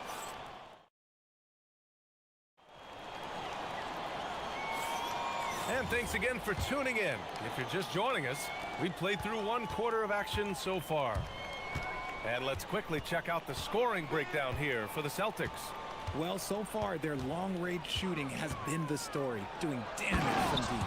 Yeah, they've also started out on fire from mid-range. We'll see if they continue to that approach as the game goes on. Tatum at the 4 with Queta in at the 5. White and Brown are the wingmen. And it's Walsh in at the point guard position. That's the 5 to begin the second quarter for the Celtics. And it's Derek Jones with the foul. That's his first foul.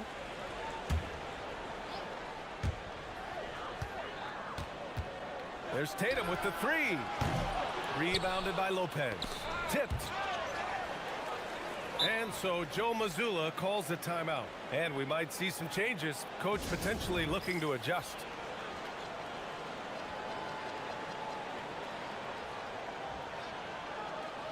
John Collins checked in for the Clippers.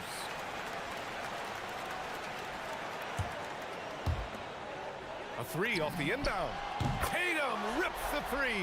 See, this is what Tatum is capable of. Look, he is a sensational scorer. We understand that. But when he gets into a rhythm, whew. Leonard for 3. The rebound, Celtics. They've led by as much as 10. Grant, the Clippers were finally healthy in the playoffs last season, but it still wasn't quite enough. Yeah, but they gave us a dramatic 7-game series against the Nuggets, who then went on to push OKC to 7 games. So even if it wasn't the outcome the Clips wanted, still a heck of a season. Good instincts to read the path and get in a position to pick it off. Yeah, smart about picking his spots. That time, Leonard senses opportunity and flies up the floor. Tatum against Leonard. Outside Tatum. Clock at 6. And so he draws the foul, headed to the line to shoot a pair. That's on Brook Lopez. You know, Grant, for all his competitive nature, Tatum has a pretty calm demeanor. Do you appreciate that? Yes, indeed. As a team leader, a father, a role model, and a professional, you can't ask for much better than Jason Tatum. He is the real deal. And Los Angeles making a change here. Bogdanovich is checked in. Talk about a pure jumper. Leonard doesn't need a lot of space to rise up. Pass to Tatum. We're now about 2 minutes into the second quarter. Oh, the response from Tatum. Yeah, he's in his bag from beyond the arc right now. You see his confidence. And, of course, it helps space the floor, which gives this offense more room to operate. And let's send it over to Allie LaForce. Thank you, guys. Jason Tatum talked about his development since coming into the league, and he said earlier, I was playing the game just to play the game instead of thinking it. It's tough when you're younger. You just want everything to happen so fast, but it doesn't work like that. Guys? He's come a long way. All right, Allie, thank you. They get the rebound. Tatum. Outside Tatum. There's the screen. To the inside. And down it goes. Dunked it through off a beautiful setup. I just love the aggressive finish. I'm thinking he's sending a strong message with that jam. On the wing, Jones, hounded by Tatum. Bogdanovich passes to Jones, launches a three, and Los Angeles another three. Smart shot from Lopez. If he's got a decent look and can avoid putting the ball on the deck, he's got to pull the trigger. Here's Tatum. Offensive rebound, Celtics. Outside White. Outside Brown.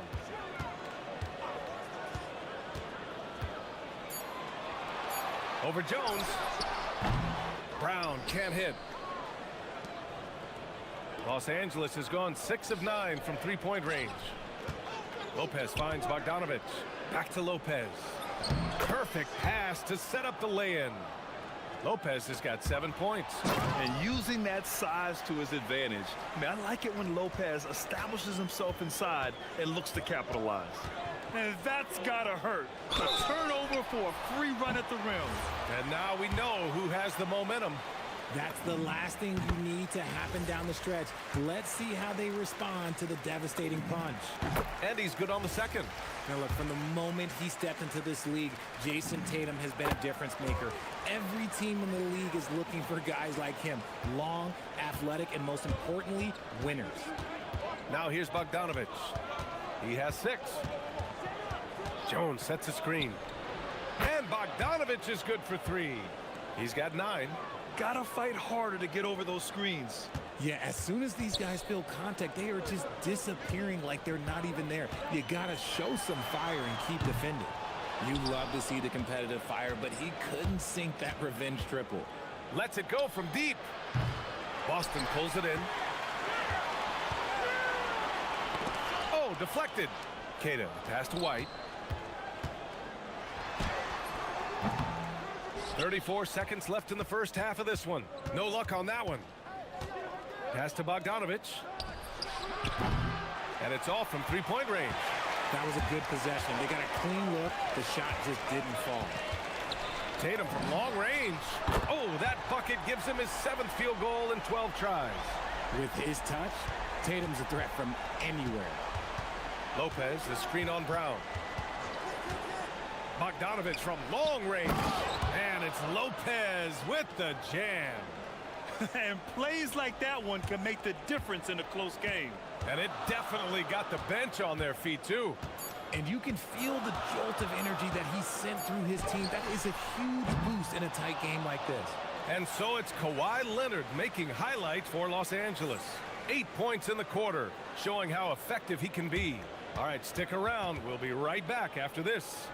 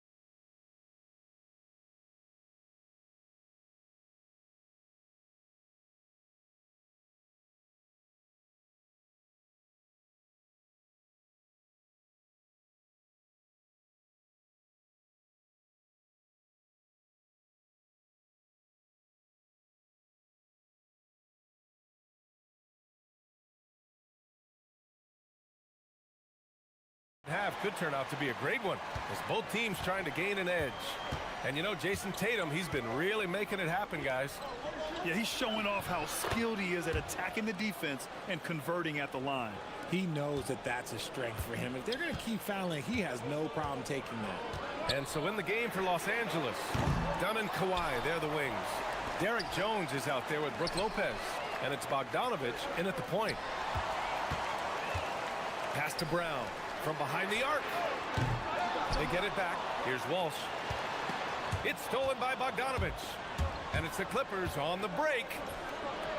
Knocks down the long J. Bogdanovich has got 12 points in the game.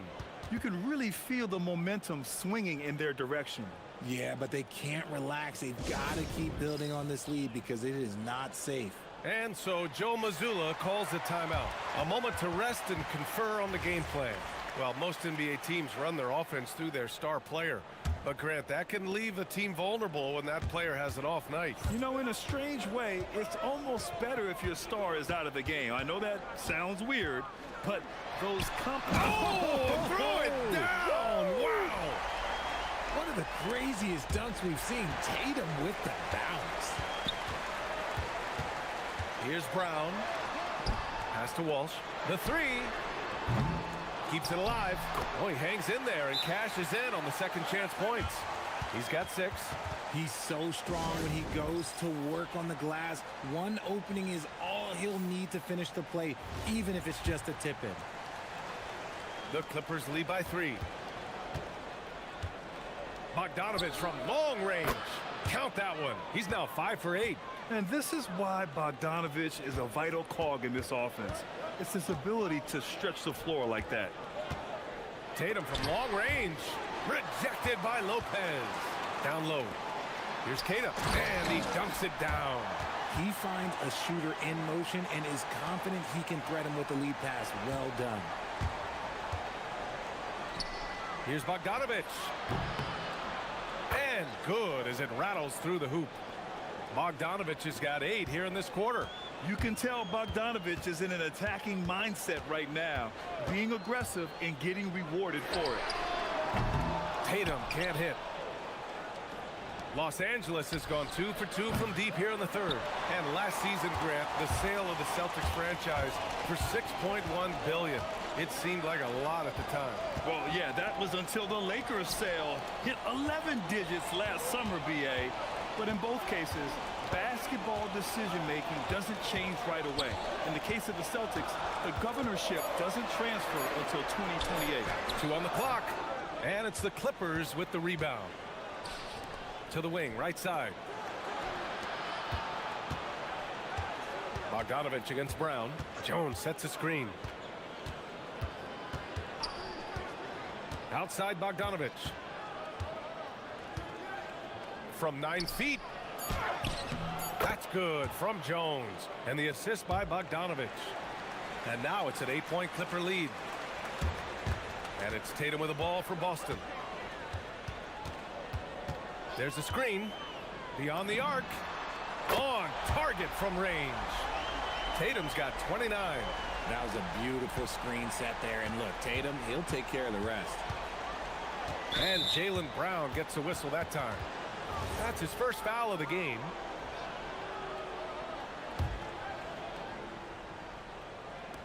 .151 left in the third quarter. Bogdanovich from long range. Rebound Boston. Keita's got rebound number 10 tonight with that last one. Tatum passes to Keita. Here's Walsh. And a two-handed jam. He may not have that traditional power forward build, but his bounce, well, that kind of levels the playing field. Leonard. And he was fouled while in the act of shooting, so he'll take 2 free throws. And you know, guys, I mean, he is a solid free throw shooter. And, of course, Leonard has everything in his game. And Leonard drops them both. Second half here, and we're just over 3.5 minutes into it. And Kawhi Leonard gets the whistle that time. That'll be a second foul of the game.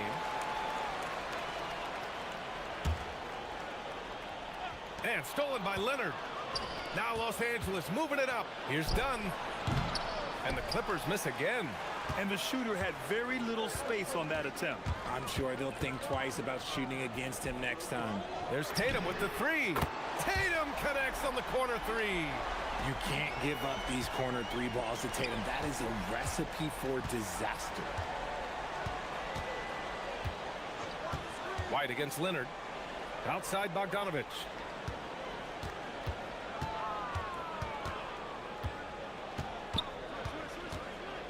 Down to 5 on the shot clock. Good! Now 7 for 11 on the night. Well within his arsenal. Bogdanovich doesn't hesitate when given the mid-range jump shot. Here's Tatum. Oh, goodness! Jason Tatum! And you look at how they've come out in the second half. It's almost like night and day. And they look like a completely different team. I wonder what coach said to them at halftime to help spark this momentum change. Jones. And he got the whistle on the way up. So he'll be headed to the line for a pair. Jaylen Brown picks one up. Yeah, and you never want to let shots at the rim go uncontested. And he drops them first. Jones hits them both.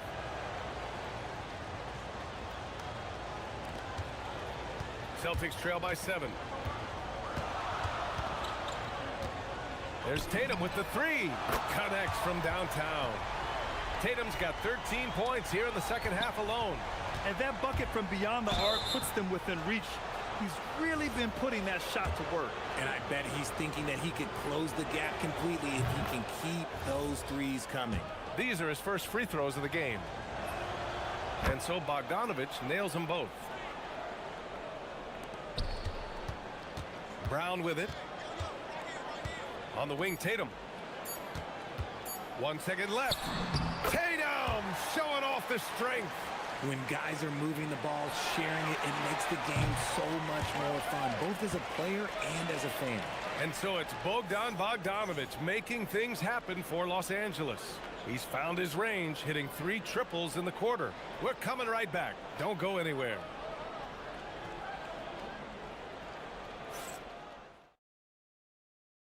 And it's time to bring up the State Farm assist of the game. You talk about painting a magnificent picture with that dime. Just a great decision and a perfect delivery. A lot of times a spectacular pass is more impressive than a spectacular shot. This is one of those times. Man, I know I speak for all of us when I say I can't wait to see what kind of finish awaits us here in the fourth quarter. At the forward spots, the talented pair of Brown and Tatum. Then it's Derek White, and it's Keita in at the 5 down low. That's who's in the game for the Celtics. Here's Bogdanovich. Perfect. Right between the eyes on that one. Bogdanovich has got 26 points. And Bogdanovich is known for his offense, specifically his ability to make defenses pay with his incredible jumper.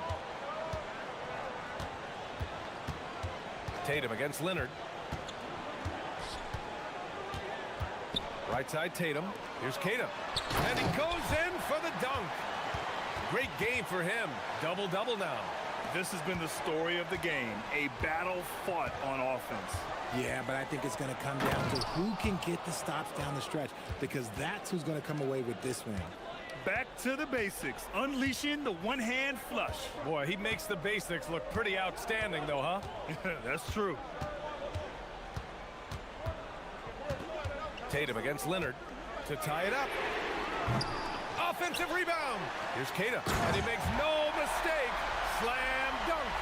And their offensive rebounding is such a strength for them when he's on the floor.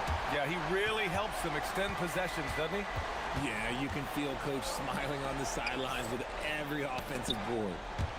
Out of bounds as Los Angeles keeps possession. He had the right idea, just couldn't come up with the swipe. And deflections, they're a stat that all teams track. They show who is the most active defensively. Right side, Bogdanovich. And stolen by Brown. Tatum with it. Done in his pocket to take the lead. Oh, Tatum floats it up and in. And now we get a little perspective here on how the hustle game has been for the Celtics. Great heads-up defensive play tonight, creating offensive opportunities for themselves by forcing deflections. Also, guys, they put in maximum effort on the offensive glass. Great determination to follow shots and not giving up on the possessions. And rebounded by Tatum. The Celtics have gotten 4 of 5 attempts to fall so far in the fourth. Leonard. Great hustle, Leonard. They're taking the opportunity to get airborne. Kawhi doesn't hold back when he sees an opening. It's Brown on the wing, defended by Jones. The 19-footer. He knocks down the jumper. ICE, ice. He has absolute ice in his veins. This guy, he lives for these moments. White with the steal. On the break.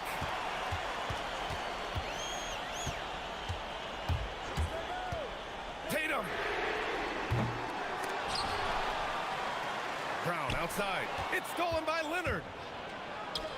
Jones fires. Oh, the shot is off. Boston has gone 1 for 3 in the fourth quarter from range. Jason Tatum. Another chance. Jones against Brown. Shot clock at 6. Oh, he needed it, and he got it. There you go, JB. I love his confidence. One of his strongest traits. Outside Lopez. And the call is going to be, yes, an illegal screen. The over and back call, always avoidable. It's a lack of focus. That's all it is. But it can be a wake-up call for teams that have gotten too careless, but rules are rules. Boston leading by 3. Over 3.5 minutes through the final quarter now. It's Brown on the wing, defended by Jones. And there's the call. It's going to be an illegal screen. You're not going to fool the officials too often on an illegal screen. That's a very avoidable turnover. You gotta focus on the details. Bogdanovich. And he racks up 2. And Bogdan has played in big games before, and this experience translating into him being ready to take important shots. Outside Tatum. Shoots a 3. Good. Another from 3. Buries his 10th triple of the game. Unbelievable, B.A. Unbelievable. Jones with a screen on Brown. Bogdanovich. Brown pulls down the board. And so Brown will bring it up for Boston. They've led by as much as 10. Brown knifing inside. Oh, he misses the dunk. Whew. He tried to get spicy and totally whipped, huh? Okay. He's going to be living this one down for at least about a week. Oh, lots of drama in this game so far. I'll tell you what, I wouldn't be surprised if it comes down to the final buzzer. 1 second separating the shot clock and the game clock.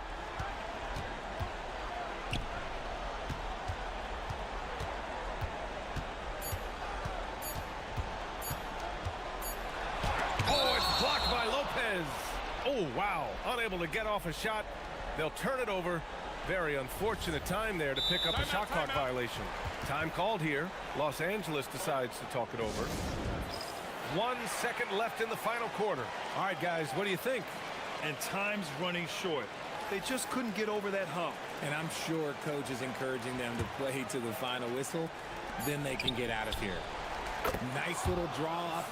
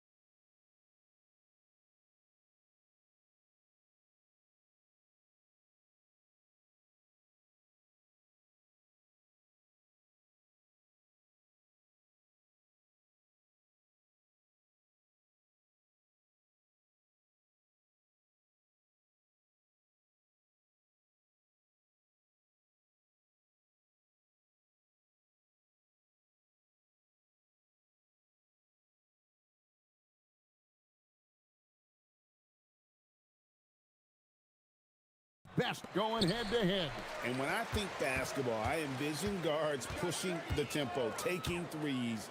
The modern NBA has a lot of talent. The pace has never been higher. So here's Oklahoma City's starting group. The post pair form will be Williams and Holmgren. Gilgeous-Alexander runs things with Dort to his side. And it's Caruso in at the 3, the small forward. And forget those threes. Cat, get the easy ones. Holmgren the screen. And the dunk.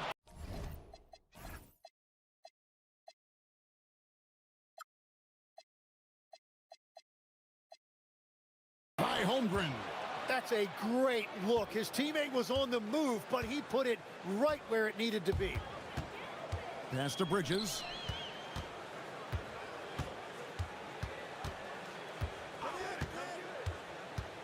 Now Towns. And Towns throws it down. Nice job by Bridges. Doesn't always get enough credit for his playmaking. And Tim, for all their talent, the Thunder committed to playing the right way. Well, they are unselfish, they trust one another, and when a team is this committed at the defensive end of the floor, there's really no need to try to do too much offensively or play hero ball. Oh, and the jam by Towns. Oh, my. Karl Anthony Towns with a little extra emphasis on that one. Holmgren right side. Just around a minute and a half into the first quarter. It's rebounded by Towns. Those are chances almost always you can rely on him to get you 2 points, but the D, just enough to keep him out of rhythm. Uncovered at the rim, finding cracks in the defense here early on. Well, with that kind of success, I imagine they'll continue to be aggressive inside. Count the basket. The classic combo guard. Gilgeous-Alexander is effective in the two-man game, especially on that first option, taking it himself. Now here's Brunson. Launches a 3. A three-pointer is right on target. And he likes to get in a rhythm early. Nice triple. Thunder have gone 2 or 3 here to start out the game. Holmgren with a screen on Anunoby. Gilgeous-Alexander passes to Holmgren. And given that Holmgren is 7 feet tall, he's a threat to throw it down at any time. Brunson kicks to Towns. Pass to Anunoby. Towns the screen. Anunoby against Williams. Anunoby passes to Towns. 6 on the shot clock.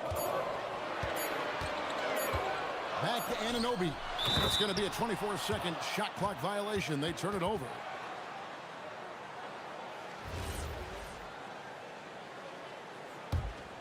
Thunder trailing by 5.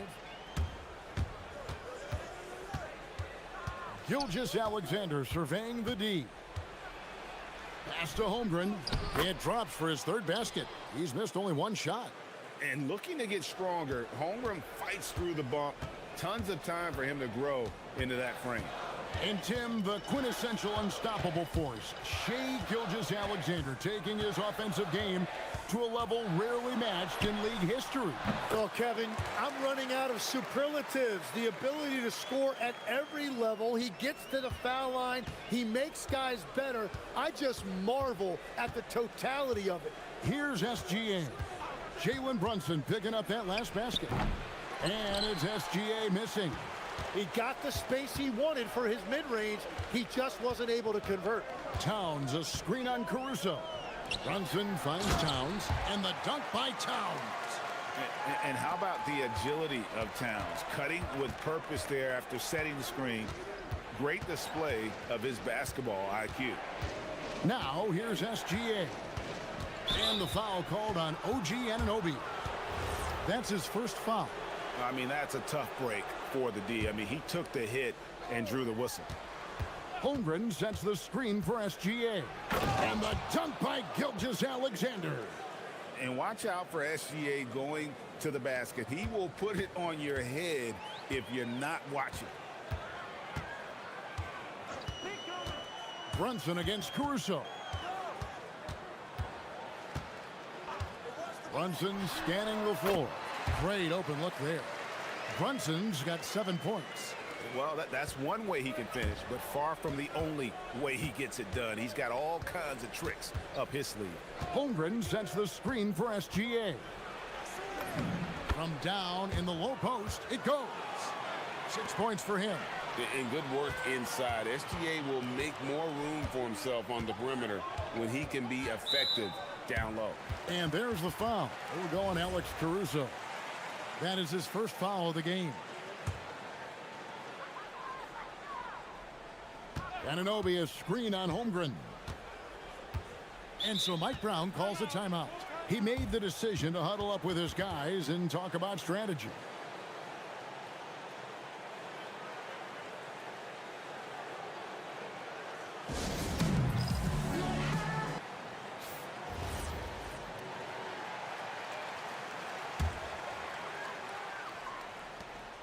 There's 21 seconds left in the first quarter of the game. Towns, the pass to Anunoby. Just 3 to shoot. Trying to find Towns. Gets it to him. And he can do a lot more damage to the rim than that when he wants to. Oh, you're right.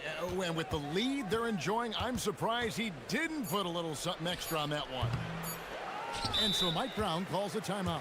He's going to take this chance to talk to his guy. Well, whether things are good, bad, or indifferent, coaches will have adjustments to make throughout the course of the game. Yeah, I just don't think right now they're doing a good enough job of hunting the right mismatches. Here's Anunoby. And the last second attempt doesn't fall. A free-flowing first quarter. Great scoring through 1. Knicks lead by 7. And we'll be back in just a moment with the start of the second quarter.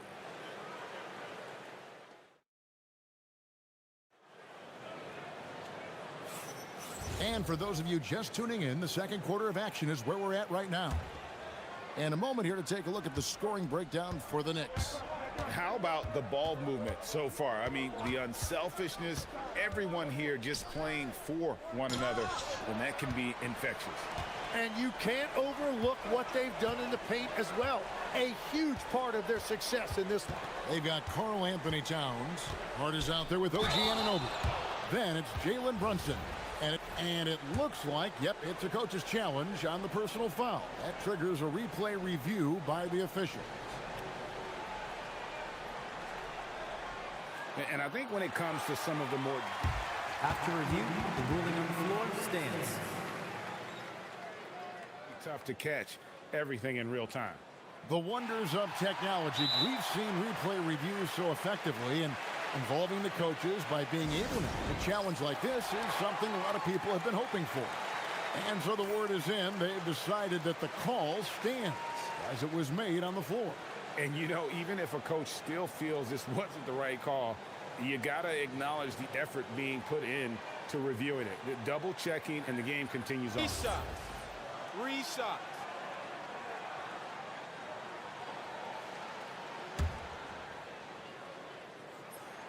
And he hits the first of 3. So, Greg, you played in the league over a decade. What's the toughest thing about being a pro basketball player? Lots of things. To me, it's just keeping your spot. Every year, there's just so much talent coming in. So holding on to a place on the roster, and that can be as difficult as anything. Holmgren with it. Hart covering. Holmgren gets the bucket. Holmgren's got 8 points. And they've done well at taking advantage of some late defensive rotations and getting the ball in the paint. The Knicks leading by 8. Here's Anunoby. He doesn't hit that one. Some solid defense there from SGA. Pass to Holmgren. Back to Gilgeous-Alexander. SGA with the throwdown. Love seeing a point guard who can explode to the rim like that. Oh, great attitude and even a better finish. Okay, I see it. That's your point guard getting up.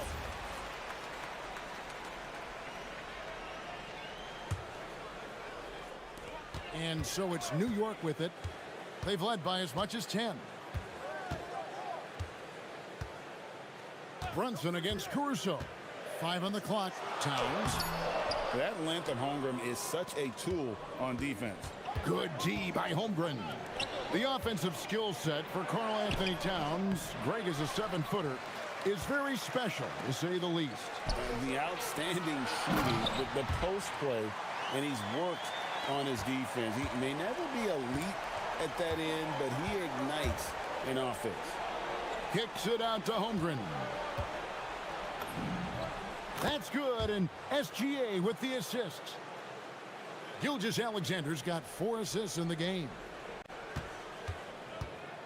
The Knicks leading by 6. Towns, a screen on Caruso. Caruso against Brunson. Inside, and the dunk by Towns. And how about the game from Towns? The combination of that height and shooting, probably unmatched in the NBA. Holmgren sets the screen for Gilgeous-Alexander, and so they choose to intentionally foul. Really no idea why you're fouling in a situation like that. You know, maybe there's some bad blood between those two. Gilgeous-Alexander passes to Holmgren, and it goes down 2 points. Holmgren's got 12 points in the game. And I know everyone's thrilled to see Holmgren scoring so well. And this is the kind of effort that could carry on well throughout the year. Towns sets the pick for Brunson. And contact on the shot, so he'll be shooting free throws here.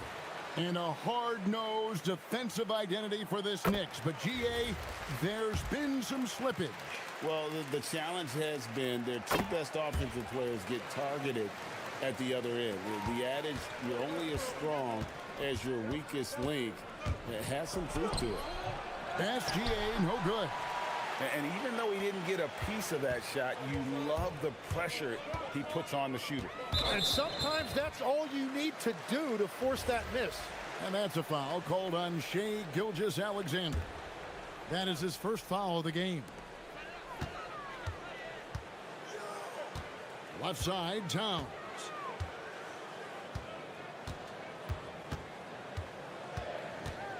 Clock at 4. Pass to Hart. Gilgeous-Alexander with the steal. Perfect timing. Gets into the passing lane, and then he's off the other way. The Knicks leading by 8.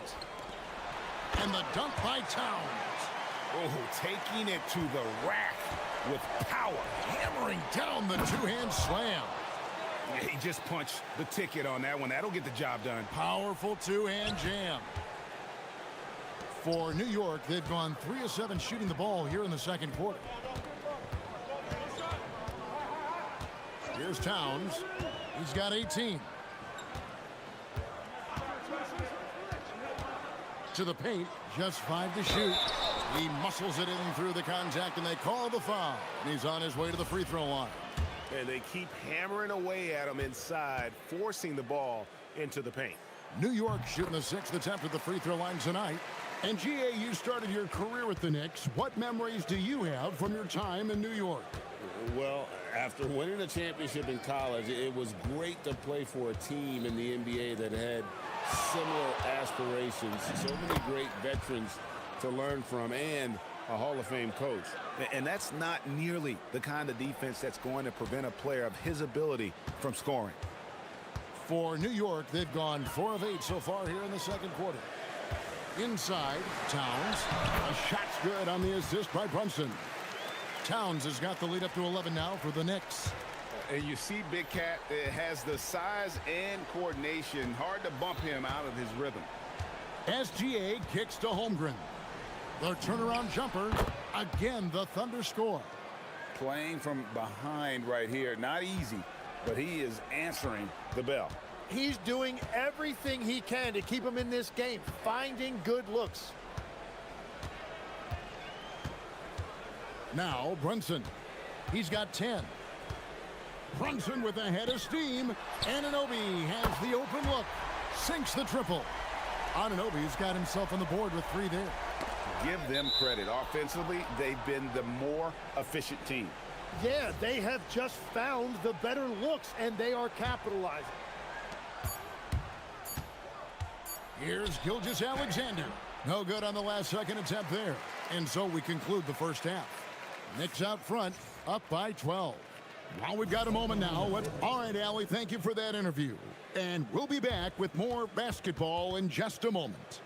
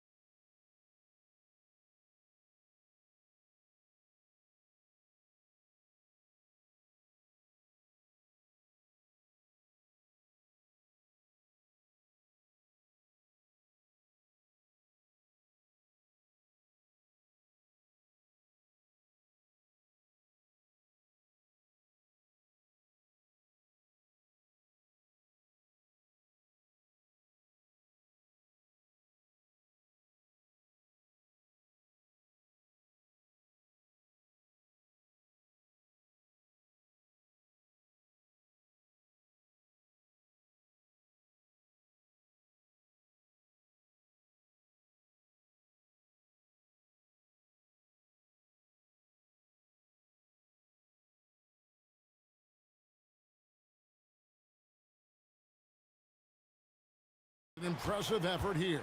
Yeah, and through the first two quarters, he has been the offense for this team. Well, and I expect they're going to continue to lean on him as we continue in this game. Why not? The way he's playing right now offensively. So for Oklahoma City right now, the post pair form will be Williams and Holmgren. Gilgeous-Alexander runs things with Dort to his side. And it's Caruso in at the small forward. Long 7'1" with that 7'6" wingspan. Holmgren can alter a block just about every shot in his vicinity. It's a great move, and he catches the defense completely off guard. Well, getting a high percentage look right out of the locker room to start the second half. Exactly what they were looking for. And this is his second trip to the line in the game. The free throw drops for Towns. And with the depth of this Oklahoma City Thunder team, Tim, who's an impact player on this roster that might fly a little bit under the radar? Yeah, Kevin, I think it's Aaron Wiggins. I look at a guy that in any other situation, might be able to average 15 to 18 points a game, but in Oklahoma City, he has sacrificed shots and minutes to be part of a winning team, and he competes every night. He does indeed. Oh, forget about going for the long-range bomb to cut into that lead. Just take it to the hoop, my friend. And how? Brilliant throwdown. Here's Towns, and the dunk by Towns. And how about breaking out the Statue of Liberty on that dunk? A nice way to pad that lead a little more. You're right. Gilgeous-Alexander against Anunoby.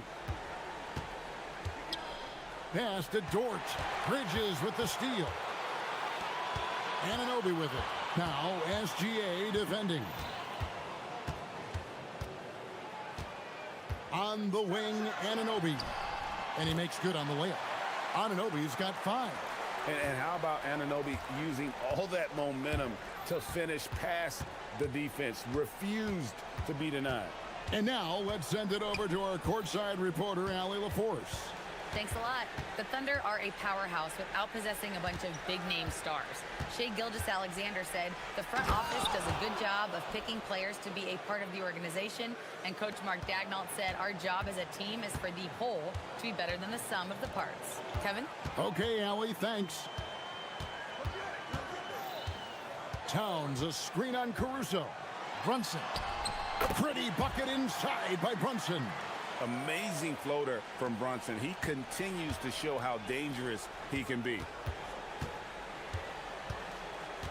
And we have an intentional foul there, GA. Wish I could say why. That one's pretty strange. I mean, no idea what got into his head right there. The Knicks making a switch here. Robinson's checked in. Dort passes to Hartenstein. Good on the bucket.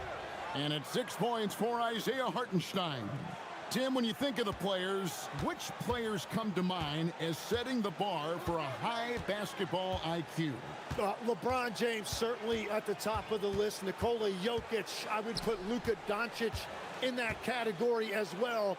IQ means you have the ability to understand defenses and where your four teammates are at all times. And for some it's natural, and for some they probably got to work at it, correct? You got to work on it, but I think it's critical if you really want to separate yourself from the rest of the pack. Now, he's been reliable tonight, but that's certainly not the case for his team in general. Tim, I know you love that little push shot that Isaiah Hartenstein possesses in the lane. It really is beautiful, isn't it? I refer to it as releasing the doves. It's a beautiful thing to watch. I think it's a shot more bigs should try to master because you don't have to get all the way to the rim. Releasing the doves. And the timing, too, right? I mean, it's got to kind of come in the flow of the kid's movement when he's taking that shot. Absolutely. He understands how to find those pockets where that shot is available. Brunson draws the double. Robinson kicks to Brunson. Clock at 6. New York needs to get off a shot. And foul on the shot, so he'll get a chance at the line. Yeah, the defender all over him. The Knicks have been exceptional shooting free throws tonight, going 9 for 9. And as a team, excellent. A season ago, about 80% when they got to the line. Off on that one, so he goes 1 for 2 at the line. Thunder trailing by 11. Pass to SGA.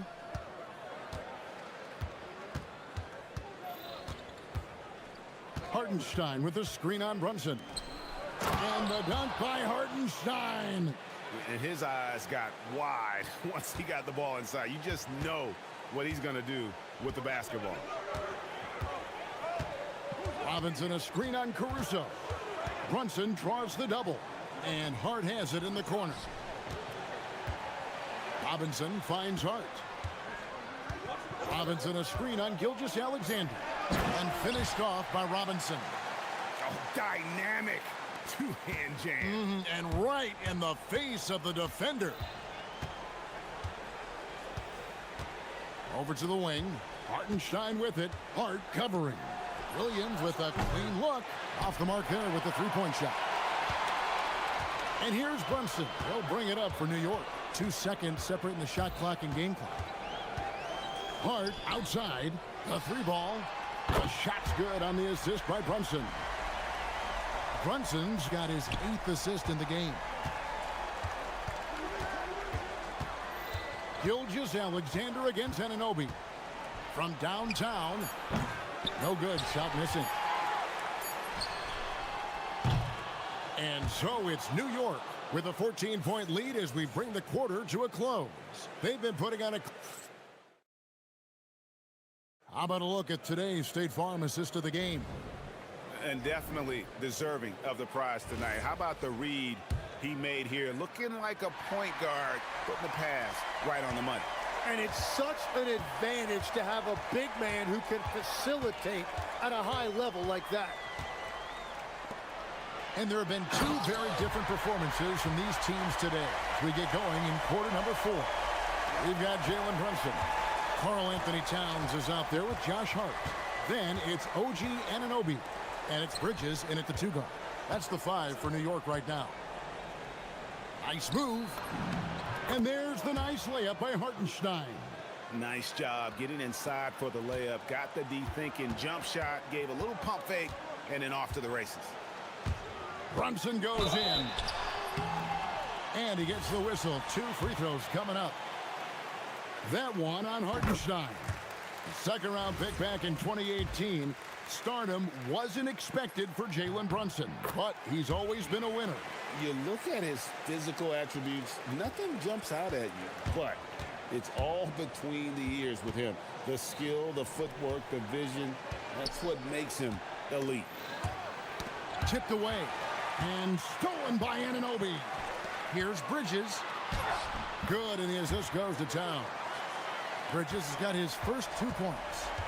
And a chance to catch up on some numbers here. The hustle stats for New York. I like their defense today, and we don't talk about that side of the ball enough. You can really change a game when you get a bunch of steals. Whoa! What a play! Unbelievable. You think of Bridges as understated, not that flashy, and then he does that. SGA up top. He's guarded by Anunoby. Back to Hartenstein. Goes straight through the defender for the dunk. Draws the foul. He'll go to the line. That one is on Towns. And really a good job spotting his teammate near the bucket and then just pinpoint passing for the finish. Tim, in your career, you played at every level of basketball, pro and college and before. What's the single biggest change in your mind as far as professional basketball outside the NBA? Well, Kevin, I think globally the level of play has just risen dramatically. There's a much greater belief now that you can actually make it to the league, even if you're playing outside this country. And then the G League has created a much more streamlined path for those who want to work their way into the league. G League has been terrific. Sure has.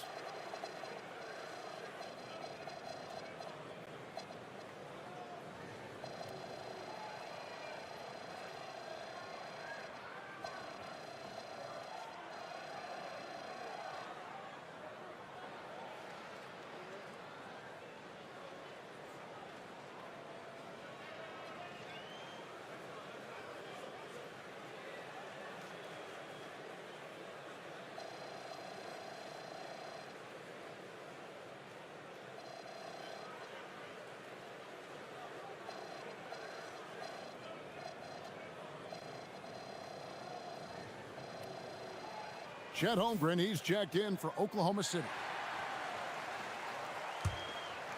Thunder trailing by 19. Left side, SGA. Pass to Holmgren.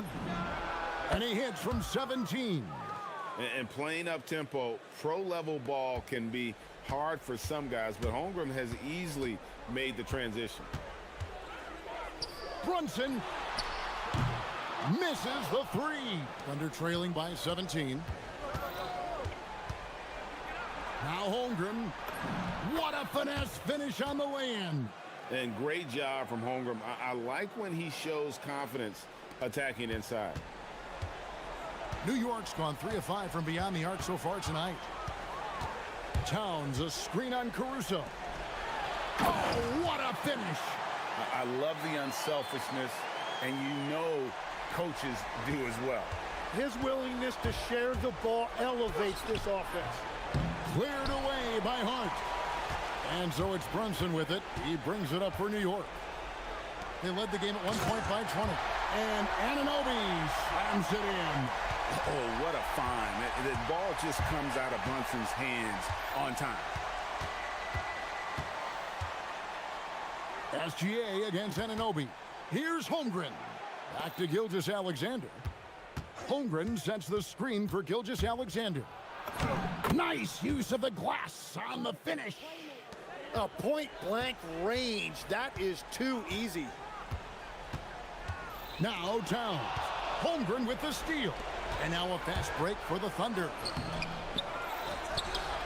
Outside, SGA.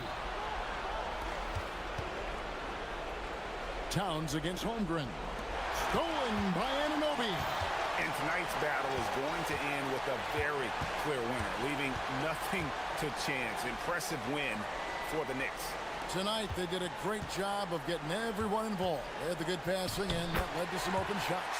Solid play, definitely, Kevin. And what a tremendous standout performance it was for Karl Anthony Towns. And watching that last game, you could see the comfort zone he got into, just filling it up from all of the spots he loves. And Holmgren finishing the tough play. We know about Holmgren's exceptional play defensively, but Tim, talk about his offensive game. Well, he's incredibly versatile, Kevin. He can score down low. He can handle the basketball, shoots the three, and I'm not talking about standstill shots. He has the mobility to even come off screens. SGA into the lane.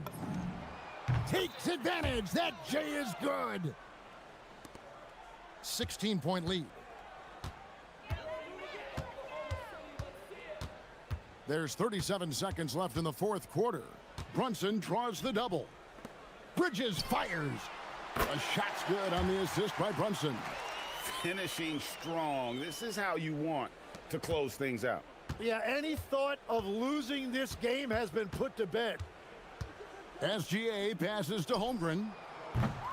Tried to come right back with the three of his own, but it's no good. Guys, they can just sit on the ball here if they want to. They have earned this win. 16 seconds left in the fourth quarter. To the middle. Here's Towns. Good D by Holmgren. And another assist.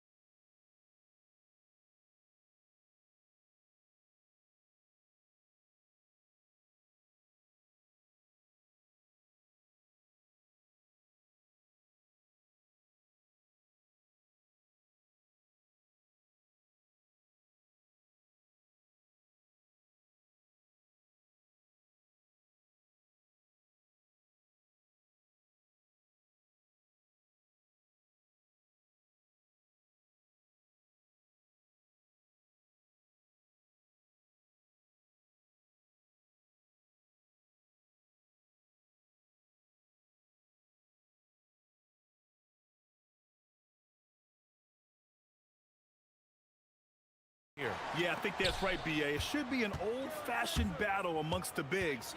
And whoever gets the edge in that matchup, I think gets the W. But we'll see. And the starting group for the Celtics.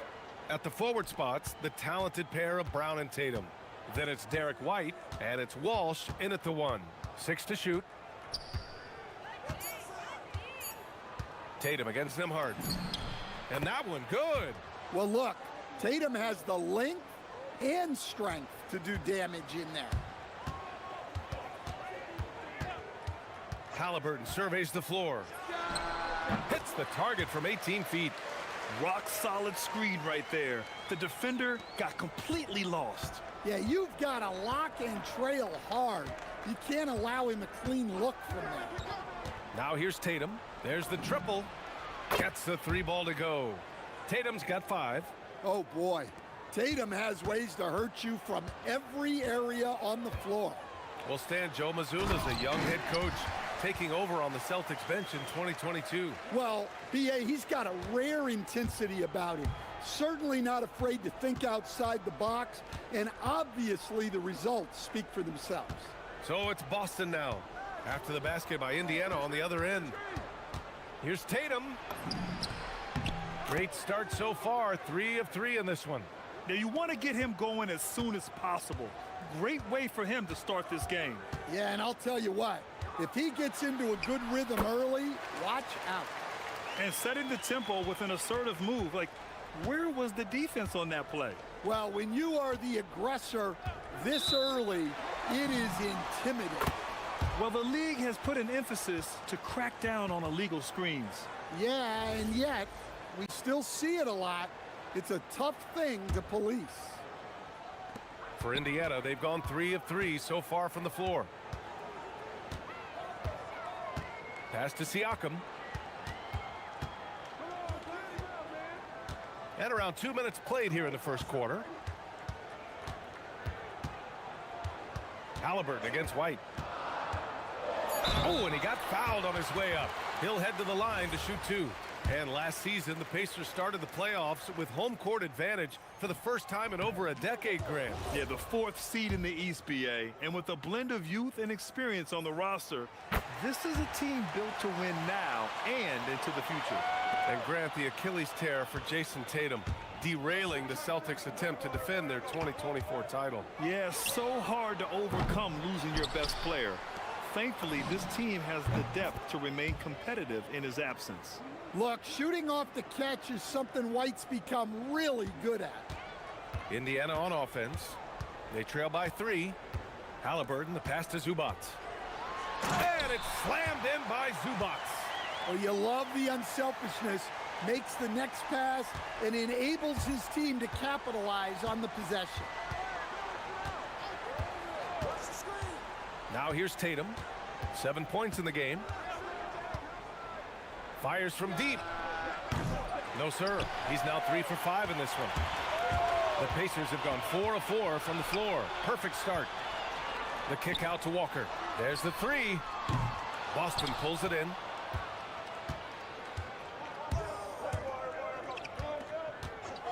Tatum way outside. Tatum with another miss. Indiana on offense. Zubac passes to Walker.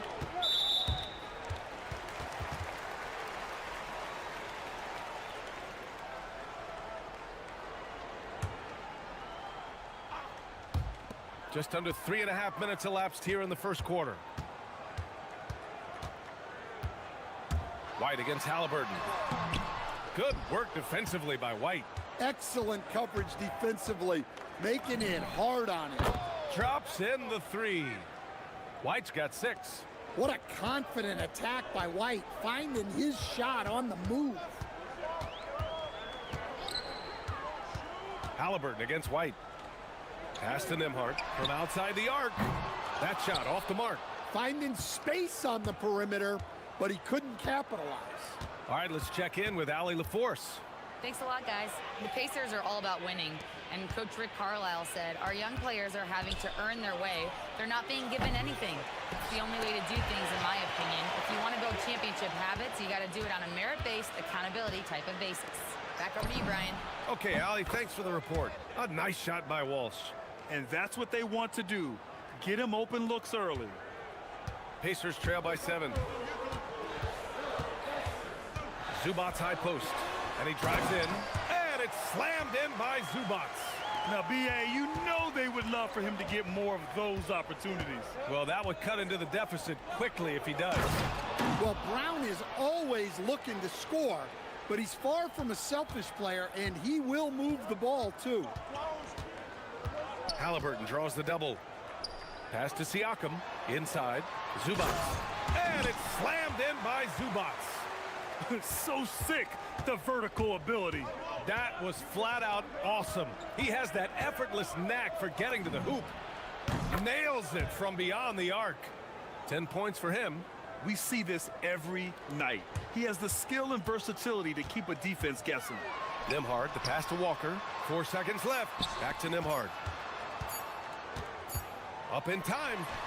Buried. The ruling on the floor is confirmed. It looks like they are going to review the play. The question, did he get the basket off in time or not? And of course, they want to make sure it was the right call, but I'm not sure how much it'll impact. And so it's Jason Tatum making highlights for Boston. He put together 10 points in the quarter. Time for a quick break, then back to the action. And for those of you just tuning in, second quarter action is where we are. Let's get a quick check of the scoring breakdown here for Boston. Well, the thing about hitting early threes, it spaces the floor and makes things a lot easier offensively. He also can't ignore that they're winning the effort battle, grabbing offensive rebounds and making the most of those extra possessions. On the court right now for the Celtics. White and Brown are the wingmen. Tatum at the 4 with Keita in at the 5. And it's Walsh in at point guard. Brown, no good. Pacers trail by 5. You know, Grant, for a guy who started playing basketball at age 17, Siakam has put together quite the resume. Yeah, B.A. Pascal is a champion. He's got multiple All-Star and All-NBA selections, and one of the great developmental stories when you think about his discovery through basketball without borders. Nice slam by the big man Walker, making his presence felt there inside. Pass to Keita. Nice ball movement by Boston. From deep three-point land, they grab their own miss. Outside, Brown. Zubac against Tatum. Offline with a 3. The Pacers have got 2 of 3 shots to go in the second. To the paint. Here's Zubac. And it's slammed in by Zubac. Good heads-up basketball. Sees an opening and capitalizes. Pass to Tatum. And here in the second with about a minute and a half gone by.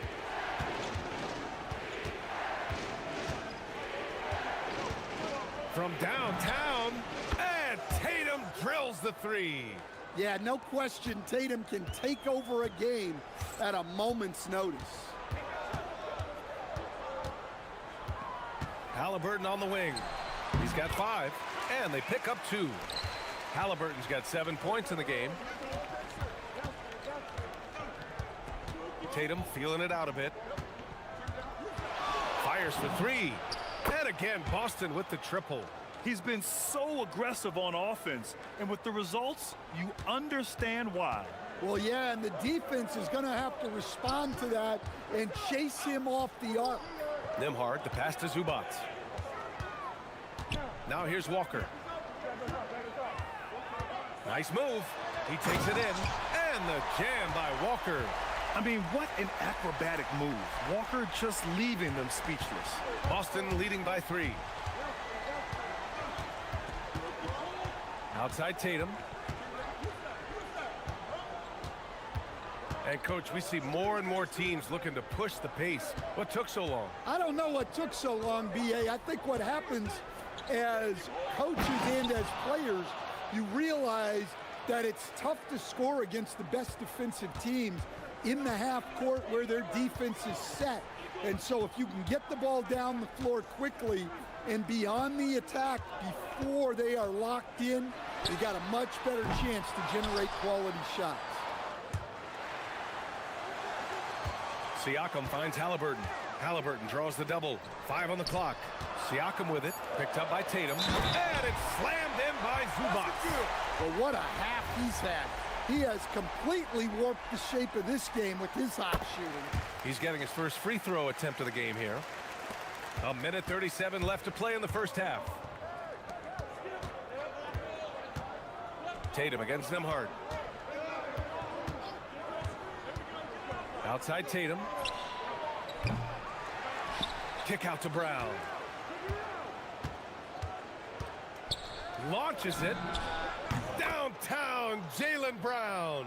Well, you know, when Brown's hitting the three, it really opens up this offense. Here's Halliburton. He's got a piece of it. It's a 3-on-3 fast break. And here's Brown for 3. Walker pulls down the board. And so it's Walker with it. He brings it up for the Pacers. It's a 5-point game. Puts up a deep 3. The rebound, Celtics. Kid has got rebound number 7 tonight. There's a screen. Tatum from long range. It's rebounded by Zubac. Zubac has got rebound number 5 here tonight. Halliburton outside. Pass to Zubac. Nifty move. Back to Halliburton. Wide open look. And that one's good. Halliburton's got 9. What a release. Halliburton getting rid of it. And for some reason, he decided to foul there. Yeah, B.A., that's an odd move. Maybe there's something else behind it. I mean, I'm just not sure what he was thinking right there. I mean, he needs to get his head in the game. Queta, the pass to Tatum.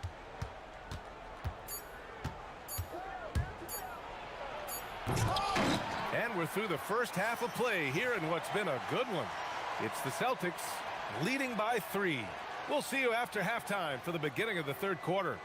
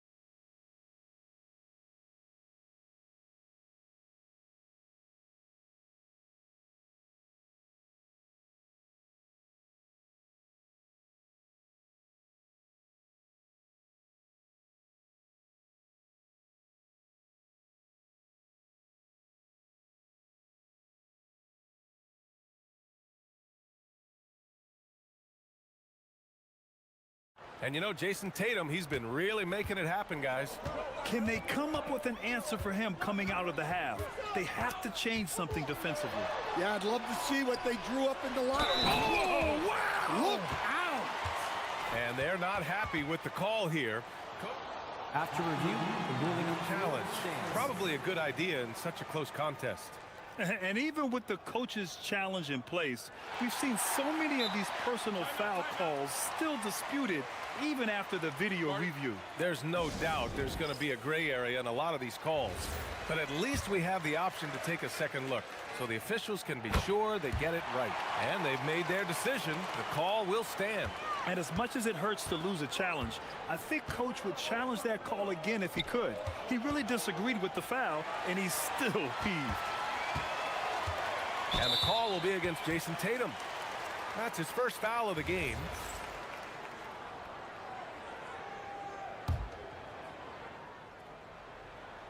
Here's Siakam. Siakam fires one down. It's just such a long and powerful player. I mean, once Siakam gets inside like this, he's ready to jam. Tatum draws the double. Pass to Brown.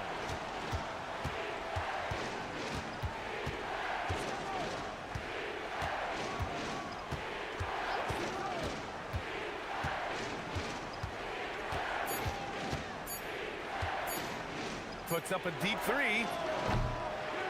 Second chance effort. So it'll be 2 free throws.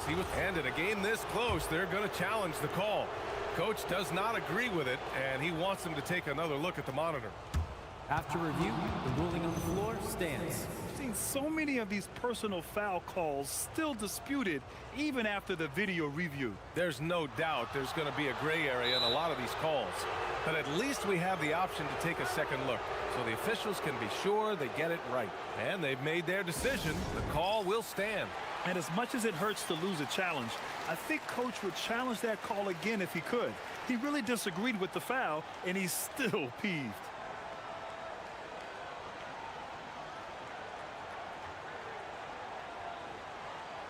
Take a break. Take a break. 2 shots.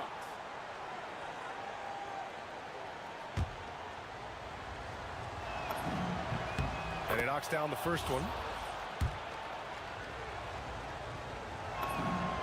And good on the second, so he makes them both. And a minute played as the second half gets going. Halliburton, the pass to Zubats. Rebound Boston. Oh, you got to finish at the rim right there. You hate seeing those opportunities go to waste. On the wing, Tatum. Here's Keita. Sinks that one from the post. Keita's got 4 points now in the quarter. And he's looking to get on a roll here to start the second half. Well, that's how to start the second half strong. Going right at the rim and building some positive momentum. And here's Siakam for 3. Down it goes. And a great assist by Halliburton. Halliburton's got 7 assists in the game. They set the screen. It's Brown on the wing. He's covered by Siakam. Brown passes to Keita. And that one is stuffed right through. And using his length, getting in close to stuff it down. That's just too easy. Stan, one thing about Jaylen Brown, he seems so composed out there. Yeah, B.A., he's very calm. Doesn't waste energy. You love a player who's this focused and calculated. Siakam against Brown. Whoa! Jaylen Brown, do it! My goodness. Brown with the massive throwdown. Halliburton draws the double. And it's slammed in by Zubats. A hard-fought matchup. 7 lead changes thus far. And these teams have been sparring from the get-go, neither able to land the knockout blow. Nembhard against Tatum. Nembhard with a steal. And now Indiana on the fast break. And the jam by Walker. B.A., I'm not sure he should be flaunting around the rim like that with this game so close. Oh, it's risky, but it sure did look good. Tatum against Nembhard. Pass to Keita. Zubats with the steal.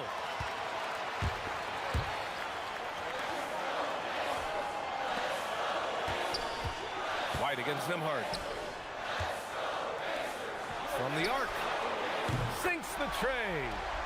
Now it's a 6-point Indiana lead. Well, it's a 3-point shooting league. Guys like him are so important for spacing. Tatum with it. He's picked up by Nembhard. Outside, Brown.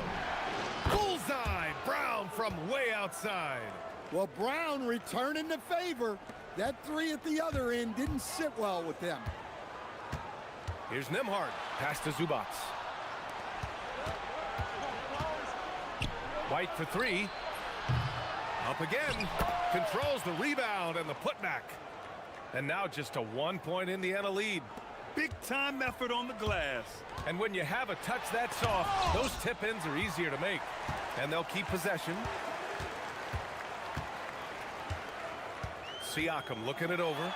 Here's Zubats. Back to Siakam. So nice passing by Indiana here. Inside, 6 on the shot clock. A nice shot by Zubats. And I love how he's pushing the tempo and creating for others. He does this game in and game out. Incredible. Yeah, when you're moving the ball like that, it just keeps everyone engaged in the game. Oh, and a dunk by Brown. Hey, anytime you're guarding Brown, you have to account for his acceleration. Halliburton against White. Halliburton outside. Pass to Walker. Takes the three. Down it goes. And a great assist by Halliburton. Walker's got 9. Well-placed pass in the hands of a guy ready to attempt. Boy, that foul looked intentional. Not exactly what you'd expect here. Yeah, I know. It just doesn't make sense given the situation. There's Tatum with the 3. And no good. And that's it for the third quarter. Both teams scoring well as we head to the fourth. Indiana ahead, leading by 4. And we're coming right back. Be sure to stay with us as we get set for... And while we have a chance, let's go to our State Farm assist of the game. You talk about painting a magnificent picture with that dime. Just a great decision and a perfect delivery. Wow, that was an absolute masterpiece of an assist.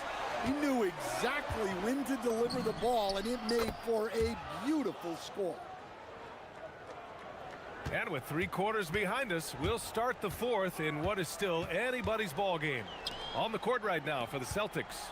Tatum at the 4 with Queta in at the 5. White and Brown at the wingmen. And it's Walsh in at the point guard position. Oh, tenacious stuff from Halliburton, making his shot while absorbing a foul. All right, a look at how the points have been generated so far. A scoring breakdown for the Pacers.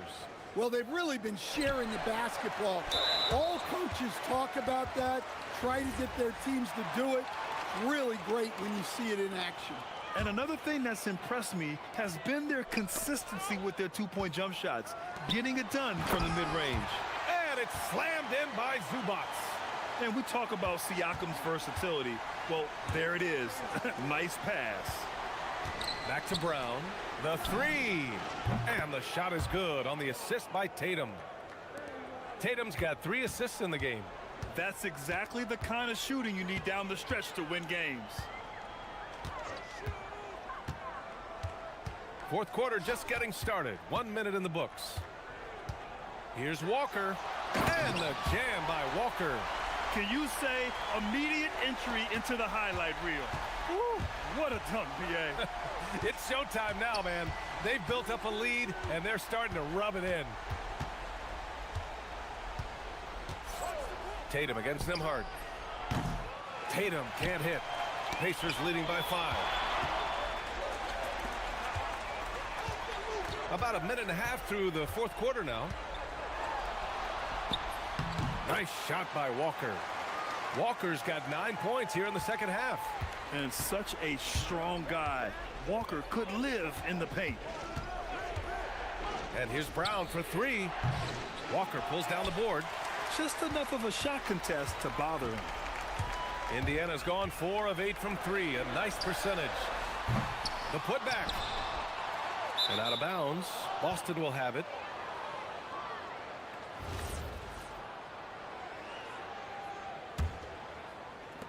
We're about 2 minutes into the fourth here. Nembhard with a steal. Halliburton outside. Oh, you got to guard Halliburton from there. Yeah, you've got to be attached at the hip to Halliburton, especially when he's operating on the perimeter. And Joe Mazzulla has called timeout. He clearly wants to talk it over and make sure everyone is focused. And from the sideline, let's catch up with Allie. Over the break, I listened in on Joe Mazzulla's huddle. He really emphasized rim protection. He said to his guys, I want us to cut down on the easy looks inside. No more of that. It's a simple ask that could have a big impact. And Allie, thanks. Nembhard against Brown. Siakam fires. No good from 3. Celtics trail by 8. Outside Tatum. From downtown, it's money from deep. Well, he's never fazed by those big moments. Tatum with a big hoop right there. Halliburton outside. Now Zubac. He gets two from the low post. And trying to put the game away, he's been nails all evening. Yeah, but you can't let up now. We've seen too many wild comebacks in this league. Outside Tatum. Oh, he can't get the layup. Indiana leading by 7. Siakam going for it. And a one-handed slam. I like seeing Siakam glide towards the rim, using his athleticism to his advantage. Tatum with it, and Walker picks him up defensively, and he nails it. They're really employing a deep range initiative here in the fourth, and it's working. Yeah, it's always a little risky to lean this hard on the three-point shot, but when you're knocking him down, you might as well keep riding it. And the call will be against Derek White. That'll get him his 4th foul of the game. That was a good call. The defense wasn't established. Siakam going inside. Yes, sir! The finish with the jam. Oh, coming in hot. There was just no getting in Siakam's way there. Tatum against Nembhard. And there's the screen. Let's loose for 3. It's good from beyond the arc. What a big-time bucket. Tatum stepping up as a leader and coming through for his team. They double-team Halliburton. Now Zubac. Oh, nice setup for the slam. B.A., the one-hand dunk just looks so fluid. Yeah, and absolutely. Even smooth when he's powering it home like that. Here's a pass to Tatum. Buries it from outside. And any decent look from distance, he's taking it. He has that locked-in mentality right now. Well, he's firing away with confidence from downtown. The defense better adjust to this, and fast.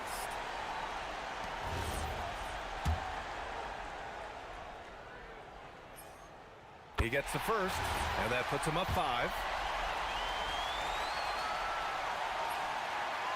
So he gets them both, and it's a 6-point ball game. Good job converting at the line and helping to build this lead. Nembhard against Tatum. Here's the pick. From deep. Brown outside. Takes a 3. The 3 is in. They are unconscious from outside. And so far, the defense has had no answer. Look, when the 3 is falling like this, there's not a whole lot you can do defensively. Yeah, no, you had to do that. I mean, you can't allow them to dribble out the time. So he goes 2 for 2 at the line, and it's a 5-point game. Well, that's outstanding execution in a big spot. He showed a lot of poise at the line right there. Tatum against Nembhard. Here's a pass to Tatum, and stolen by Nembhard. Jaylen Brown. The 3 is off.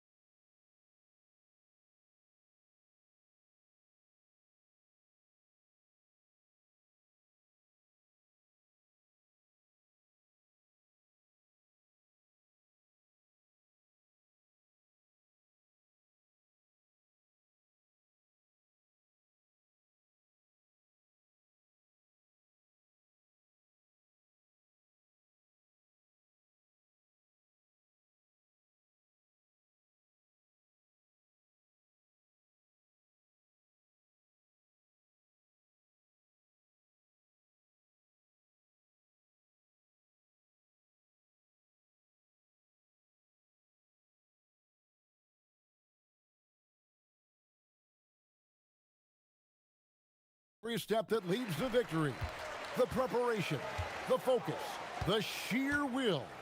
Each game a new opportunity to prove their identity. Knicks, Clippers, our tip-off just moments away. So the New York starting five, we've got Mikal Bridges. OG Anunoby is out there with Josh Hart. Then it's Karl Anthony Towns. And it's Brunson in at the point guard. And it's Leonard missing. And so it's Towns with it. He brings it up for the Knicks. Towns sets the pick for Brunson to the inside. It's hauled in by Los Angeles. A three from Leonard. It's rebounded by Towns.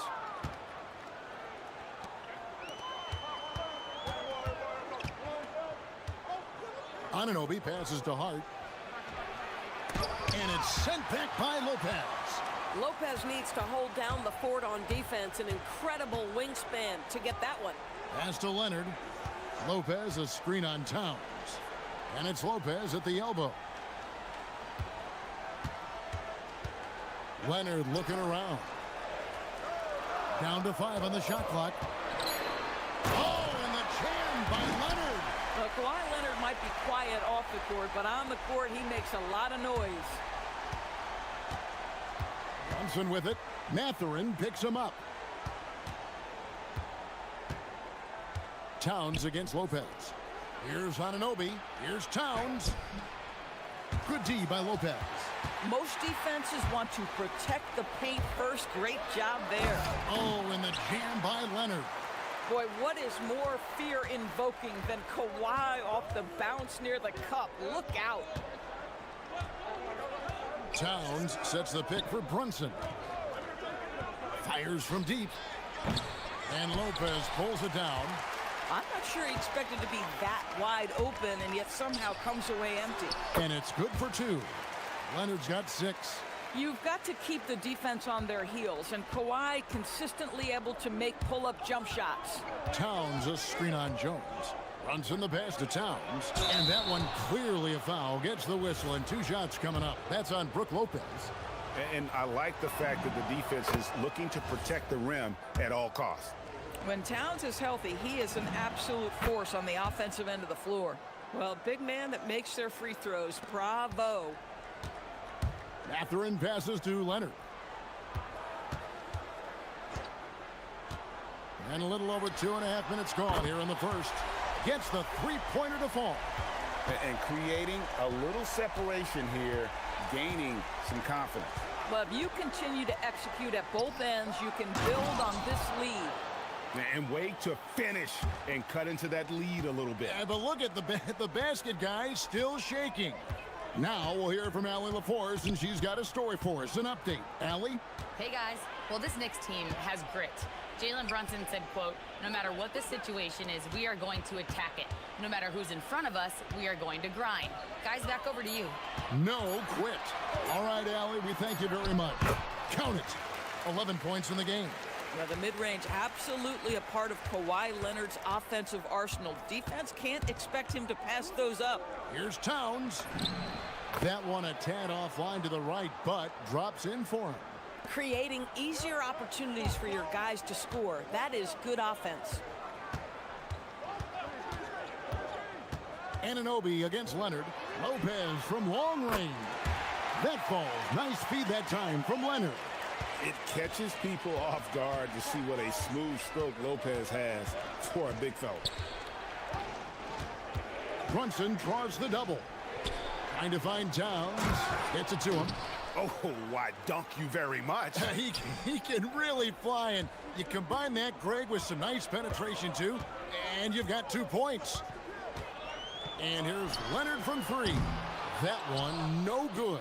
Good D by Anunoby. Towns a screen on Jones. And Brunson, here we go. And Towns the bucket on the assist from Brunson. That's 10 points for Karl Anthony Towns. Lopez dishes to Leonard. Lopez a screen on Anunoby. Here's Leonard. The Knicks pull it in. 2-second difference between shot clock and game clock. Anunoby passes to Towns. Lopez with the steal. Fast break. Here we go. Back to Leonard. Lopez sets a screen for Leonard.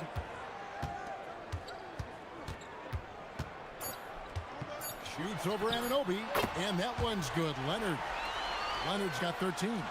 Pick works well there. Not much resistance from the D. It takes incredible effort to stay connected to the hip of the offensive player. You've got to want to work. Kawhi Leonard has been on display for the Clippers. He put together quite a quarter, 13 points in all, and he looks to be planning for more. Don't go anywhere. We'll be right back.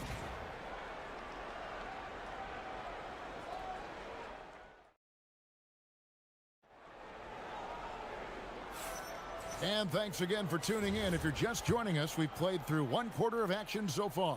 And before we move on, what do you guys think about what we've seen so far from the Clippers?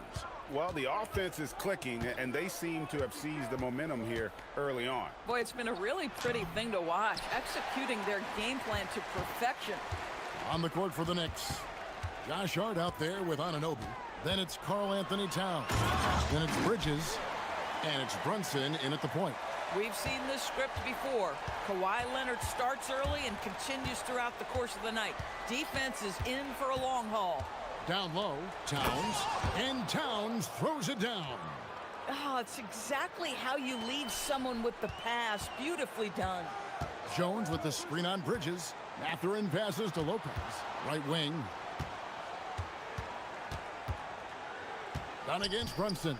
Dunn dishes to Lopez. And the dunk by Lopez. Well, one aspect that makes Lopez dangerous, his size. At 7 foot, he doesn't have to go far to slam it home. And Doris, we're early on in Chris Dunn's career, but is it fair to say many wondered if it might be short-lived? Oh, there's no doubt, Kevin. Remember, this guy was at one point the 5th pick in the league, and there were questions about the offensive end of the floor. But give Chris credit. His defense has carved out minutes for him, and he's worked diligently to become a better offensive player. And it's Jones finishing it off. Well, you have to love the patience by Kawhi right there. Use the pick-and-roll game to perfection. Brunson scanning the floor. Hart with the screen for Brunson.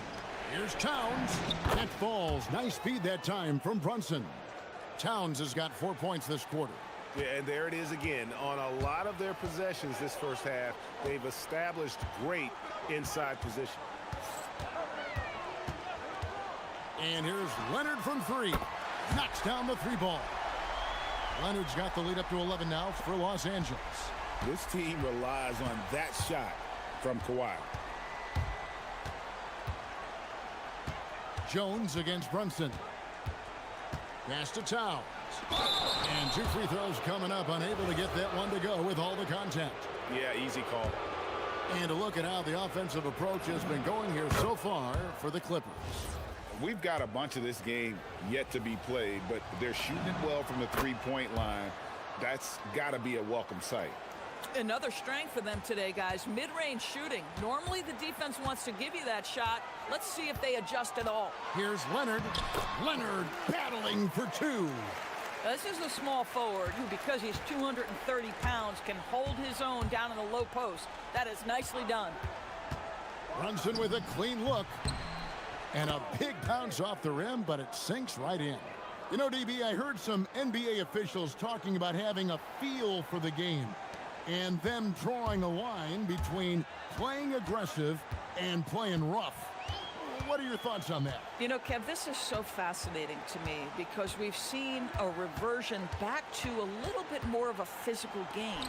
But without some definitive guidelines, it makes the officials' job harder. Not the kind of aggressive defense they need to cut into the lead. Yeah, you have to protect the rim, Greg, a little better. They're just too slow to react. You can't afford to sleepwalk through possessions. What's going on out there? And here's Leonard from 3. It's rebounded by Anunoby. Knicks trail by 8. And the foul called on Kawhi Leonard. That is his first foul of the game.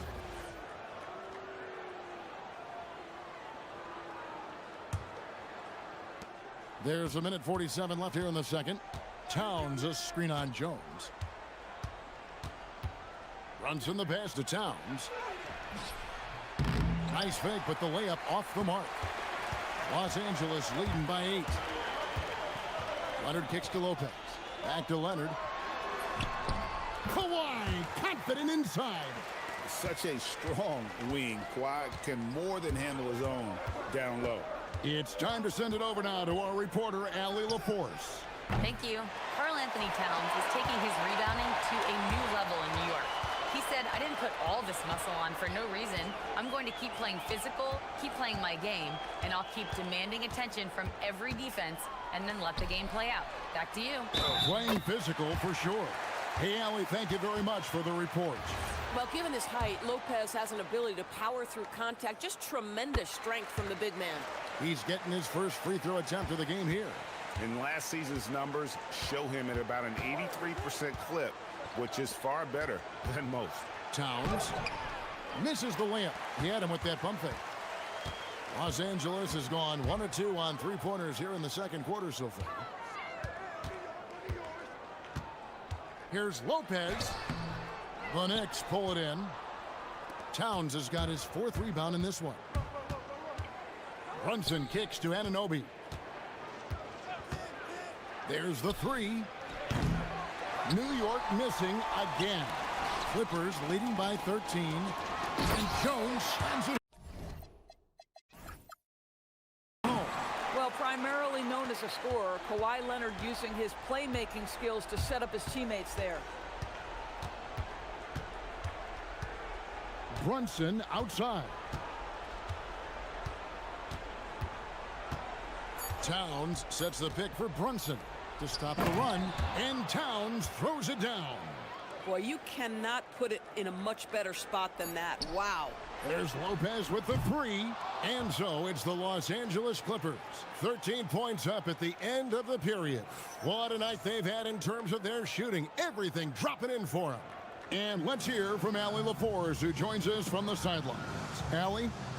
I'm joined by Clippers head coach Ty Lue, and coach, when Kawhi Leonard comes out. All right, Allie, thanks for that. We'll be right back after halftime for the start of the third quarter. We'll see you in just a moment.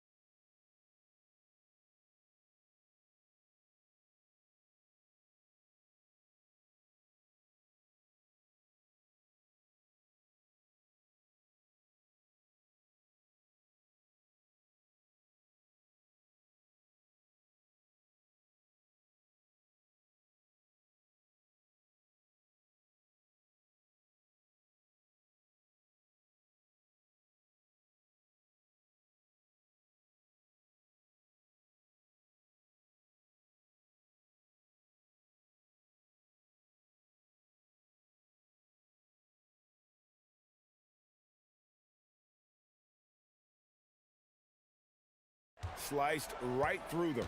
His penetration was a real problem for them. And then, of course, the monster finishes at the cup. Filling the perimeter slots are Dunn and Leonard. Jones is out there with Brook Lopez, and it's Mathurin in at the point. That's the group starting the second half for Tyronn Lue. Lopez passes to Mathurin. Lopez sets a screen for Mathurin. Kicks it out to Leonard. Bangs home the trifecta. Leonard's got the first basket of the third quarter for Los Angeles. Well, ready on the catch. Your pre-shot preparation is on point. Kawhi, the catch and shoot. Towns a screen on Jones. Inside, and the dunk by Towns. And way to finish and cut into that lead a little bit. Yeah, but look at the basket guy still shaking. Lopez sets a screen for Leonard.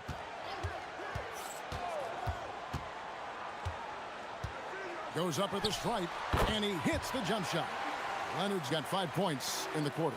Now, Kawhi Leonard consistently efficient with his scoring ability. Nice jumper. Towns a screen on Jones. Brunson for 3, likes the look and drains it. Well, these are the plays he's looking to make every single trip up the floor. Very offensive-minded guy. Lopez sets a screen for Mathurin. The fader, and it's Lopez. That time on the assist for Mathurin. Lopez has got 12 points in the game.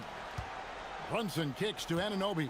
Drives to the hoop, and Anunoby slams it in. Such a fantastic athlete. When OG Anunoby puts it on the deck, look out, folks. And Lopez has it in the corner.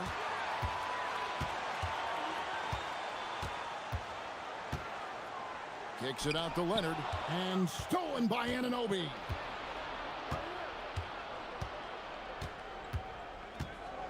There's the drive. A floater.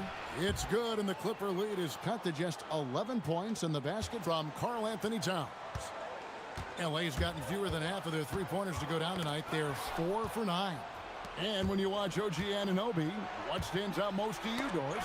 Oh, Kevin, you can't make me pick just one. I mean, this guy is elite on the defensive end of the floor. He's always going to give you great effort. And you better look out on the offensive end. OG Anunoby is starting to become a problem. Boy, you love seeing Brook Lopez get involved. He expertly exploits the defense in these pick-and-roll sets. Brunson against Jones. Outside, Towns. Lopez with the steal. And stolen by Anunoby. 1:46 left in the third quarter of the game. Lopez with the steal. Here's Jones. And it's Jones finishing it off. Wow, and that sort of showmanship is just deflating right now to a team trying to get back into a game like this. Ouch, Greg, that is definitely an emphasis jam. A big apostrophe or exclamation point, maybe even a question mark. Superb touch on the teardrop. Jalen Brunson so good with the floater. Anunoby against Leonard. To the paint. Here's Jones. That's good, and it's Leonard with the assist. Jones has got 4 points this quarter. Unwilling to let up even for a moment. That's his killer instinct, just fanning the flame. One thing I enjoy is watching players who don't pay attention to the score. You lock in on the moment and play the right way. Bridges passes to Towns. That shot missing. Good D by Lopez. Leonard kicks to Lopez. There's 31 seconds left here in the third quarter. Len, with Lopez, he has so many weapons. Right now, he's putting all of them to work. Brunson against Jones. Brunson the pass to Towns. Towns a screen on Jones. Here's Brunson. From the high post, he drills it. Brunson's got 12 points in the game. Pick works well there. Not much resistance from the D. It takes incredible effort to stay connected to the hip of the offensive player. You've got to want to work. And not the most common call you'll see in the NBA, but hard to argue that pick wasn't illegal. It is really difficult to get your feet completely set, to stay completely still. It's almost surprising to me that it isn't called more often.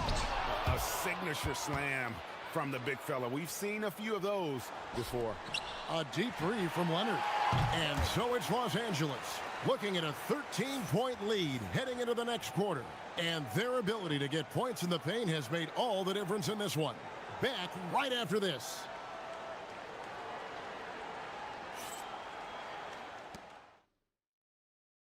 And let's take this opportunity now to show you our State Farm assist of the game. Just true artistry right there. I mean, great decision on where to go with the ball, and how about the perfect delivery? We call that putting it right in the pocket, and he knew what to do with it once it was there.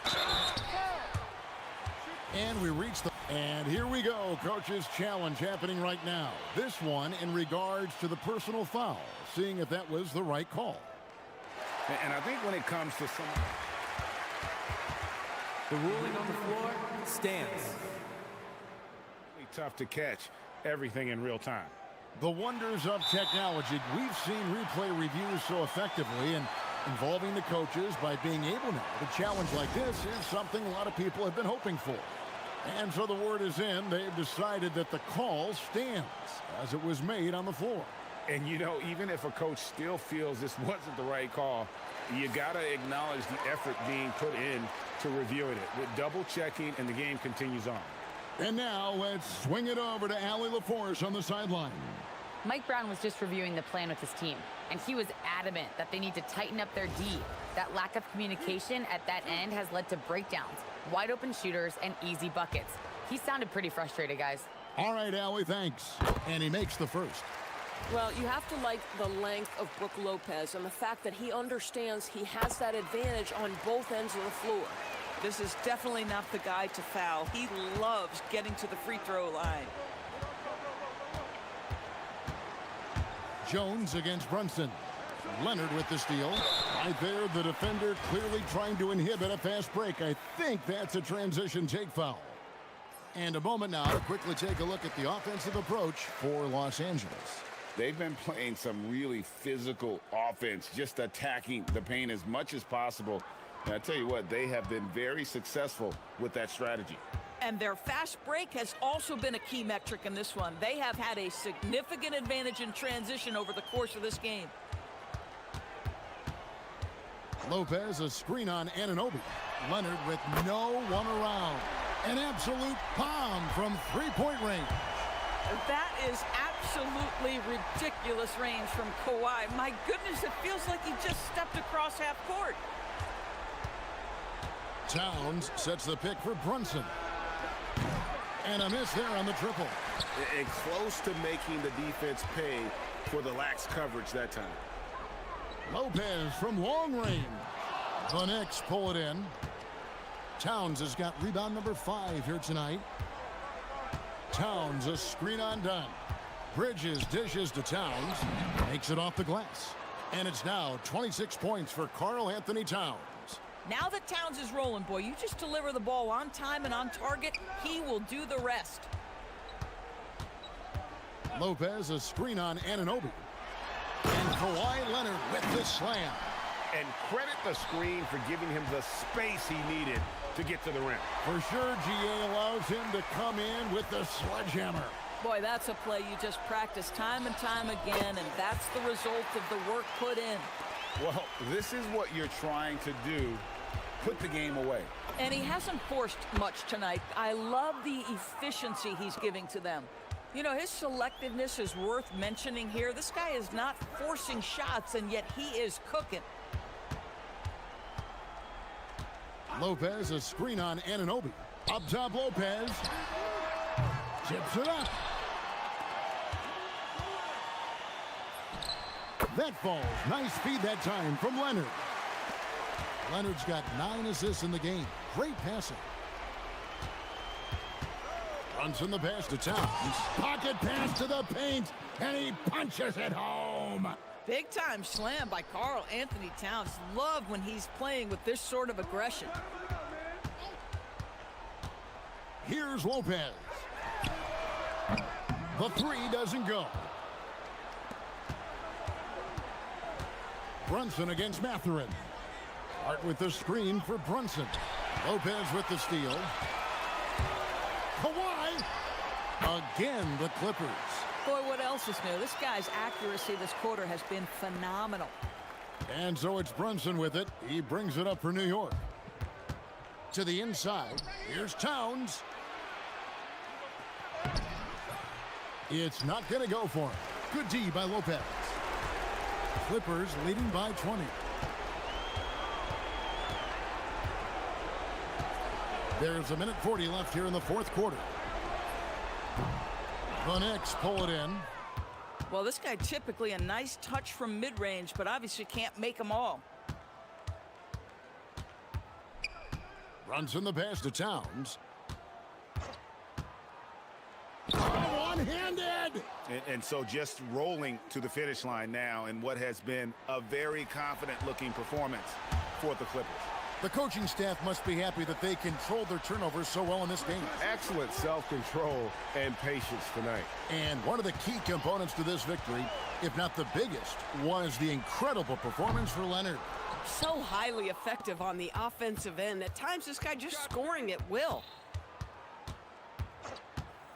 Brunson fires, buries the deep ball. And Mathurin has got the ball here for Los Angeles. Their biggest lead of the game was 21. Anunoby against Leonard. And wrestling for it there, but no one has possession. We'll have a jump ball.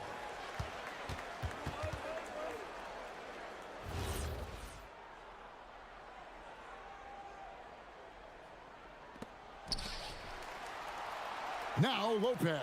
Shot clock at 5 from about 19. That one is off. 7-second difference, shot and game clock. And a fast break now for the Knicks. Towns. Oh, the layup finish off an excellent lead pass. The way, Greg, they're sharing the ball tonight, mesmerizing. Everyone's getting to touch it, and everyone's contributing. Bridges against Mathurin.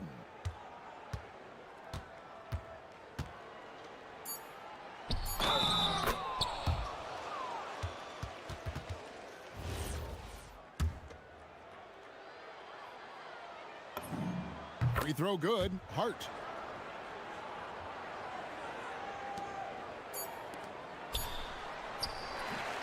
Count it. So the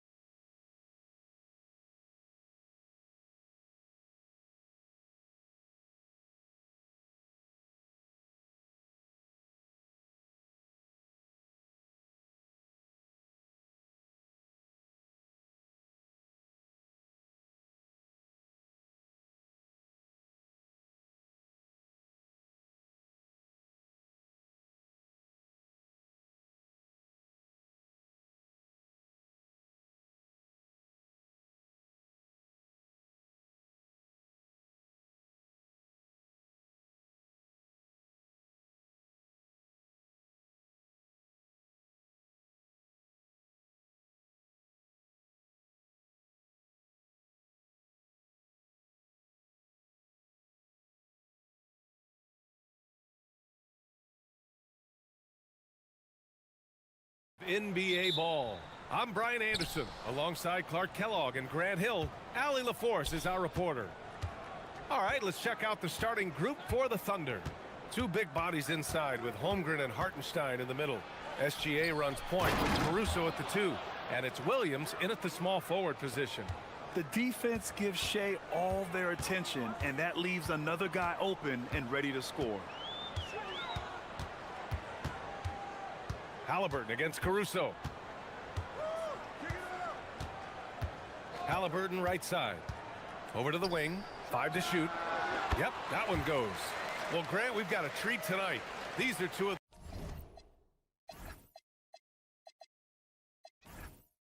the best offenses in the league. Yeah, B.A., you know, one thing they have in common, they make smart decisions with the ball. And, of course, they know how and when to attack. I think we'll get some high IQ hoops here tonight. And the Thunder in possession here. The Pacers making their last shot. And Hartenstein gets it to go. Hartenstein's got his second basket. Just taking it right to the rim, and no one was there to greet him. Well, this early, they should be showing a lot more energy on defense. It's not there. Halliburton with the ball. Now guarded by Holmgren. Here's Huff. Oh, and that one, no question, powered it down. When you're trying to stop a guy like this, you have to match his intensity level. And we all know what can happen when he gets rolling. A hot start can turn into an explosive scoring night. Pounding it inside early and often, setting a physical tone. Here's Halliburton. They set the pick. Holmgren with the block. Wow, I mean, the 7'6" wingspan coming in handy.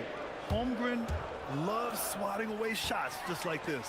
Well, Grant, you look up and down this Thunder roster. It is just loaded with winning players.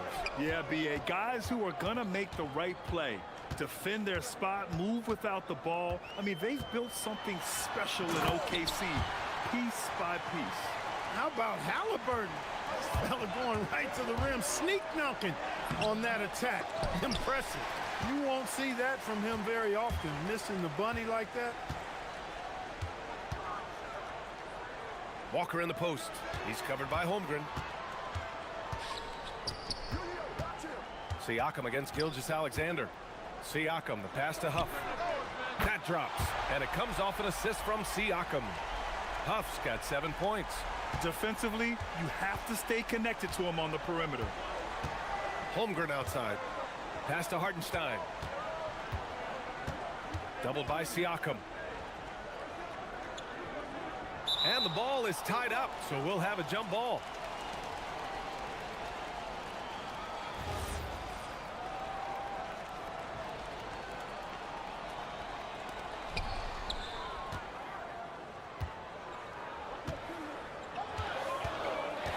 Here's Huff. He's guarded by Caruso.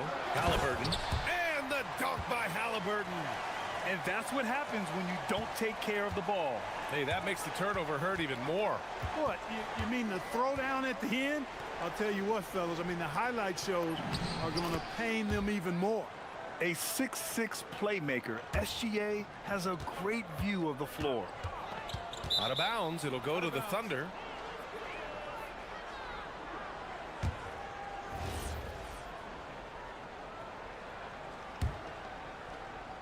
A minute 31 left in the first quarter of the game. Let's go now to the sideline and catch up with Allie LaForce. Thanks, BA. The Thunder are trying to be efficient scoring. Shea Gilgeous-Alexander said, quote, ultimately, it just comes down to taking what the defense gives you and trusting your teammates. You need them to win at a high level. That's clear as day, and I want to win at a high level, so I have no option. Back to you guys. Sharing the rock. Allie, appreciate the report. Now here's Halliburton. Pass to Walker. Fires the 3. Down it goes, and a great assist by Halliburton. No hesitation. Nice work by Walker, not overthinking it. Well, Clark, there are very few firsts in the NBA, but Tyrese Halliburton had one in 2025. That's exactly right, and it was a historic first. I mean, he became the first player in the history of the league to have multiple 30-point, 15 assists, and 0 goose egg, bagel turnover games. I mean, He takes care of that orange and produces real orange juice because he squeezes it. Here's Nembhard following the three by Oklahoma City. Pass to Huff. Oh, and he powers it home. 34 seconds left to play in the first quarter. Hartenstein a screen. Here's SGA. Banked it in off the glass. And the D can't allow Gilgeous-Alexander to get this positioning, because once he does, he makes you pay. And here's Halliburton. He'll bring it up for Indiana. They set the pick. Pass to Huff. Fires the three. Again gets it to go. He can't miss. 5 for 5. As a big, unless you're a dedicated rim runner, have to be some kind of threat from distance. And that one's good. SGA. Gilgeous-Alexander's gotten his second bucket of the game. When they get their opportunity to punch it inside, they don't hesitate. Stolen by Caruso. And so both teams trading buckets as we end the first quarter. Indiana ahead, up by 2.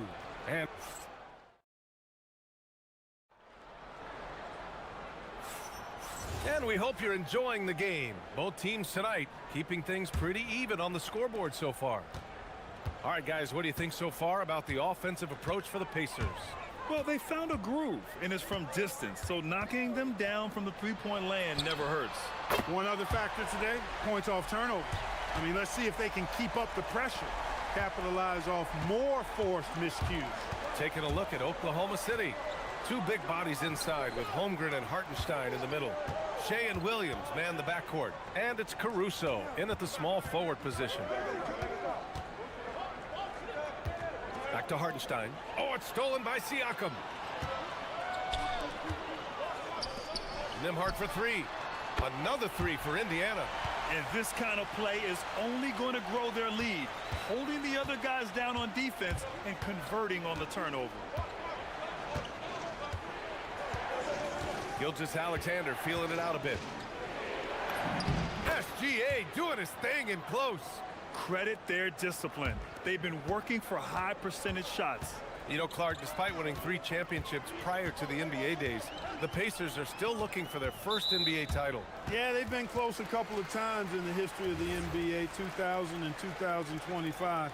They've had some really great teams over the years in the 90s and 2010s, and they came close last year, and I think they'll continue to knock and one day kick that door in.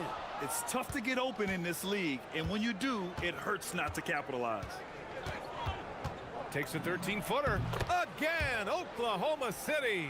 Sweet-looking jumper from the mid-range. I mean, Gilgeous-Alexander just making it look easy. Halliburton with the ball. Now guarded by Holmgren. Halliburton on the wing. Out to the wing. And here's Siakam for 3. That's good. And Halliburton gets the assist. Halliburton's got his 5th assist in this one. Here's Gilgeous-Alexander.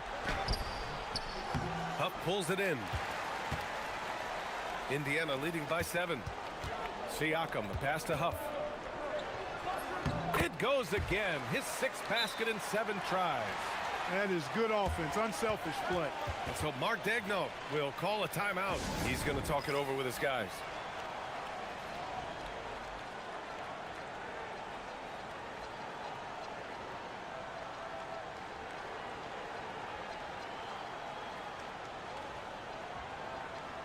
Dort, he's checked in for Oklahoma City.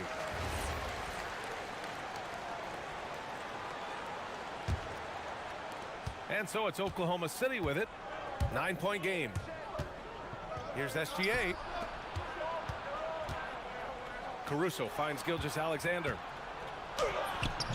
Indiana with a rebound. Outside Walker. Siakam. And then Siakam with the jam. It's just such a long and powerful player. I mean, once Siakam gets inside like this, he's ready to jam. Walker's shot is off. Thunder trail by 11. Williams from long range. And another miss by Oklahoma City. Indiana's got 3 of 5 to fall from beyond the three-point line in the second. And looking at Jalen Williams, is there a part of his game you like best, Grant? You know, it's tough to pick just one, B.A. He's such an all-around player. He can guard point guards, post players, you name it, and can score from anywhere on the court. Here's Halliburton. And from the field after that one, 3 for 4 now. He's such a creative scorer in close. Tyrese Halliburton only needs a sliver of space to make you pay. The kick out to Williams. Back to SGA. Caruso outside. Nice ball movement by Oklahoma City. And the big finish by Holmgren. Hey, kept it simple. No reason to get fancy right now, B.A. Yeah, he's just looking to find shots and produce for his team.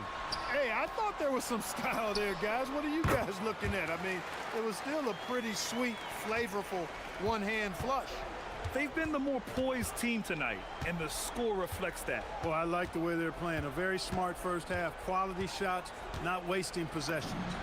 Oh, SGA. Sweet. A clever scorer who reads the floor beautifully. The floater is just one of many ways Gilgeous-Alexander can beat you. And just shredding apart the defense with his passing. He's helping to pace this offense so well. You know, numbers don't always tell the story, guys, but his assist totals do paint the picture here. I mean, he's got everybody involved. SGA against Nimhart. The kick out to Williams. Back to SGA. Clock at 6. The 3 is up. Huff pulls it in. Huff's got 4 rebounds now. Caruso against Halliburton. Pass to Huff. Down it goes, and a great assist by Halliburton. Halliburton's got 9 assists in the game. Great passing. Here's SGA, and he'll draw the foul. He'll head to the line for 2. There's that man, Gilgeous-Alexander. So tough to contend with his quickness. Both free throws good from Gilgeous-Alexander. That's what he does. Rock solid at the line. Halliburton surveys the floor. And here's Siakam for 3. And it's Holmgren with a rebound. Got it up. No good. Would have counted had it gone. And so it's the Indiana Pacers with an impressive 16-point lead. Appreciate it, Allie. And we'll be coming right back after this break. Ready for the third quarter.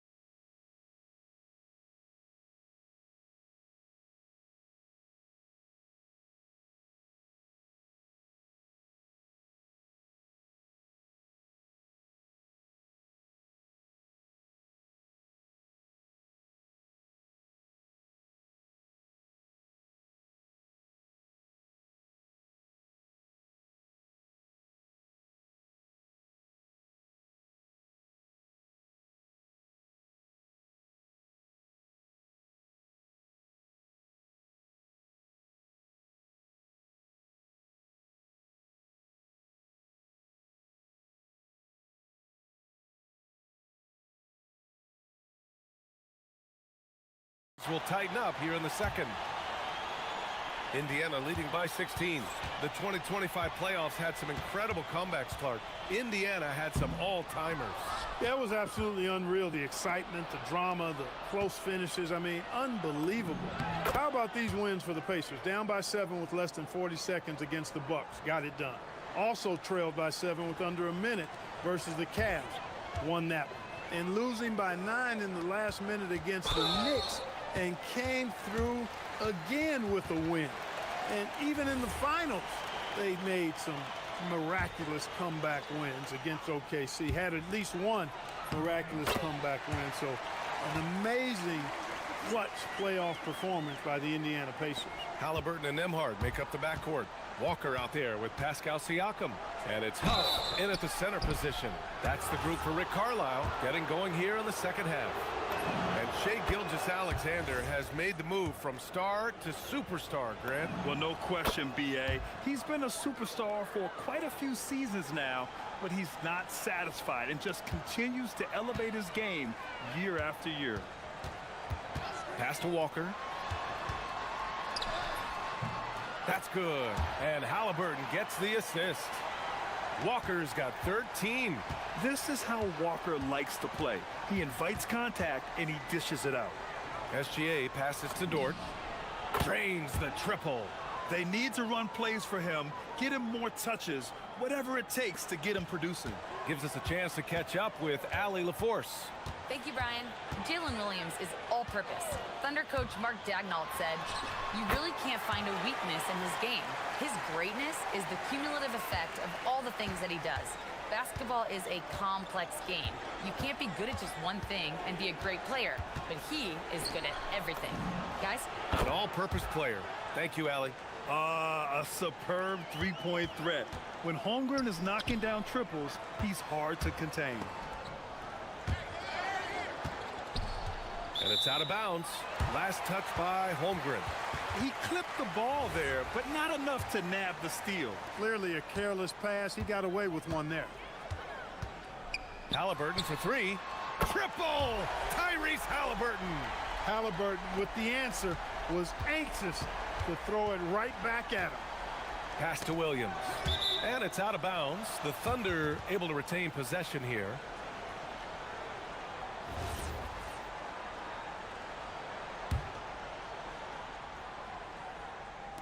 And now around 2 minutes gone by in this half.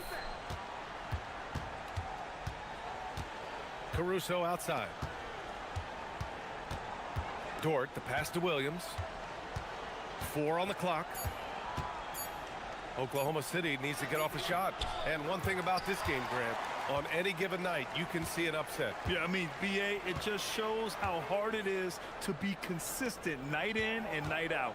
Every team in the league has quality players, so if you're off your game even just a little, that could be enough to lose it for you. Huff, good. Halliburton doing what he does so well, creating easy looks for his teammates. Outstanding court vision. From deep, Holmgren. Holmgren with another miss. And he probably thought he was going to bury that one. Pass to Siakam. This one for three. Yes. Great play by Walker to set it up. Siakam's got 10. Their offense has been unstoppable, just firing on all cylinders. And, you know, the lead just keeps growing. I mean, this game is not going to get out of their grip. They're going to keep pulling away. When you're as good a passer and scorer as SGA, you'll get defenders to bite like that. SGA hits them both. Indiana leading by 19. Nembhard, right side. We've got 1:48 left to play in the third quarter here. They set a pick. Halliburton, the pass to Huff. And again, it's Indiana with a three. Now, he's in his bag from beyond the arc right now. You see his confidence. Yeah, I'd be confident too. As a matter of fact, I mean, if you're stacking up threes the way he is, I mean, he's doing all this work from behind the arc. He relishes his role in this offense, and he's a natural leader too. Indiana's got it going from the perimeter in the third. 4 for 4 so far. And stolen by Holmgren. Stolen by Siakam. Down low. And denied. He He sends it right off the glass. Caruso with it. Halliburton picks him up. Caruso with the bucket. You trust him and expect him to make those mid-range jumpers, especially against loose defense like that. Halliburton against Caruso. Halliburton, the pass to Walker. They set the screen. Down to 5 on the shot clock. Right wing. Here's Huff. Indiana again missing. That's what you want defensively. Force contested threes. With 2 hands on the rock, he powers it through. Totally in control, protecting the ball the whole way. And he should be. I mean, remove all doubt. Get it down, hard, and simple. Huff, good. And trust me, when the D's slow to react, he'll be the first guy to make them pay. Boy, the defense looks shell-shocked. I mean, they're on the ropes right now, on their heels. Here's Gilgeous-Alexander. Caruso outside. Back to SGA. To the inside. Nembhard with a steal. On the take. And blocked. That one goes careening off the glass. And so it's the Indiana Pacers.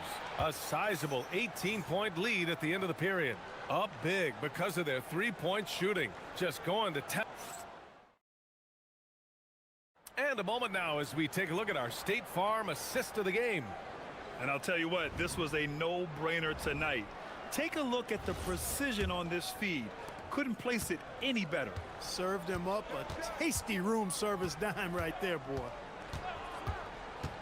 And as we head into the fourth, we'll see if there's a comeback in the works or if it's more of the same for the first 3 quarters. And Oklahoma City looking at who they've got to start the fourth. Inside, we got Williams and Holmgren. Gilgeous-Alexander runs the point with Dort at the 2. And it's Caruso in at the 3, the small forward. Now that's how you use the screen right there. And it leads to a thunderous finish. That was nice. And, you know, not enough help from the defense there to compensate.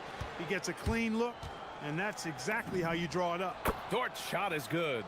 And great awareness. Holmgren's so good at reading the movement of his teammates. A very heady passer for a big man. Halliburton misses. And so it's Gilgeous-Alexander with it. He brings it up for the Thunder. They trail by 14. Count that one. 10 points for Chet Holmgren. He can really read the floor. Precision pass in rhythm. Pass to Huff. The 3-ball. Fires in the triple. And the Pacers lead by 15. Their strategy has been pretty simple here in the second half. Attack from 3-point range. Certainly. I mean, they saw a weakness in the perimeter defense and took advantage of it. Here's Gilgeous-Alexander. Outside for Dort. Oh, Siakam with the block. And the coaching staff, they love this. I mean, Siakam, he's engaged, aggressive, just getting after it on the defensive end. Nembhard, the pass to Walker. Holmgren with the block. And it's out of bounds. Last touch by Holmgren.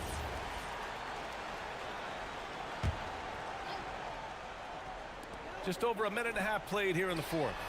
Gets the 3 to fall. Huff's got 14 points here in the second half. Woo! That man is laser focused. Now, that's bad defense for a team that has a long way to go to catch up. They look pretty demoralized to me, and that always shows through at the defensive end first. Great positioning on the putback. All right, guys, let's get your take on the hustle stats for Indiana. Yeah, they've done a great job of challenging every shot they can. Their totals in the block column are a result of that aggression. Well, let's make sure we don't overlook the steals they've been able to get now. Those forced turnovers have helped them put points on the board and in their pocket. Here's Halliburton. If you're looking for ways to help your team, that's last on the list. Hey, that's crazy there. I mean, insanity. At least wait until you get across half court. My goodness. Gilgeous-Alexander. Oh, he goes to the glass with that one. And such a clever player in pick and rolls. Gilgeous-Alexander is unpredictable and understands how to attack defenses. Puts up the tray. And Walker with the 3. And their strategy is obvious. manufacture looks from outside the arc. Well, you know, that's exactly their plan here in the fourth. Work to find space behind the arc and then bury some threes. Nimhard outside. Oh, a big finish with a one-handed jam. Adding insult to injury with the dunk off the steal. Nice to see a good play on D. That led to some fireworks. Well, turning defense to offense, we talk about it all the time. Try to hit your opponent at the other end before they can set up the defense. And it's out of bounds to Indiana.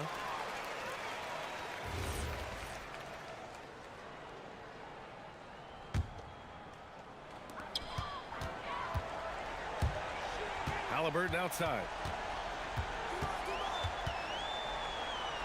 A bit under 3.5 minutes have passed here in the fourth. Pass to Huff. Shot clock at 6. Halliburton against Holmgren. Holmgren with the block. He times his blocks almost perfectly. Holmgren stands his ground and forces the shooter to commit first. We've got 1:28 left in the game. And what a complete performance we saw from them. A dominant win in every way for the Pacers. And it was a big-time performance across the board. They looked like they were having fun out there, Grant. Yeah, B.A., it was almost like watching a cat play with a mouse. I mean, they did pretty much anything they wanted to do out there today. Here's Dort. Out of bounds. It'll be Indiana's ball. A sloppy turnover. When you're not locked in, you pay the price. And it's Indiana's ball. They're on a 13-5 run. Halliburton, the pass to Huff. And they go to the intentional foul. And I'll tell you what, this game is in the books. Not quite sure why they're delaying the inevitable by fouling. Yeah, exactly. I mean, this game is over, and they're the only ones who don't realize that. And it's out of bounds. Last touch by Holmgren.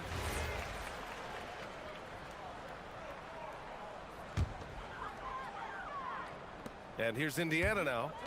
Earlier they held a 23-point lead. Just 5 to shoot. Indiana needs to get a shot off. And then Siakam with the jam. Their home crowd has energized them all game. Now they're closing it out. And I think they can start that celebration right now. I mean, what a terrific team victory. And the basket is good.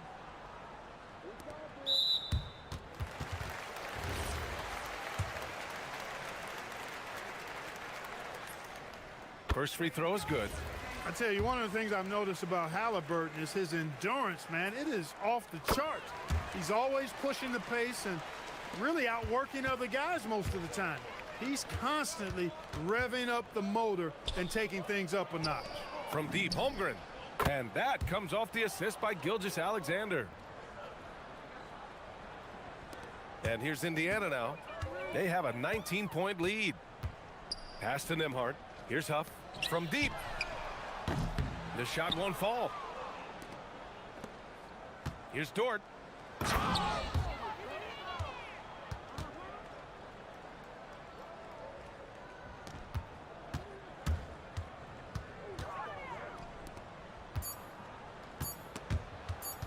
And stolen by Holmgren.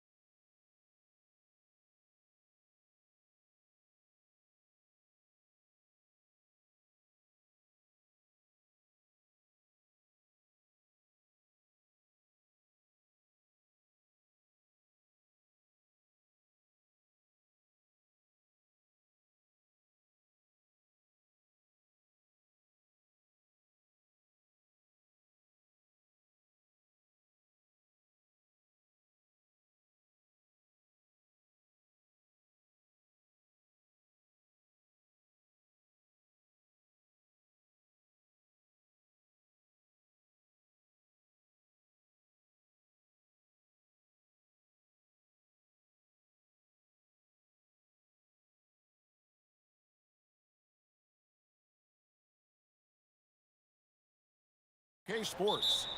I'm Kevin Harlan. Here at the table with me, Greg Anthony and Richard Jefferson. And over on the sidelines tonight, Allie LaForce. And now the opening lineup for Boston. The wing pairing, it's White and Brown. Down on the block, it's Tatum with Keita. And it's Walsh in at the point. And last season, yet again, 60-plus wins, Greg, for the Celtics. One of the elite teams clearly in the league. And the only concern was perhaps a tendency towards complacency, but Shot's good. after coming up short last season and with Tatum sidelined, some adversity to spark their competitive fire. And he'll be shooting his first free throw of the game here. And I like what he did at the line a season ago. How about 81%?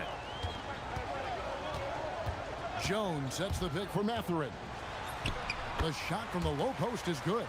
And inside, Mathurin makes great use of his agility, developing some instincts for how to get around in traffic. Now here's Brown. And there is a whistle. That'll go on Derek Jones. That's his first foul.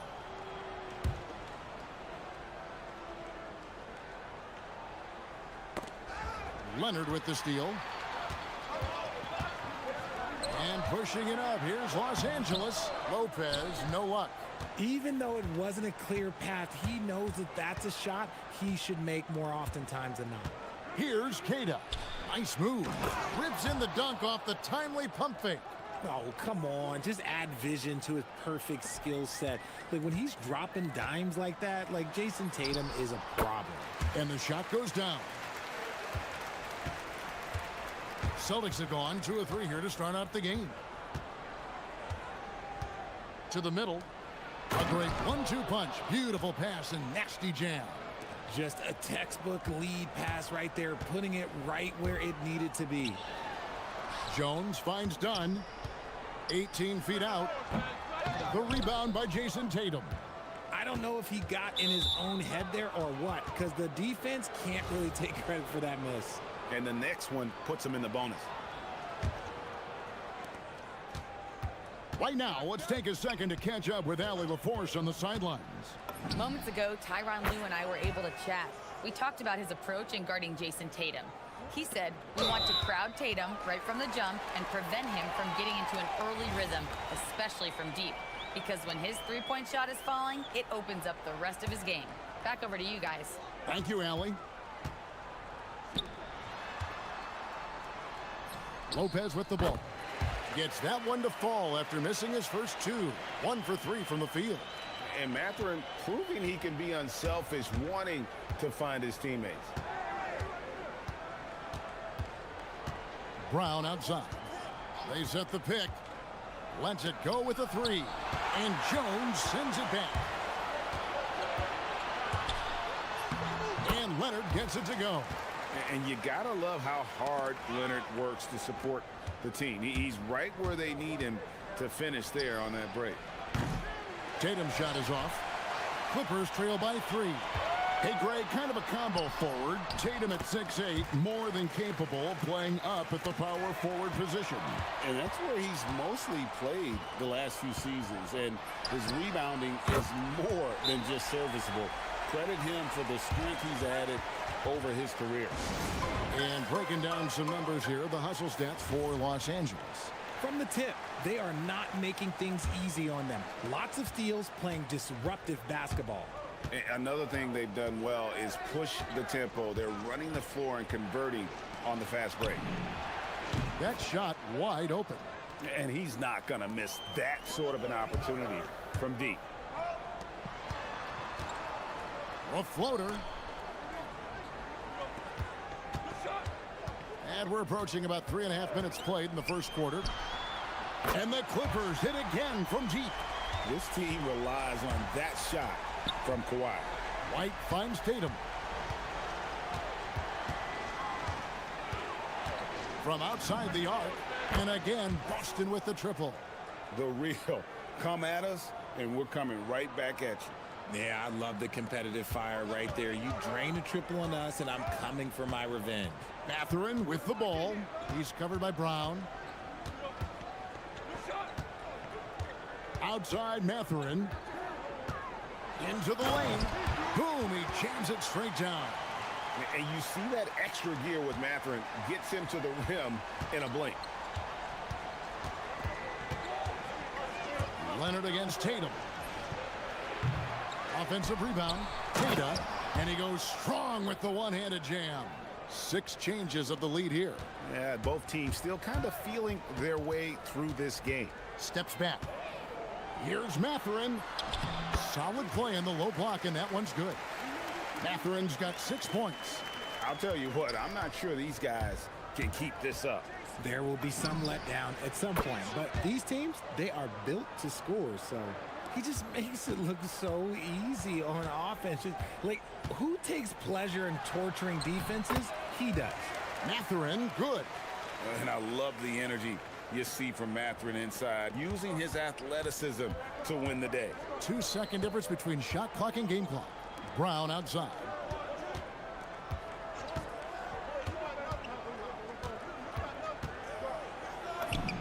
From 16 feet away, he cans it. The mid-range is not an issue for Brown, and it's just another weapon in his arsenal now. And here's Leonard from 3. Drains it from beyond the arc. 13 points in the game. He is in a zone right now. Every 3 he puts up seems to be going down. Kawhi Leonard has been on display for Los Angeles. He witnessed him delivering a...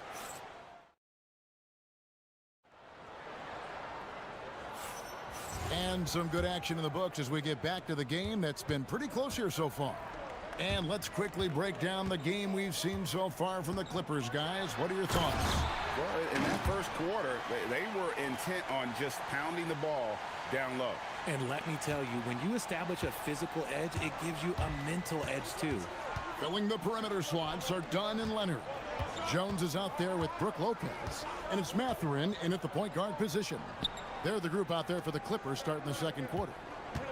Now here's Brown. Shot clock at 6. Crafty move. Brown jams it in. Come on, Jalen. That's just ridiculous. Los Angeles has gone 3 of 3 from three-point land here tonight. One thing you can say about this Clippers organization, GA, resources will never be a problem. Yeah, passionate and deep-pocketed leadership. You throw in the market size, and even if they're not the glamour franchise in LA, they're no longer resigned to second fiddle. Quarter number 2 with just over a minute gone.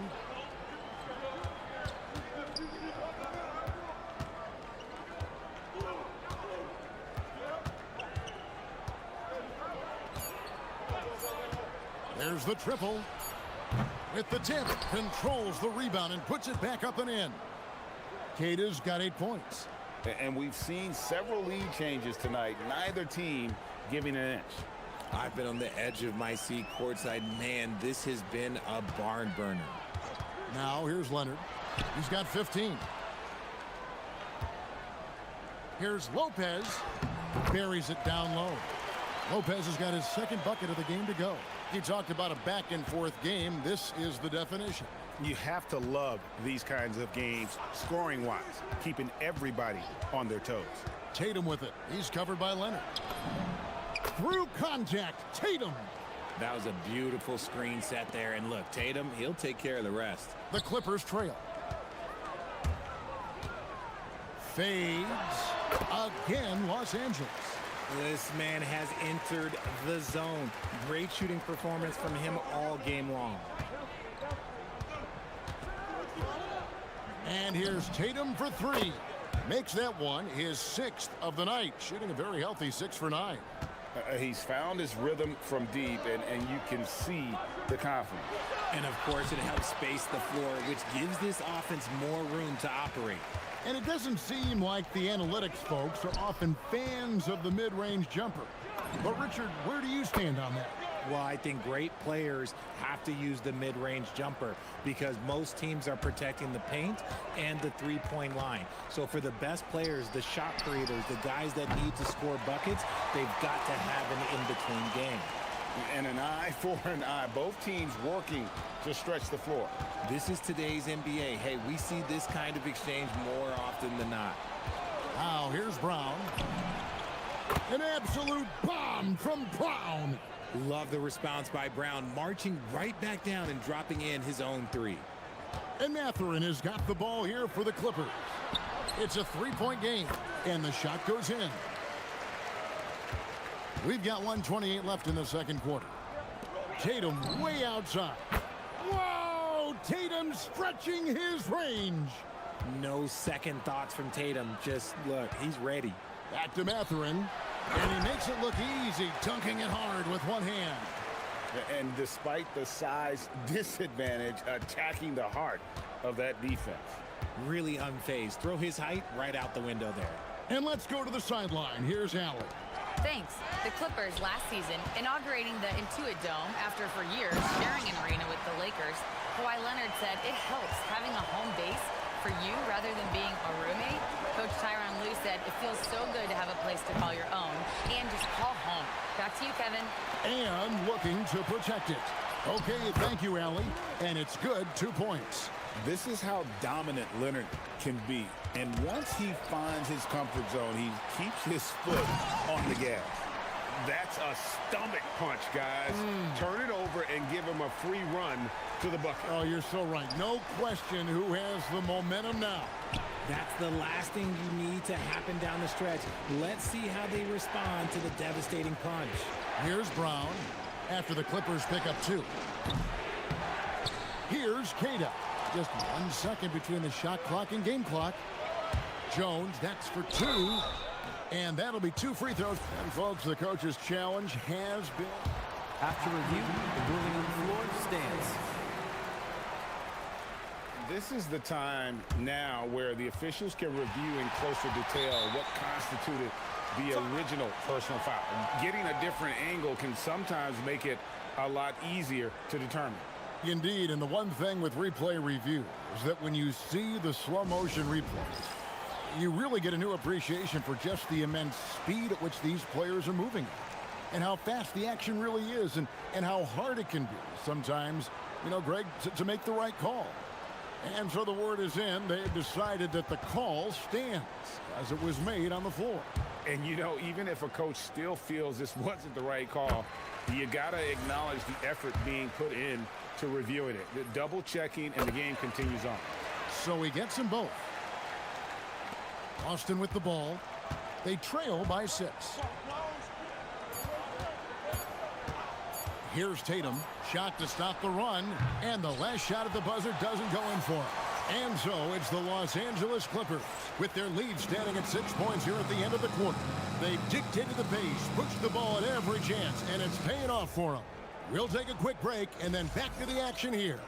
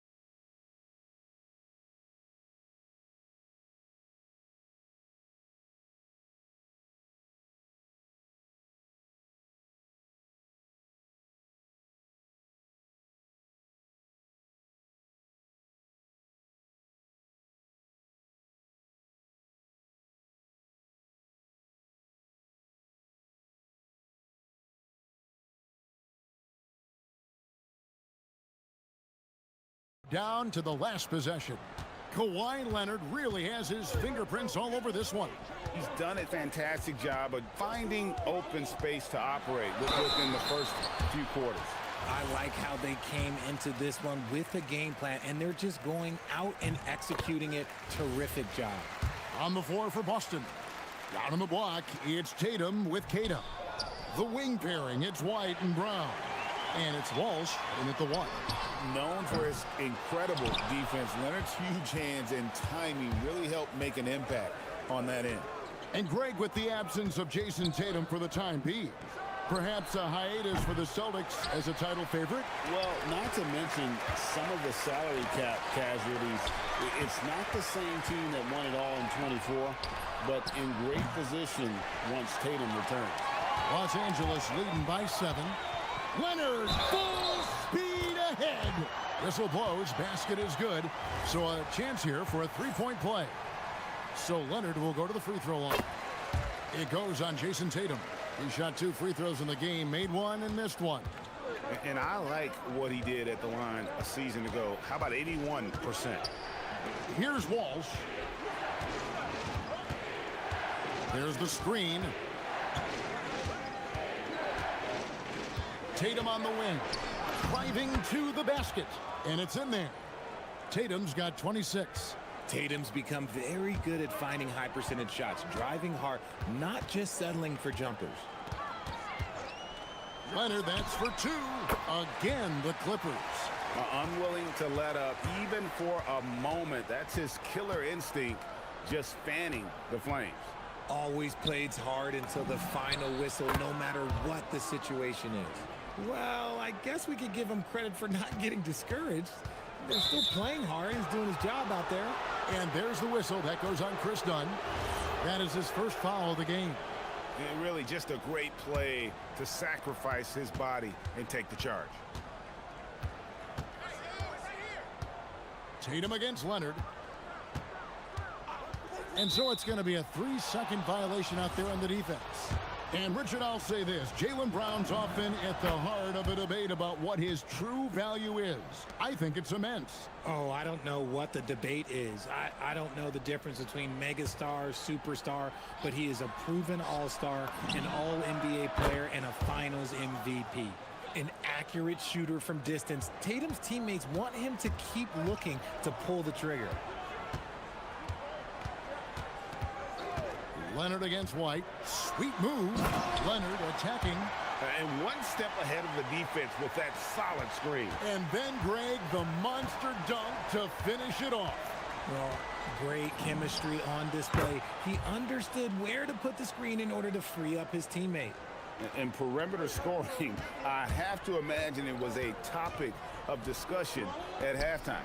And you see this so much more nowadays in the NBA. Teams putting a larger emphasis on jacking up threes. And one thing that makes Leonard's shot so effective is the backspin.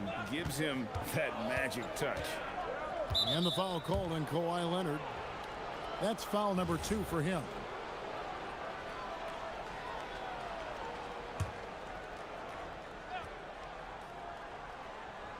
Just over 2.5 minutes gone by here in the second half. The 3 from Tatum. Good, another from 3. Buries his 10th triple of the game. Unbelievable. And so they foul intentionally. Yeah, not sure what that was about. I mean, talk about a brain cramp. Mathurin for 3. It's rebounded by Walsh. The Celtics on offense. They're on a 15-6 run. Tatum with it. Leonard picks him up. And the foul called on Kawhi Leonard. That's his 3rd foul of the game.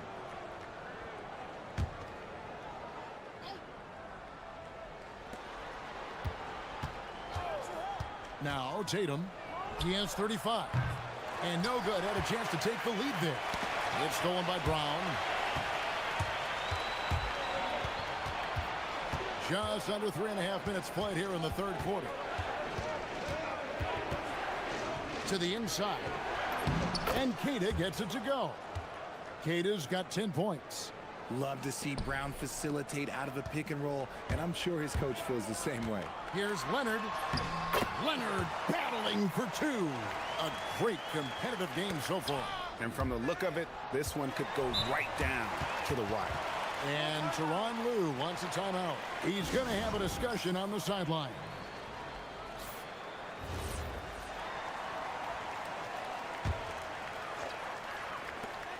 .116 left to play here in the 3rd. Leonard chewing him up inside. Such a strong wing. Kawhi can more than handle his own down low. Now here's Tatum. Takes the three. It's hauled in by Dunn. Clippers leading by 3. Here's Mathurin. Sinks that one from the post. He's got 14. Beautiful move by Mathurin. He's got a deep bag. Man. Here's Tatum with the drive. Oh, just solid on the one-handed slam. And guys, when it's a tight ball game like this, he's the guy they want with the ball. Here's Leonard. Austin grabs the miss. That's a surprise. I mean, really out of character for him to miss when the defense is not right up on it. A nice shot by Tatum.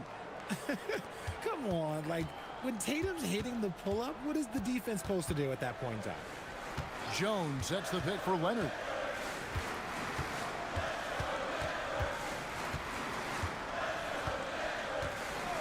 Three-pointer. Kawhi drills the three-pointer.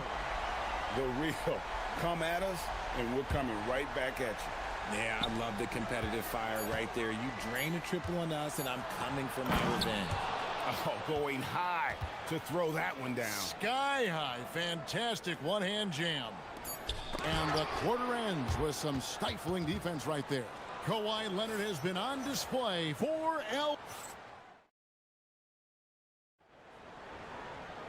3/10 quarters behind us. One more to go. Thanks for being with us as we begin the fourth. Filling the perimeter slots are Dunn and Leonard. Brook Lopez is out there with Jones. And it's Mathurin in at the 1 spot. That's who's out there for the Clippers. Tatum passes to Walsh. Brown feeling it out a bit. There's a good screen. And foul on the shot. He'll shoot 2 at the free throw line. When it comes to Jaylen Brown, Greg, what qualities does he add to a team? Well, I love how active and physical he is. He poses such a difficult challenge on both sides of the ball. With a Finals MVP award to his credit, you know he's as mentally tough as anyone in our league. Launches from deep. Cash money, Brown with the tray. And taking a quick look here at the hustle stats for the Celtics. Great heads-up defensive play tonight, creating offensive opportunities for themselves by forcing deflections. And not just that, they're also forcing turnovers at a high rate and taking advantage in transition. And a wide open look for Mathurin. That's in, coming off an assist from Dunn. 19 points here for Benedict Mathurin. Tatum against Leonard. Takes a 3. And the Celtics hit again from deep. Taking matters into his own hands, Tatum gets those 3 points back in a hurry. Pass to Lopez. Yep, that one goes. It's been like this all night for both teams. The offenses having their way. Yeah, but I think it's going to come down to who can get the stops down the stretch, because that's who's going to come away with this win. Here's Tatum following the basket by Brook Lopez. This one for 3. And Jones pulls it down. And so it's Leonard with it. He'll bring it up for Los Angeles. And it's White with the rebound. Boston's gone 2 of 3 in the fourth quarter from long range. Good shooting so far. There's Brown with the 3. No good. Good job by the D to stay with him and make that a tough 3. And we've got a timeout from Joe Mazzulla. Wants to make sure everybody's coordinated and intent. And the Clippers making a change here. Bogdanovich is checked in. Let's go to the sideline and see what Allie LaForce has dug up for us. Allie, take it away. During that last break, Whoa! Tatum capping off the alley-oop. Terrific lob, and Tatum takes care of the rest. This is how it's done. Those passes dunk themselves. And here's Tatum. He'll bring it up for the Boston Celtics. A 2-point game. It misses. Los Angeles has gone 1 of 3 from outside the arc since we've reached the fourth quarter. And folks, he did not luck into that one. He knew just where he wanted to be to grab that backboard. Puts up the 3. Another chance here. Brown with it. Jones covering. 5 to shoot. And there's the dunk. There you go, JB. I love his confidence. One of his strongest traits. For Los Angeles, they've gone 4 of 7 from the field since the beginning of the fourth. Benedict Mathurin, he's checked in for Los Angeles. Leonard, and the shot will go down. Showing no hesitation, and in a huge moment, Kawhi wants the ball when they need a bucket. Brown outside. Wow, put it down! Wow! Oh, my gracious, way to get up. And guys, I don't know that this is the time for that kind of flair. In a close game, the important thing is to get the 2 points, not necessarily the dramatic. Oh, come on. He had to go for that, didn't he? My goodness. I-C-E, ice. He has absolute ice in his veins. This guy, he lives for these moments. Brown outside. Going inside. Oh, my goodness, man. In the clutch, Brown is someone you rely on, and he knows how to find his team points in a hurry. No good. And give the defense credit. He was met at the rim. And the foul called on Kawhi Leonard. That's his 5th foul. The Celtics with the lead. 1:05 left in the fourth quarter of this one. On the wing, Brown. Defended by Jones. Oh, the slam dunk.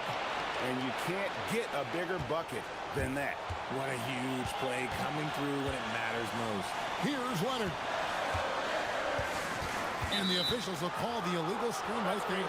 And that is an absolute heartbreaker of a turnover. In a close game like this, that might be enough to impact how it ends. Here's Boston now. 3-point lead. Tatum takes it inside. It's in. It is the sheer confidence of Tatum, ready to put his team on his back. And the foul called on Kawhi Leonard. That's it for him. He's fouled out of the game. And he has to take that long, slow walk back to the bench here. He'll watch the rest of this one from the sideline. Los Angeles making a switch here. Batum's checked in. Tatum against Jones. And here is Tatum. Launches it. Good. He hits again. And he's up to 52 points. Yeah, making a GA look all too easy right now. Mathurin. And just miss after miss right now.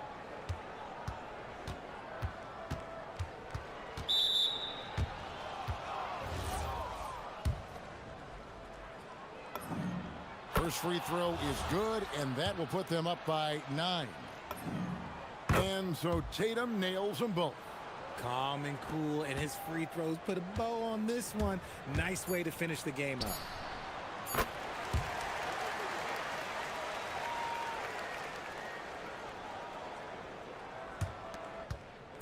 White fires.